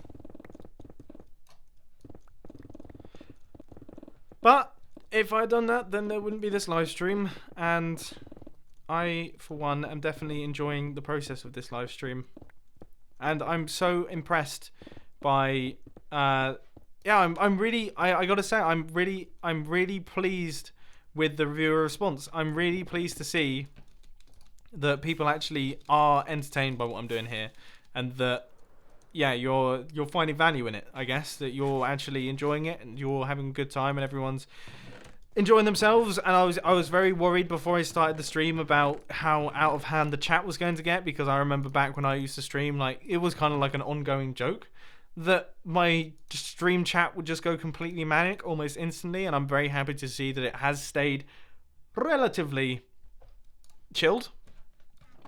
It's stayed pretty okay so far, so there hasn't been any kind of crazy stuff going on. Lots of bananas and lots of spoons and lots of bananas and spoon emojis, but that's to be expected. We all saw that one coming. But outside of that, no, it's been pretty cool. So a lot of the stress has been removed from that sort of thing. 4 hours, ladies and gentlemen. This is by far my longest ever stream, and it has whizzed by the way. It's crazy how fast that time goes. And I've stopped feeling quite so motion sick. I was genuinely getting a little bit motion sick from mining out the blocks. So funny. I think just the mixture of the slightly lower frame rate and then, yeah, all sorts of things going on meant that I was just like, my head was just like, oh, stop. Make it stop. Someone's... every single time I look at the chat, there's at least one person that says boring bite. Alright.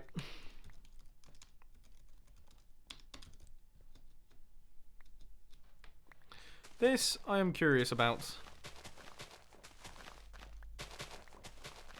So has he just filled the underside of this area with TNT?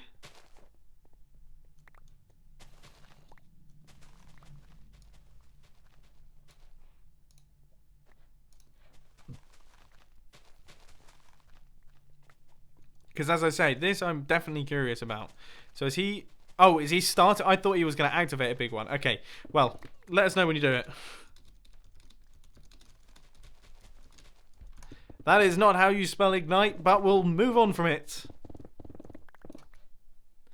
I'm just arranging the stuff on my screen so I can actually see what's going on.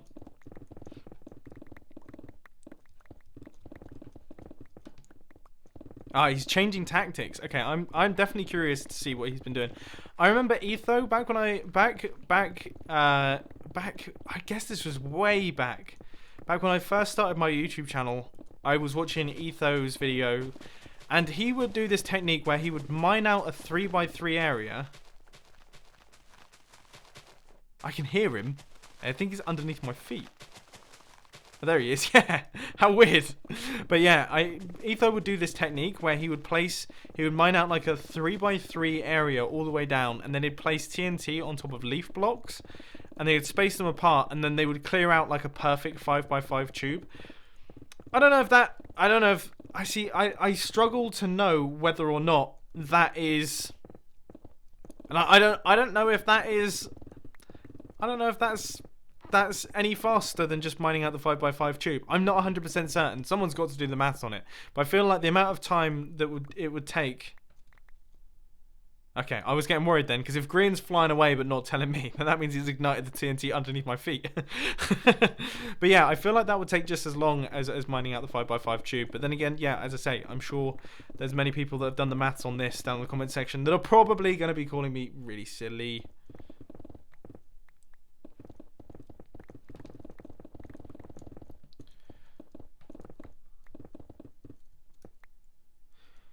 Why doesn't his cam account... Oh, okay. And yeah, the cam account has been set up in slightly the wrong place.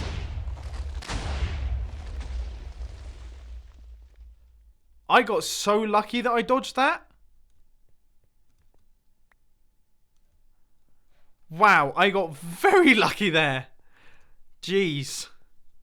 Well, I'm going to keep doing my thing. That TNT method seems way too dangerous. I don't understand how he has that much TNT. Like, how much were G-Team stockpiling? If I'd known about that, I would have put more TNT in my TNT traps and my fake doors.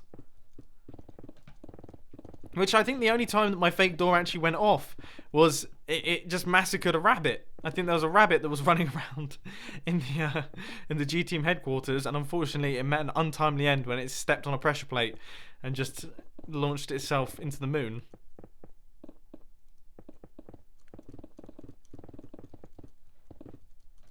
I'm very impressed by the this hole is coming along nicely though. I think when I found out that it was over 1 million blocks in total, that's when I realised that maybe I'd bitten off a little bit more than I could chew. So I'm very happy to see that my friends have come along to help me out and are actually helping me chop down some of these blocks. Because yeah, 1.124 million blocks. What? I mean, how many blocks are some of the perimeters that they make on the Sidecraft server and things like that for their quad witch huts and things? They have got to be just seriously crazy. Thank you to Screaming Monk, $10 on Super Chat. Not boring, staying. I like that. So instead of boring, bye. It's not boring, I'm staying, thanks. I'm enjoying myself. That's absolutely hilarious.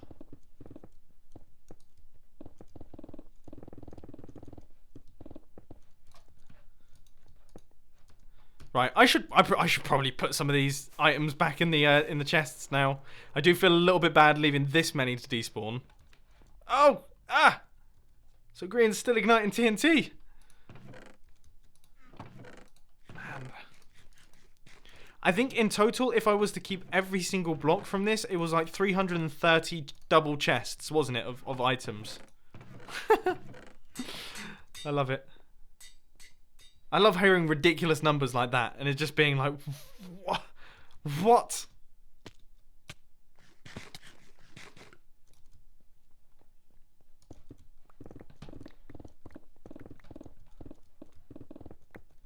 Just making my way through the blocks.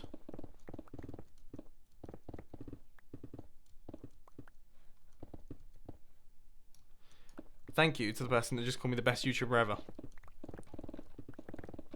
That is much appreciated. Ha! Someone caught me out. Oh no! A person just super chatted $2, and they asked me, "Is that the same thumbnail from the gold pickaxe video that I did?" And yeah, the answer is yeah. Yeah.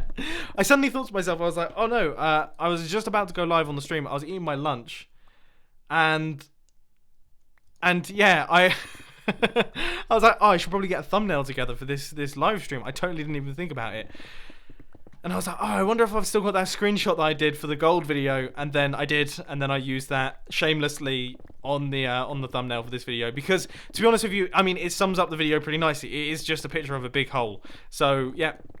Yeah, you caught me out. You got me. Oh, blimey. Oh, wow, someone's just donated 100 Canadian dollars. That's pretty wild. Where is that? Let me see in my... Oh, give it a second.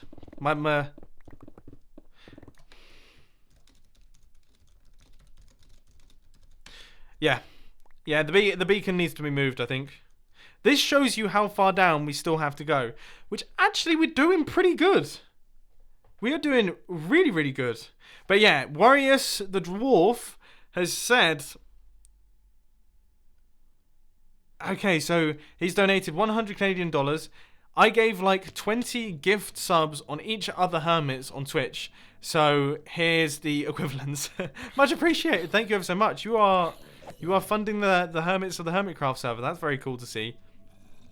Well, I'm glad that you're enjoying this live stream. Thank you ever so much. There are zombies coming through. Hey, what's going on here? Have we got ourselves a zombie spawner? Woo! There is every mob under the sun down there. Getting out of there. No, don't fancy being a part of that. Not one bit. No siree, thank you, bye. Don't really fancy doing that. Right, let's get this.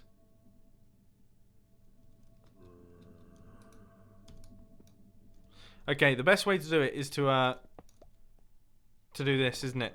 To mine out from the bottom and then go up. And I'm hoping... Oh my word, there's everything's going on the super chat and in the chat.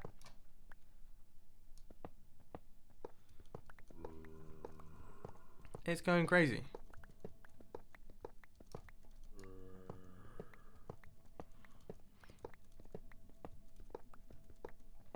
And the progress is looking pretty impressive on that small little screen. I'm very glad that I decided to set up the... I'm very glad that we decided to set up the second account in the corner there. That's pretty cool. I kind of thought of it earlier on, and then I was like, I wonder if that will work. And I decided to experimentally try it out on my first ever live stream, which is... I mean, I guess you could argue was a very silly... That is a silly thing to do, really, in the grand scheme of things. But... it's worked, and it's working very, very nicely. Thank you to everyone who's telling me to mend my pickaxe.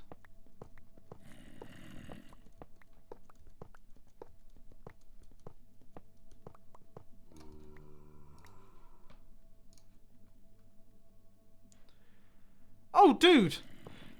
So, earlier on... I mean, I believe PewDiePie started streaming, and that meant that he obviously beat me, but I just got a message from Family-Craft Dad, who said that you are indeed the top streamer on YouTube, not just YouTube Gaming. No way. No way. That's bonkers. And I mean, I believe Family-Craft Dad. He knows what he's talking about generally. So, that's crazy. That's definitely an achievement that I never thought I'd be saying. I just refuse to believe that there wouldn't be someone absolutely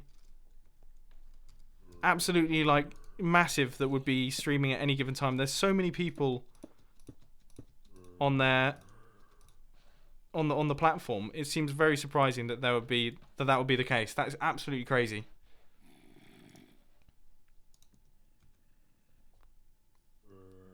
So that's ridiculous. Right. Anyway, where should this go?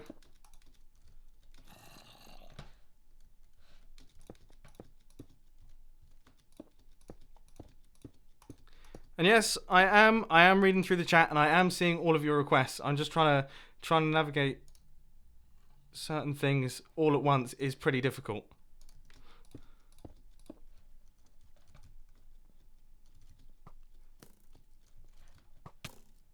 Oh dear, I'm about to die.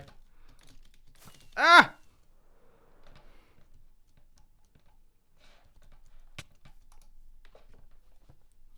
But no, okay. So on the topic of, I'm reading through the chat, and it has now descended into a cool green fest, which is which is totally expected. Speaking of green, he's actually got lava behind him. I hope he's okay, because he doesn't seem to be moving too much right now. I think for now I'm gonna chill out on my own just for the time being, just because in terms of streaming with someone else and then me calling out donations and things like that, I honestly don't know how I would stream with someone else. I know that sounds ridiculous, but I really have no clue how I'd do it. Like, I know that sounds like, but that's something that I hadn't even thought about. And I think that if I was having a conversation with someone and then I started talking about donations and stuff like that, it would feel a little bit, I guess, awkward. So for now, I'm just gonna stream lone wolf style at the minute. But I think in the future, when I do more streams, yeah, I'll definitely get other people involved. Once I work out in my head how I get around those sorts of situations. And I know that sounds crazy, but that's just how it is. So yeah, for the time being, I think yeah.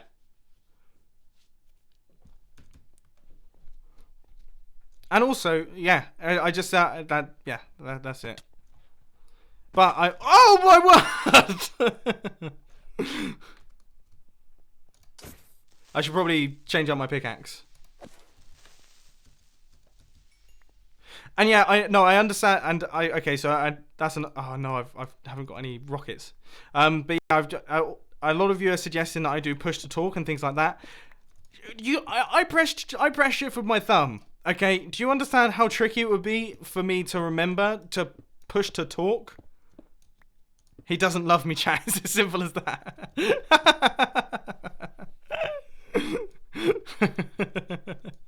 Yeah, that's the honest truth. That's the honest truth. Of course, I'm joking before the chat takes that seriously, because I can already feel that happening.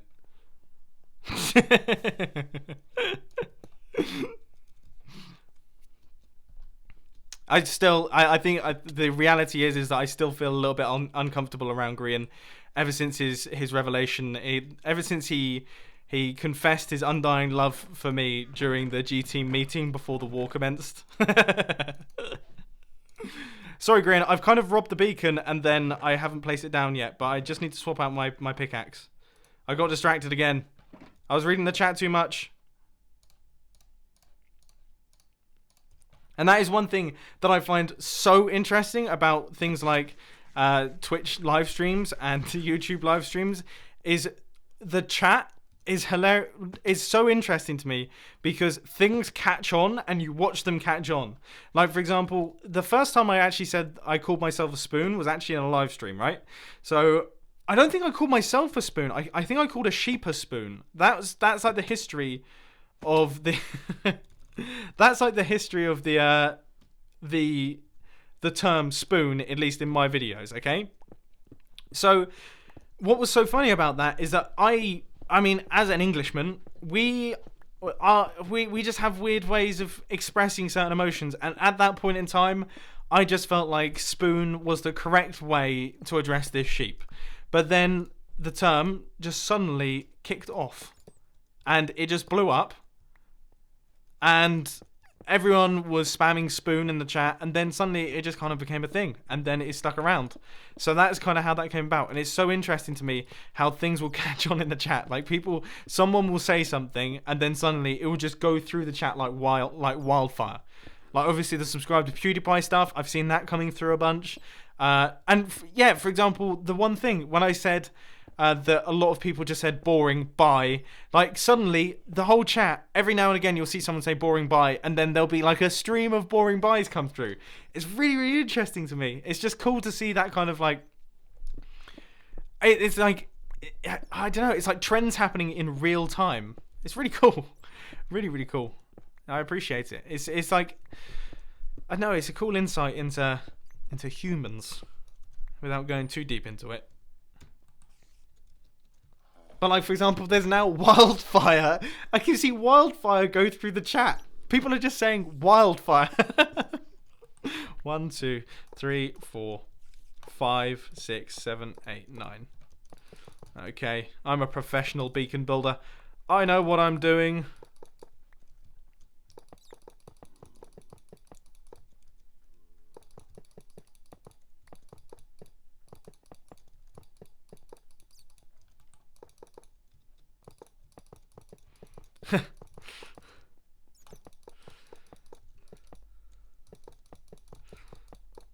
We're just in the process of just mining. We're on a mine-a-thon. I might have to... Oh, I can hear something. That's an interesting sounding zombie. The dude's got a sword! Oh. Oh.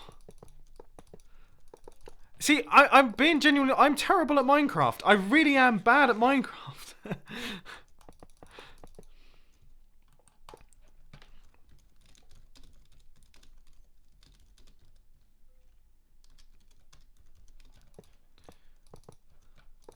I think there's a chance that Exuma received a message from someone, because I spoke earlier on about how my witch... See, this is another example of it. See, Exuma just said that he'd got an army of people saying that I had a problem with my witch farm.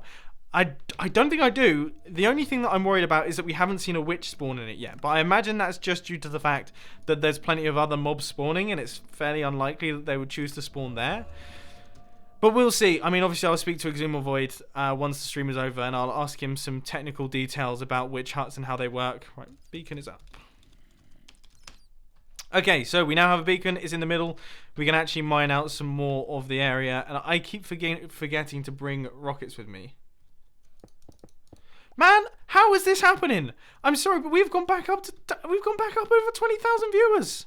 I was 100% certain that we were going to drop below that. And I was totally fine with that because I was only expecting like 2,000 viewers for this whole stream. We're now back up at 20,000. What on earth is this pure manicness? Absolute mayhem. I don't even know what to do or say or think. And this is, I mean, we're on 4 hours and 11 minutes here.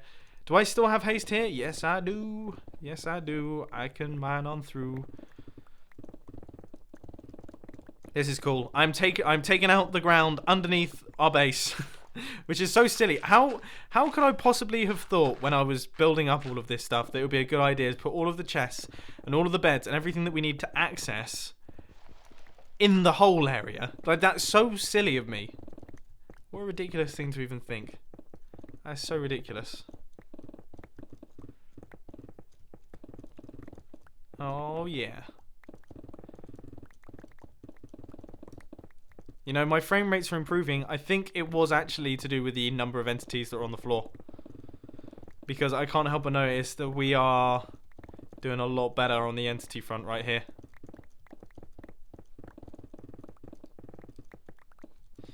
So that's good. Or no, we're doing much better on the frame rate front even. We're getting a lot less of the real choppiness that we were kind of crashing into earlier on. So that's all good. And yeah, man, I don't even know how to kind of approach this sort of thing. I mean, I guess mine up to the corners. There's no way that this is still being loaded by a beacon. Surely not. How? It can't be. I've moved it further away from where this was. That makes literally the square root of 0 sense.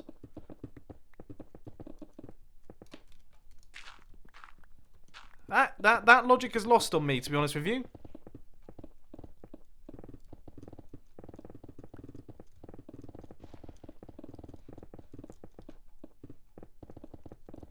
I appreciate the person that just put banana split in the chat. That's a new one. I hadn't actually seen that one yet. Although it probably has gone past. As I say, it just, everything happens quite quickly in that chat. It's quite difficult to keep up with. So I apologise if I've just given credit. If I've just given someone credit they didn't deserve. Yeah, let's mine around the edges and then TNT the middle. Not a bad idea. That's a strong idea, yeah. That's a good idea. Very good plan.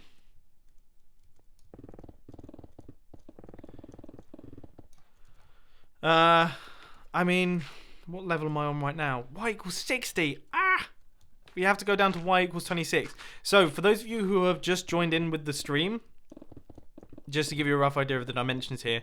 So, what we are currently mining out is an 86 by 86 by 40 cube, which is 1/4 of the total perimeter that I'm taking out. And the perimeter in total is 1.12 million blocks. That's how many blocks need to be taken out by us. Now, this is something that I'm going to do probably over the next couple of weeks, every now and again. I'm just going to drop in, do maybe a live stream, maybe chuck it into a video, you know, do it here and there. And, I mean, it's just going to be a nice and relaxed project. But as I say, we really just need to get this perimeter mined out. And then our witch farm will be super ridiculously efficient because, of course, there are absolutely no places for mobs to spawn outside of the witch hut, which is kind of like it's almost like building a mob farm in a void world. You know, if you've ever done that before, you will know that the rates that you get are just bonkers because, of course, there's nowhere else for the mobs to spawn other than in the farm itself. So you just end up with just crazy rates. And hopefully we should be able to pull that off with this witch farm as well. Right. I have managed to get myself a little bit far away. Oh.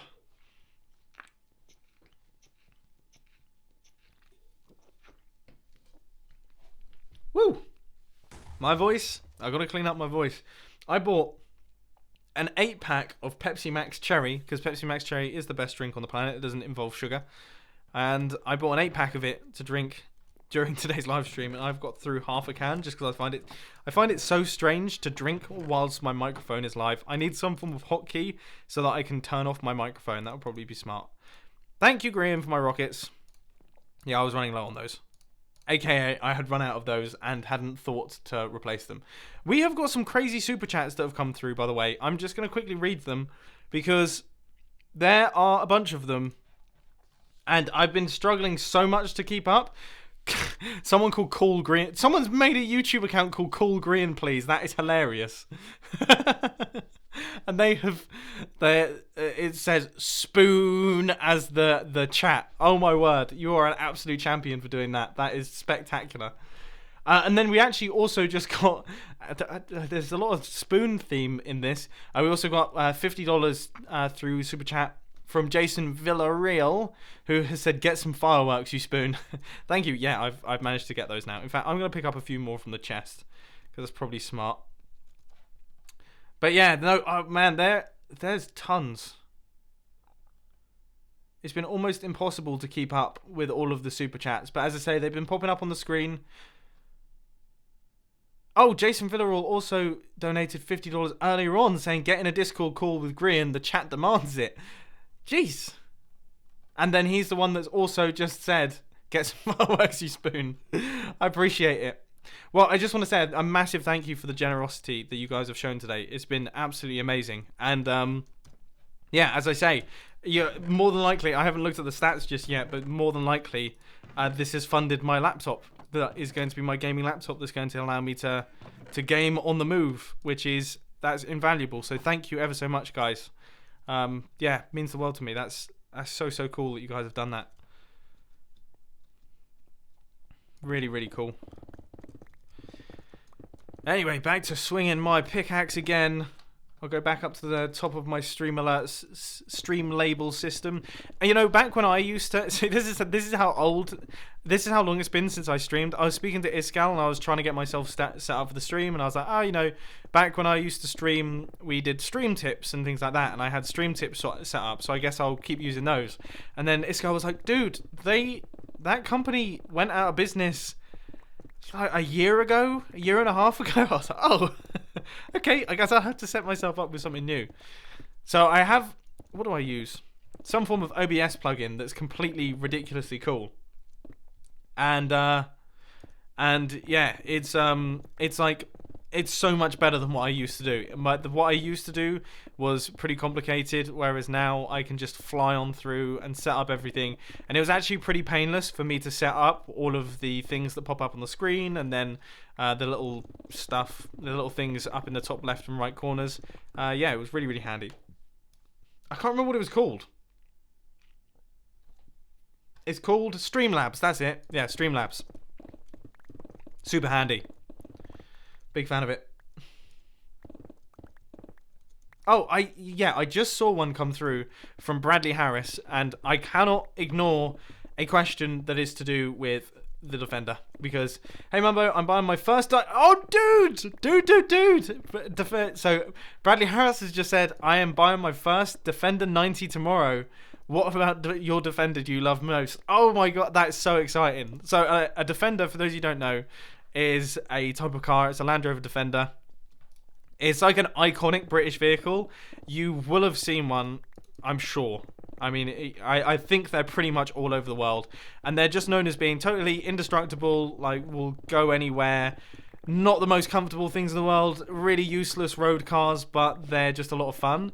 And, yeah, we got one last year as our van to carry around camera equipment and things like that between jobs, and also just because I've always kind of wanted one, and there's no kind of about it actually, I've always really wanted one. I think they're just so cool. And yeah, Bradley Harris is getting one. Well, congratulations for starters. That is such a cool car. And yeah, the thing that I love most is just the way that it feels when you're driving it. There's something about, you're really high up on the road. It's like driving a boat. That's how I'd describe it. It's like driving a boat. It's very wobbly, it's very loud, it's very slow, but there's something very satisfying about it. It's great. So yeah, I wish you all the best with that one. And you've been a long time supporter for the YouTube channel as well. So thank you for everything over the years. Much appreciated. Thank you. So cool.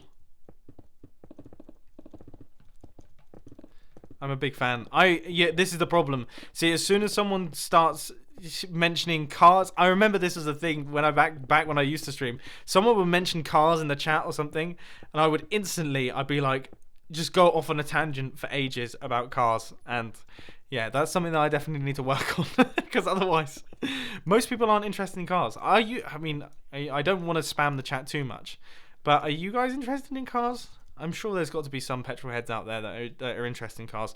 How many of you are interested in the cars that I'm interested in? Because I'm interested in a weird selection of cars. Like I've got a bit of an odd setup. I like the stranger the better. I like all the odds and sods really.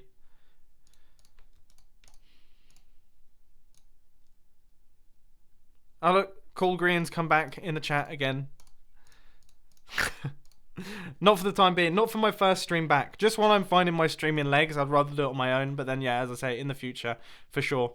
And it's just purely, I don't know how to describe it, like a confidence thing. Like I just want to get myself, I guess, into the rhythm of it and work it out. And I want to work that out on my own. And then in the future, I'll be able to do more stuff with other people.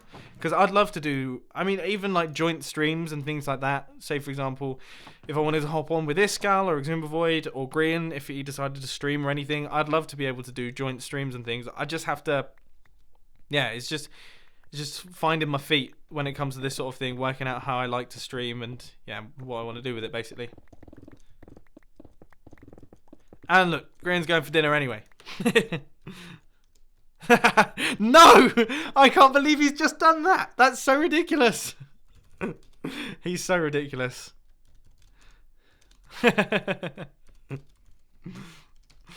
That's so funny.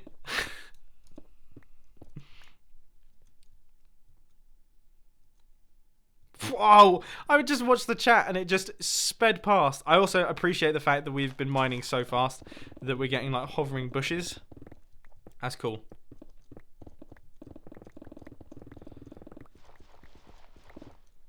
I mean, are we making... Oh, I thought I'd broken my shovel then. I was going to say, I swear none of them were looking low. I've been monitoring that hotbar like a hawkeye.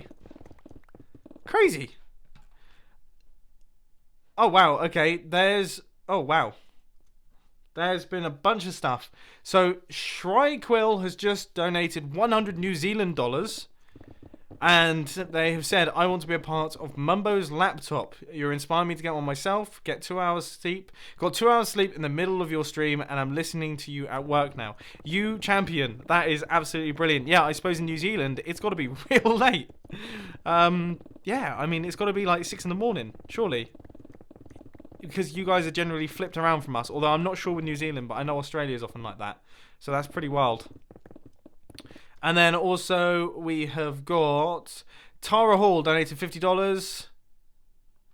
Hi Mumbo, loving the stream. Please take a moment to talk to Exuma. He has info on the witch hut spawning issue you need to hear.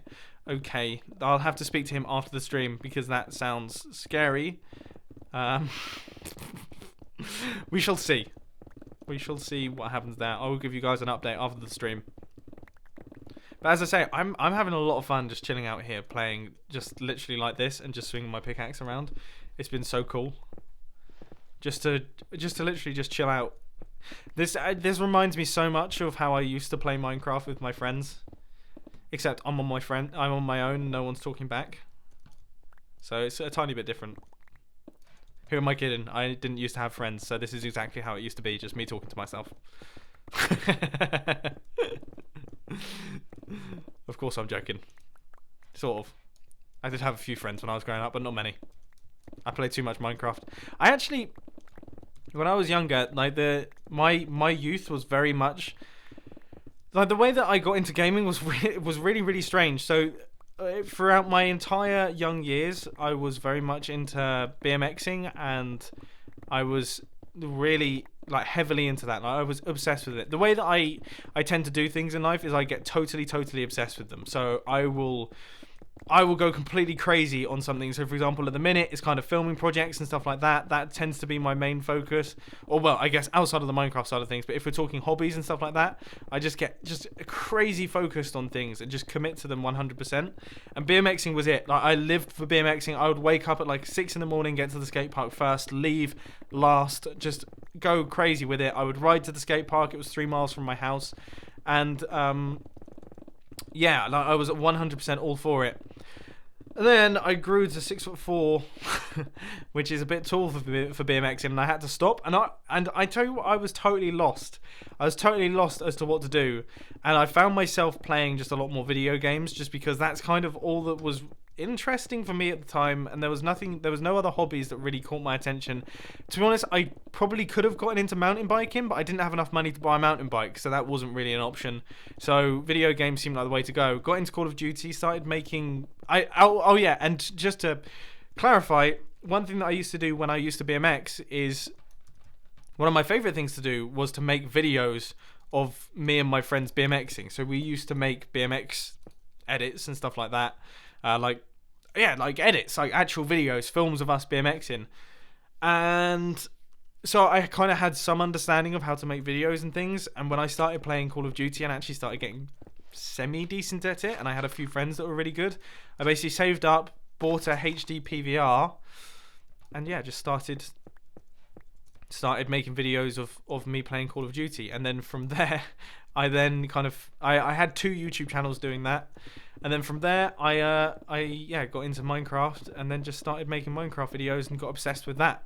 And I kind of fell into YouTube gaming that way, which is a really kind of odd setup, because in my young years, I was never a big gamer. Like, I would occasionally play games on my PlayStation 1, but I was not someone that was really that hyped about new releases or anything like that.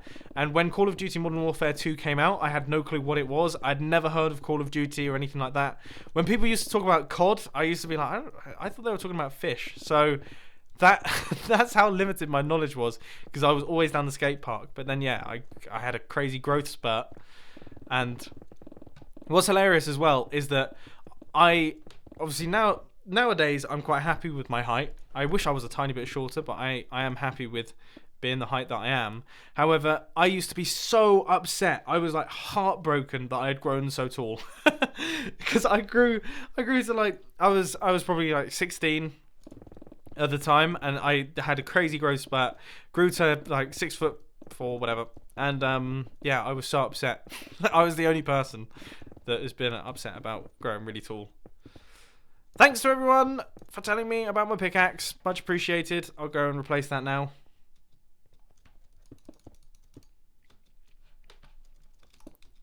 Very, very good. Have we even really made a dent on this thing? I mean, we have, obviously. I mean, it's very clear that we have made a dent. But is it? Oh, jeez. This is a gnarly project, that's for sure. But yes, thank you everyone. Thank you everyone for letting me know about my pickaxe. There's a lot of people that are being very surprised by the fact that I'm still streaming. Is that good? How long is the average stream? I'm genuinely curious as to how long these things normally go on for. Because we've been going for 4.5 hours now, which is a long time. For streaming anyway. I mean, obviously if I was just making a video, that's kind of to be expected, but to talk for 4.5 hours, I'm probably not going to be able to speak for the rest of the night, which I'm sure my girlfriend is going to be very happy with. Like, thank God he shut up for once. But yeah, how long is the average stream? I mean, I always used to think that streams would go on for 8 hours. Some people, they would go crazy with them. 4 hours, 3 hours, 1 hour. 2 to 3 hours is average. 4 hours, 5 hours. Okay, so it's kind of like a mix, I guess. Some streamers really go hard in the paint and go for multiple hours. I genuinely used to think it was like 8 hours. So that's good then. I'm glad to hear that I'm not kind of slacking. Like, oh, this guy, He's acting like the stream's going on for a long time, but he's only been doing it for 4.5 hours. Most people are only warming up by that point. I guess there's also an element of kind of like acclimatizing yourself to it, I guess. Like back when I first started making YouTube videos, I used to find it really difficult to keep talking for anything longer than like a minute. And then gradually I got better at kind of working around my words and making sure that I could keep things flowing. And streaming has got to be the same thing. I suppose you just have to get used to speaking for long periods of time and knowing what to say next, judging the flow of the chat, all that sort of thing. 8 hours, 20... I mean, the people that do 24-hour charity live streams and stuff like that, they deserve medals. Not only for the charitable work that they're doing, which is obviously fantastic, but also just for the... Just how? I mean, the thought... I'm already pretty tired. The thought that I would have another 20 hours. Oh my word, I can't imagine it. I'm so amazed that people manage to function for that long. Like, so to anyone who's watched a 24-hour live stream, now be honest with me here. I'm curious. By the 18th hour, what do things look like? Like in terms of, is the person saying anything? Because I feel like I wouldn't be able to talk anymore. To the Crimson Rose, Mumbo is a dwarf and he's digging a hole. I like that. And getting the diggy hole comments. They're back. But yeah, like what does that look like? I'm so curious to see what sort of thing they're talking about, if they're even functioning at all.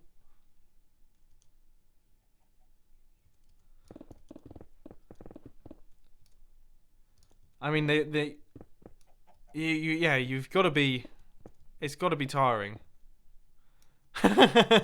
Horrible. Someone's just said horrible. Fair enough. Death, boring. Slow, more relaxed, or dying. Tired and funny. Yeah, I feel like there would be a certain point where you reach like deliriousness that would actually become entertaining again. Like, where it gets to the point where they're... What am I doing? See that? Yeah, it gets to that point where they're doing that sort of thing. But no, I imagine it gets towards the kind of the level where it's like they're just so tired that it actually becomes funny. I'd love to see someone gradually falling asleep on a stream. I feel like that's got to happen all the time, and that's got to be hilarious. Like where they're talking and then it just kind of trails off, and then that'd be brilliant.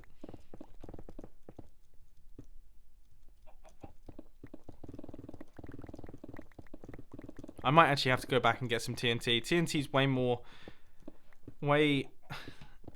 it's not more fun, but I actually feel like we were making a lot more progress when we were using TNT. Yeah.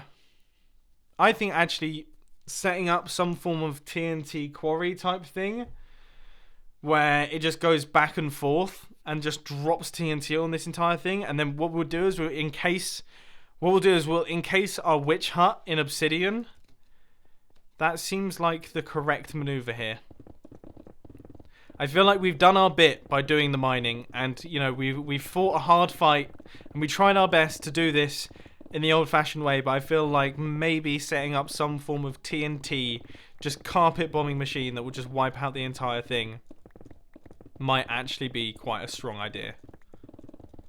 Even if we just set up a bunch of little ones. I don't know if I'll do that in a stream though. I'd probably do that in a video just because that seems a little bit too complicated for my brain while I'm trying to talk at the same time, you know?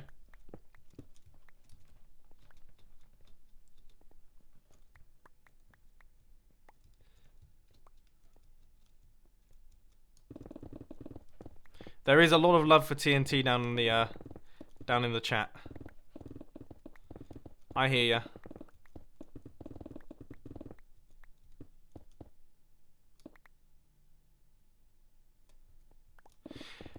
And yeah, this is only 1/4. Yeah, a lot of people... Okay, so I should probably explain what we're actually up to right now. So we're mining out a hole. We're mining out 1/4 of the hole required for the witch hut that we're building on the Hermitcraft server. And Yeah, this is 1/4. So people in the chat did the maths earlier on, or I did some of the maths too. It ended up being a 1.1 million block hole, which I had not done the maths on at all before I started building this thing. I was like, oh, we'll just dig a big hole. It's only now that I'm actually in the middle of doing it, the amount of time that you spend, like, it's so crazy how much time is going into this and so little progress is being made on it. Now, I'm so glad that we decided to do this in quarters, because if we were doing this over the entire area of the entire space around this thing, I mean, it would just be a joke. Like, you would not even think that I'd done anything for this entire 4-hour and 40-minute live stream. But we've done loads, and that is with 3 people working on it as well. Joe Hills did his bit. Grian came in and did a bunch of TNT work as well. Like, the the amount of mining that has gone into this and will continue to go into this is absolutely crazy. So this is definitely going to be but how did that TNT end up there? Grin just clearly took issue with that tree. It's like, right, that tree in particular, we are destroying it.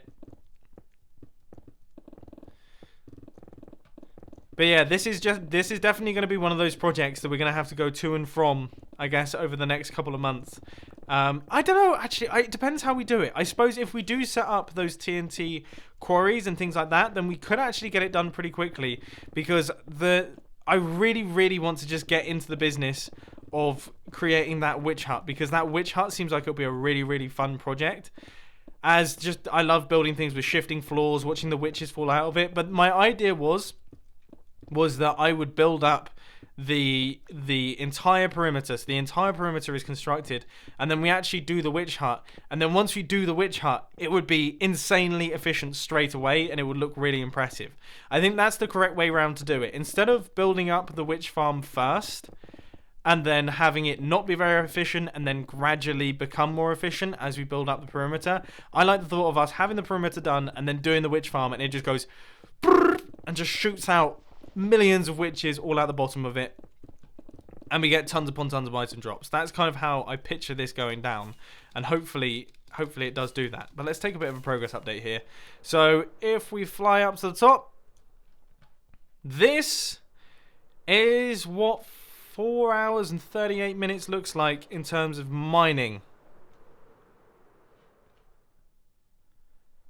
Not too shabby. Not bad at all. We are actually doing okay. That beacon down there represents the height that we have to get down to. So as you can see, yeah, it's we're still pretty far off, to be honest with you. But that's fine. That's absolutely fine.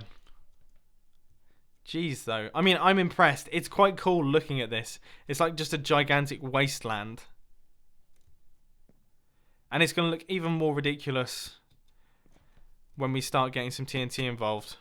Because if we do just blitz this entire thing, obviously it'll be right the way down to bedrock first off, which is always awesome.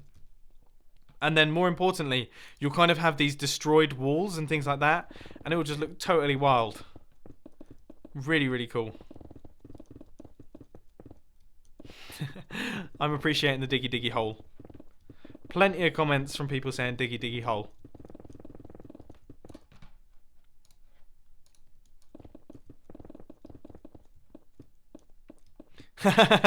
I'm just reading through the stream tips now.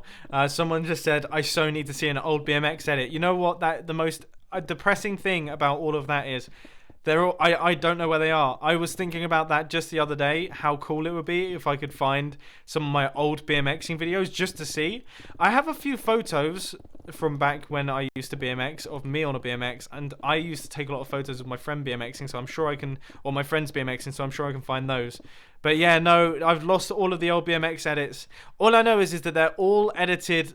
Well, there's an old mountain biking video that I did, and when I was really young, probably like 11 or 12, and it's set to Rage Against the Machine, Bulls on Parade. That used to be my absolute jam back in the day. But then I know that I did a BMXing edit, and it was to the song, it was by a band that I still really like called the Black Angels, and I think the song is Haunting at 7th, it's something like that. and it's set to that song, and it's an absolute killer tune. I absolutely love it. And I was meant to go and see the Black Angels, but then unfortunately I had a filming shoot which coincided with the filming day, and that meant that I couldn't actually go, which is a real shame. Yeah, to the person in the chat who's just said there's currently 17,000 people watching a person just break blocks. Yeah, it's mind-blowing to me as well. I gotta say, like, it's pretty crazy. I can't quite believe that there's this many people still here. It's absolutely crazy to me. Just literally spamming, breaking blocks, chilling out, talking about my past.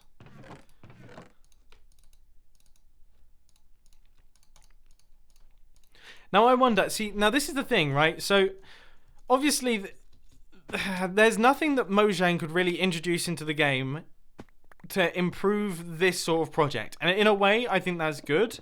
But I wouldn't mind just kind of just throwing some ideas out there in terms of, like, I think it would be very cool if we had some form of super beacon, right? So I do think that the types of blocks that you use, or even the item that you put on, see, no, it's difficult because obviously the pyramid beacon, the beacon pyramid that is underneath the beacon, that's obviously the different size of it sets the power of the beacon, okay? So I guess if you added another variable in there of the changing it to diamond blocks or anything like that, then maybe potentially that would make things just a tiny bit complicated.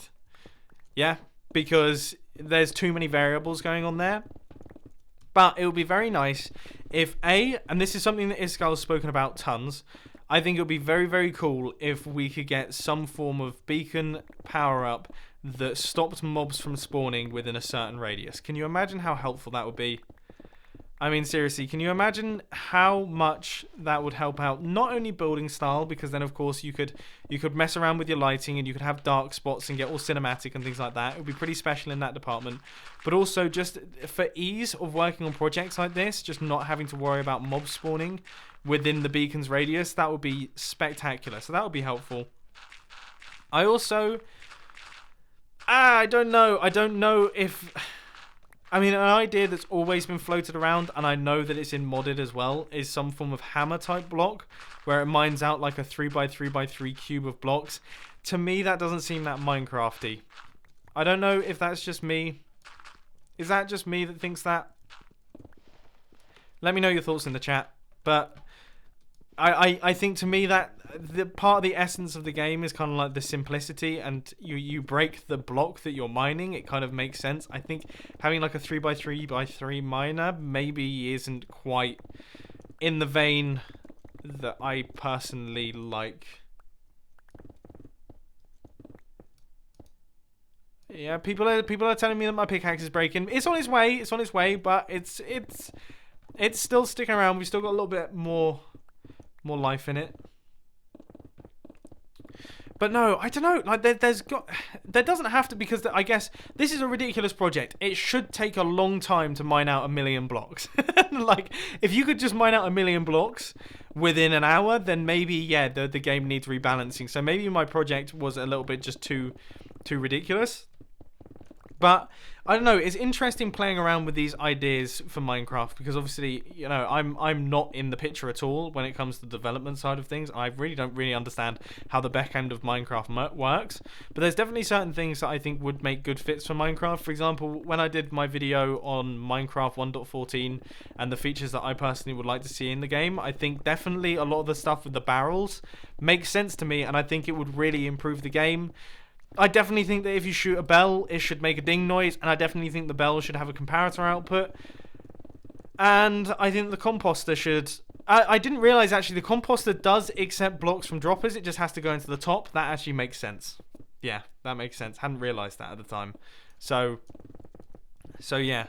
But in terms of, like, completely different features that could be introduced into the game, wouldn't it be nice if you could kind of program a villager... Not program a villager, but you could, like... I don't know. You could get a villager... You could have something. And this is the Village and Pillage update, so if there's any update that makes sense to do it, it would be something like this. You could set up some way for a villager to do some mining for you. So you can get him to, I don't know, maybe you put a border fence around, and then the villager just cracks on through and just starts mining out massive areas. I don't know, once again, that kind of feels a little bit not Minecrafty, doesn't it? Yeah, it's difficult. I absolutely, I feel sorry for Mojang a little bit, because to balance this game is so tricky, because there's definitely like a beautiful simplicity to Minecraft, which makes it such a fantastic game to play. But then also, they have to introduce new features into the game, which means that obviously over time things are going to get less simple. That's how that works. However, I mean, you don't want to break that balance, do you? So, like for example, when it comes to redstone, the same thing goes for redstone. You know, people often ask for AND gates in a block, and we want such and such in a block, and we want this, and we want programmable blocks and things like that. And I often err on the side of no for that sort of thing, just because I like the fact that in redstone you have to program your own AND gates, and you have to do this and do that, and you can't just have one solution in a block. Like that to me kind of spoils some of the fun. And yeah, the same thing goes for Minecraft as a whole. Like if you I get it, yeah, pickaxe, I see, I'm there, I gotcha, I'm on it, I'm working on it. Thank you, everyone. I totally forgot about my pickaxe, so I very much appreciate you guys for that one. But yeah, it's such a fine balance, and as I say, I do not envy the Mojang team in the slightest for having to deal with that. But there's definitely certain things that I would like to see, and like movable barrels, and even the stone cutter. I mean, the stone cutter is an interesting one, because for me, even the fact that it's in the game, like this whole new crafting system that they've created, to me feels a little bit. It feels a little bit on the edge of not being that Minecrafty. Like it feels very different, like a complete departure from what Minecraft's been about beforehand. But the thing that I find a bit odd about it is that it's kind of half there. So they introduced the blast furnace, and they introduced all of these new kind of crafting recipes and things, these crafting benches and things like that. But the weird thing about it is the crafting bench still does all of that stuff pretty much just as well. Just the new things that have been introduced maybe add some slightly easier ways to do it, which I'm fine with, totally. But it would be really nice if these new things that were introduced had like totally different things. Like, for example, the stone cutter being able to do, I don't know, cut blocks. I did mention that in my video. It would be cool if it could cut blocks, wouldn't it? I mean, if you're going to introduce a stone cutter, which already seems a little bit strange on the Minecraft front, you might as well just make it totally wild and make it cut blocks. That would be wicked. But yeah, there's a bunch of different avenues that they could go down. I'm interested to see what they come out with. I guess for Minecraft, for this update, I feel like maybe they might be done in terms of features. I think maybe it's going to be bug fixes from now on. So this could be Minecraft 1.14, which is a pretty interesting update. But I think in the future, it'll be interesting to see if they do anything with like the blast furnace, or make anything behave totally differently to things that already exist in the game. Because that was the only complaint that I had about something like the barrel, is that the barrel is a chest.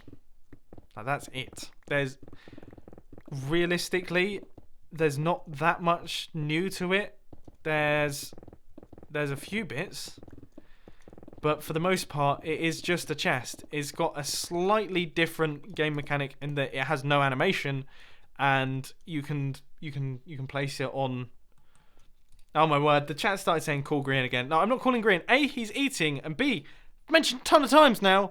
Okay, I'm doing this on my own for the time being. I'm just chilling out playing Minecraft on my own. But yeah, it's I don't know. It's tricky. It's tricky working out what works best, because to be honest with you, if Mojang had introduced the stone cutter and it actually broke blocks, I don't know if I'd be happy. I don't know if I'd actually be happy about that.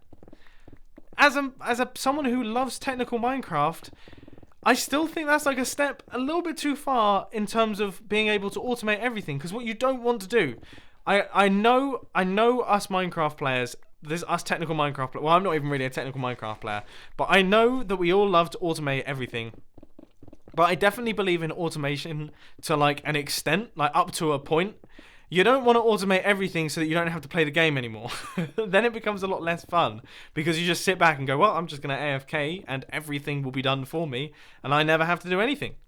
Because that's when the game becomes boring. So you're definitely walking a fine line there. And I don't know if I would be happy if they introduced the stone cutter for that.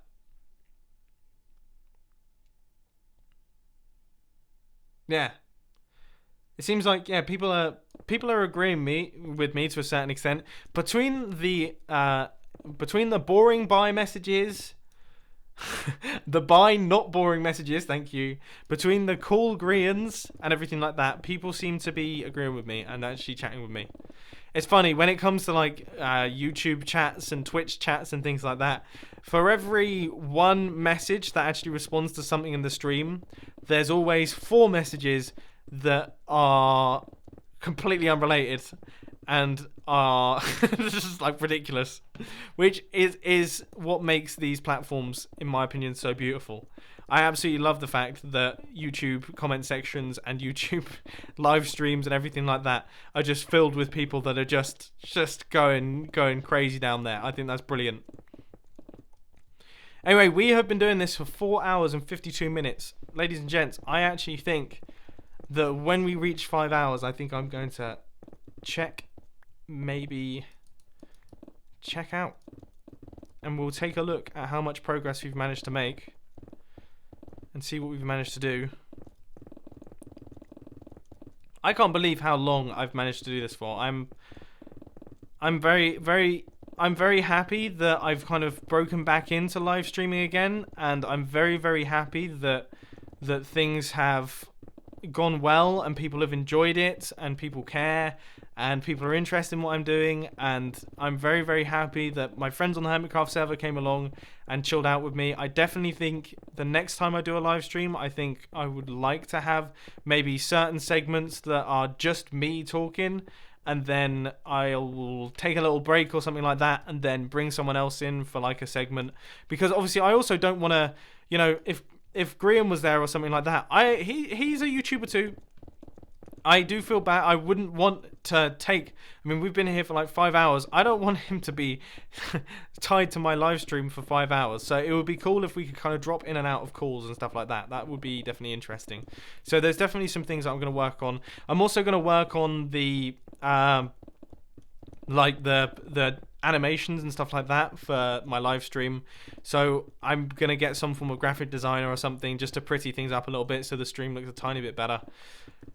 But no, this was like a really cool dipping my toes in the water. It's been very interesting to get back into it. And I definitely feel like I've kind of found a rhythm to a certain extent and I know what I'm doing. And I can see myself doing this more and more in the future. And yeah, no, I'm hearing you. You're telling me that I need to pick up all of my stuff. And yeah, I mean, yeah. I'm reading through the chat. There's certain things that obviously I'm picking up on, and I'll probably watch back this live stream, as amazing as that sounds, and see potentially where it can be improved and see where people are interested. I mean, obviously there's certain, like, the one thing that I guess when you're reading the chat and things like that, it's very easy to get tied up in demands. So for example, with the you need to do this and you need to do that, and then the funny thing is about chats is that obviously catches on and then everyone says it throughout the chat and it becomes like a big spam fest. That's definitely something that I'm gonna see if there's anything that I can do about, just because it doesn't make for the easiest streaming experience, and also it doesn't, for someone who's just trying to interact with the video and things like that, seeing that spam fest maybe isn't the most entertaining thing in the world. So yeah, I'll see what I can do about that. But no, it's all just been a learning process, and it's been very cool to do it. Did I just pick up a full inventory of stone? Was there just a full inventory of stone just lying there? That's amazing. There's so many resources here. I mean, yeah. That's ridiculous. That's so crazy. People saying riot down in the chat. I like that. I'm surprised there's certain messages that are managing to get through the spam filter that there shouldn't be. And no, see, yeah, that's one thing. So back when I used to stream, one thing, so when I'm talking about the demands and things like that, like, for example, one person would always say in the chat pretty early on, Mumbo, you should get a face cam, or face cam. And then the entire chat would just descend into just demanding face cams. And it's so interesting watching that happen. But I've always said that, for example, for live streams and things like that, face cam, and the same with YouTube videos and things like that. I personally don't find it interesting watching a live stream, especially one like this.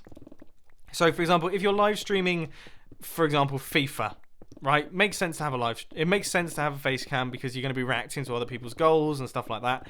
If you're live streaming horror games and things like that, absolutely get yourself a face cam.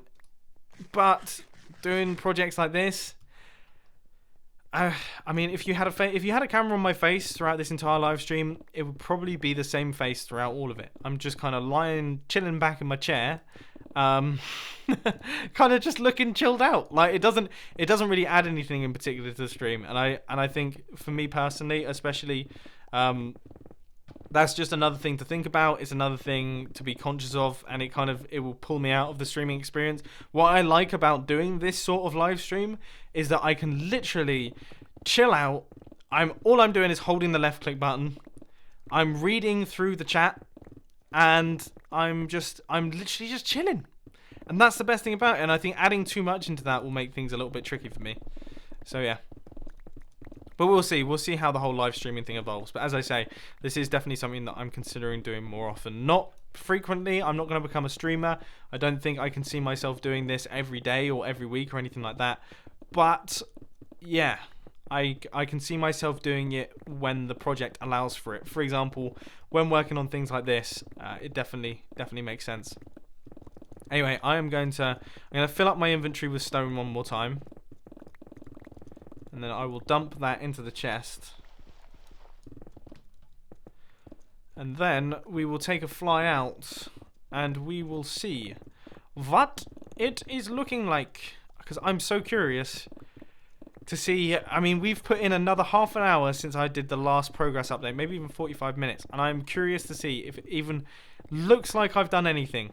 Because the problem with the project of this size is that you put in 3 hours of work and you don't even scratch the surface of anything. So yeah. Are we done? Yep, that's it. There we go. Alright, let's fly out and look. First off, I'm going to dump this stuff. I think we must have filled all those chests. I mean, the number of blocks that we mined in today's... I wish I had worked out the stats on it or something, just so that we knew. But, I mean, we've got a lot of resources in all of these chests. Are they all filled? They're pretty much all filled. So that should give you some kind of inkling. Right, let's fly. Let's do it, let's do it, let's do it. Oh, see, look, people are spamming face cams. See? See what I mean? Just nice. We've made a dent. We've made a dent, that's for sure.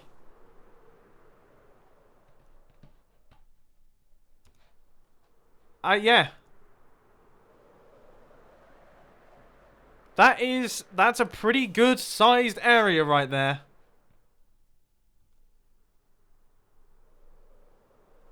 Not bad. So this is the size of the space that we need to punch out, and we need to go all the way down to that beacon. So yeah, we have got a lot of work left to do, ladies and gentlemen, a ton of work, but we have just hit the 5-hour mark, so there we go. That is it. We have been streaming for 5 hours. My voice is completely knackered, but I have had an absolute blast, ladies and gentlemen. I am so glad to see that you guys enjoyed it. I have had so much fun. It's been super, super cool. Thank you to everyone who has joined me. Grian is currently chilling out here. I feel like I should do something to him, but I'm not going to. And yeah, I really, really hope that you enjoyed. I look forward to doing more of this stuff in the future. Thank you to everyone who was on the super chat and on the donations and everything like that. It's been totally ridiculous. I have not been able to keep up with it in the slightest, but hopefully all of the notifications on the screen and everything like that have helped out. And yeah, I really can't thank you guys enough. So thank you. And I will see you again very soon. Bye.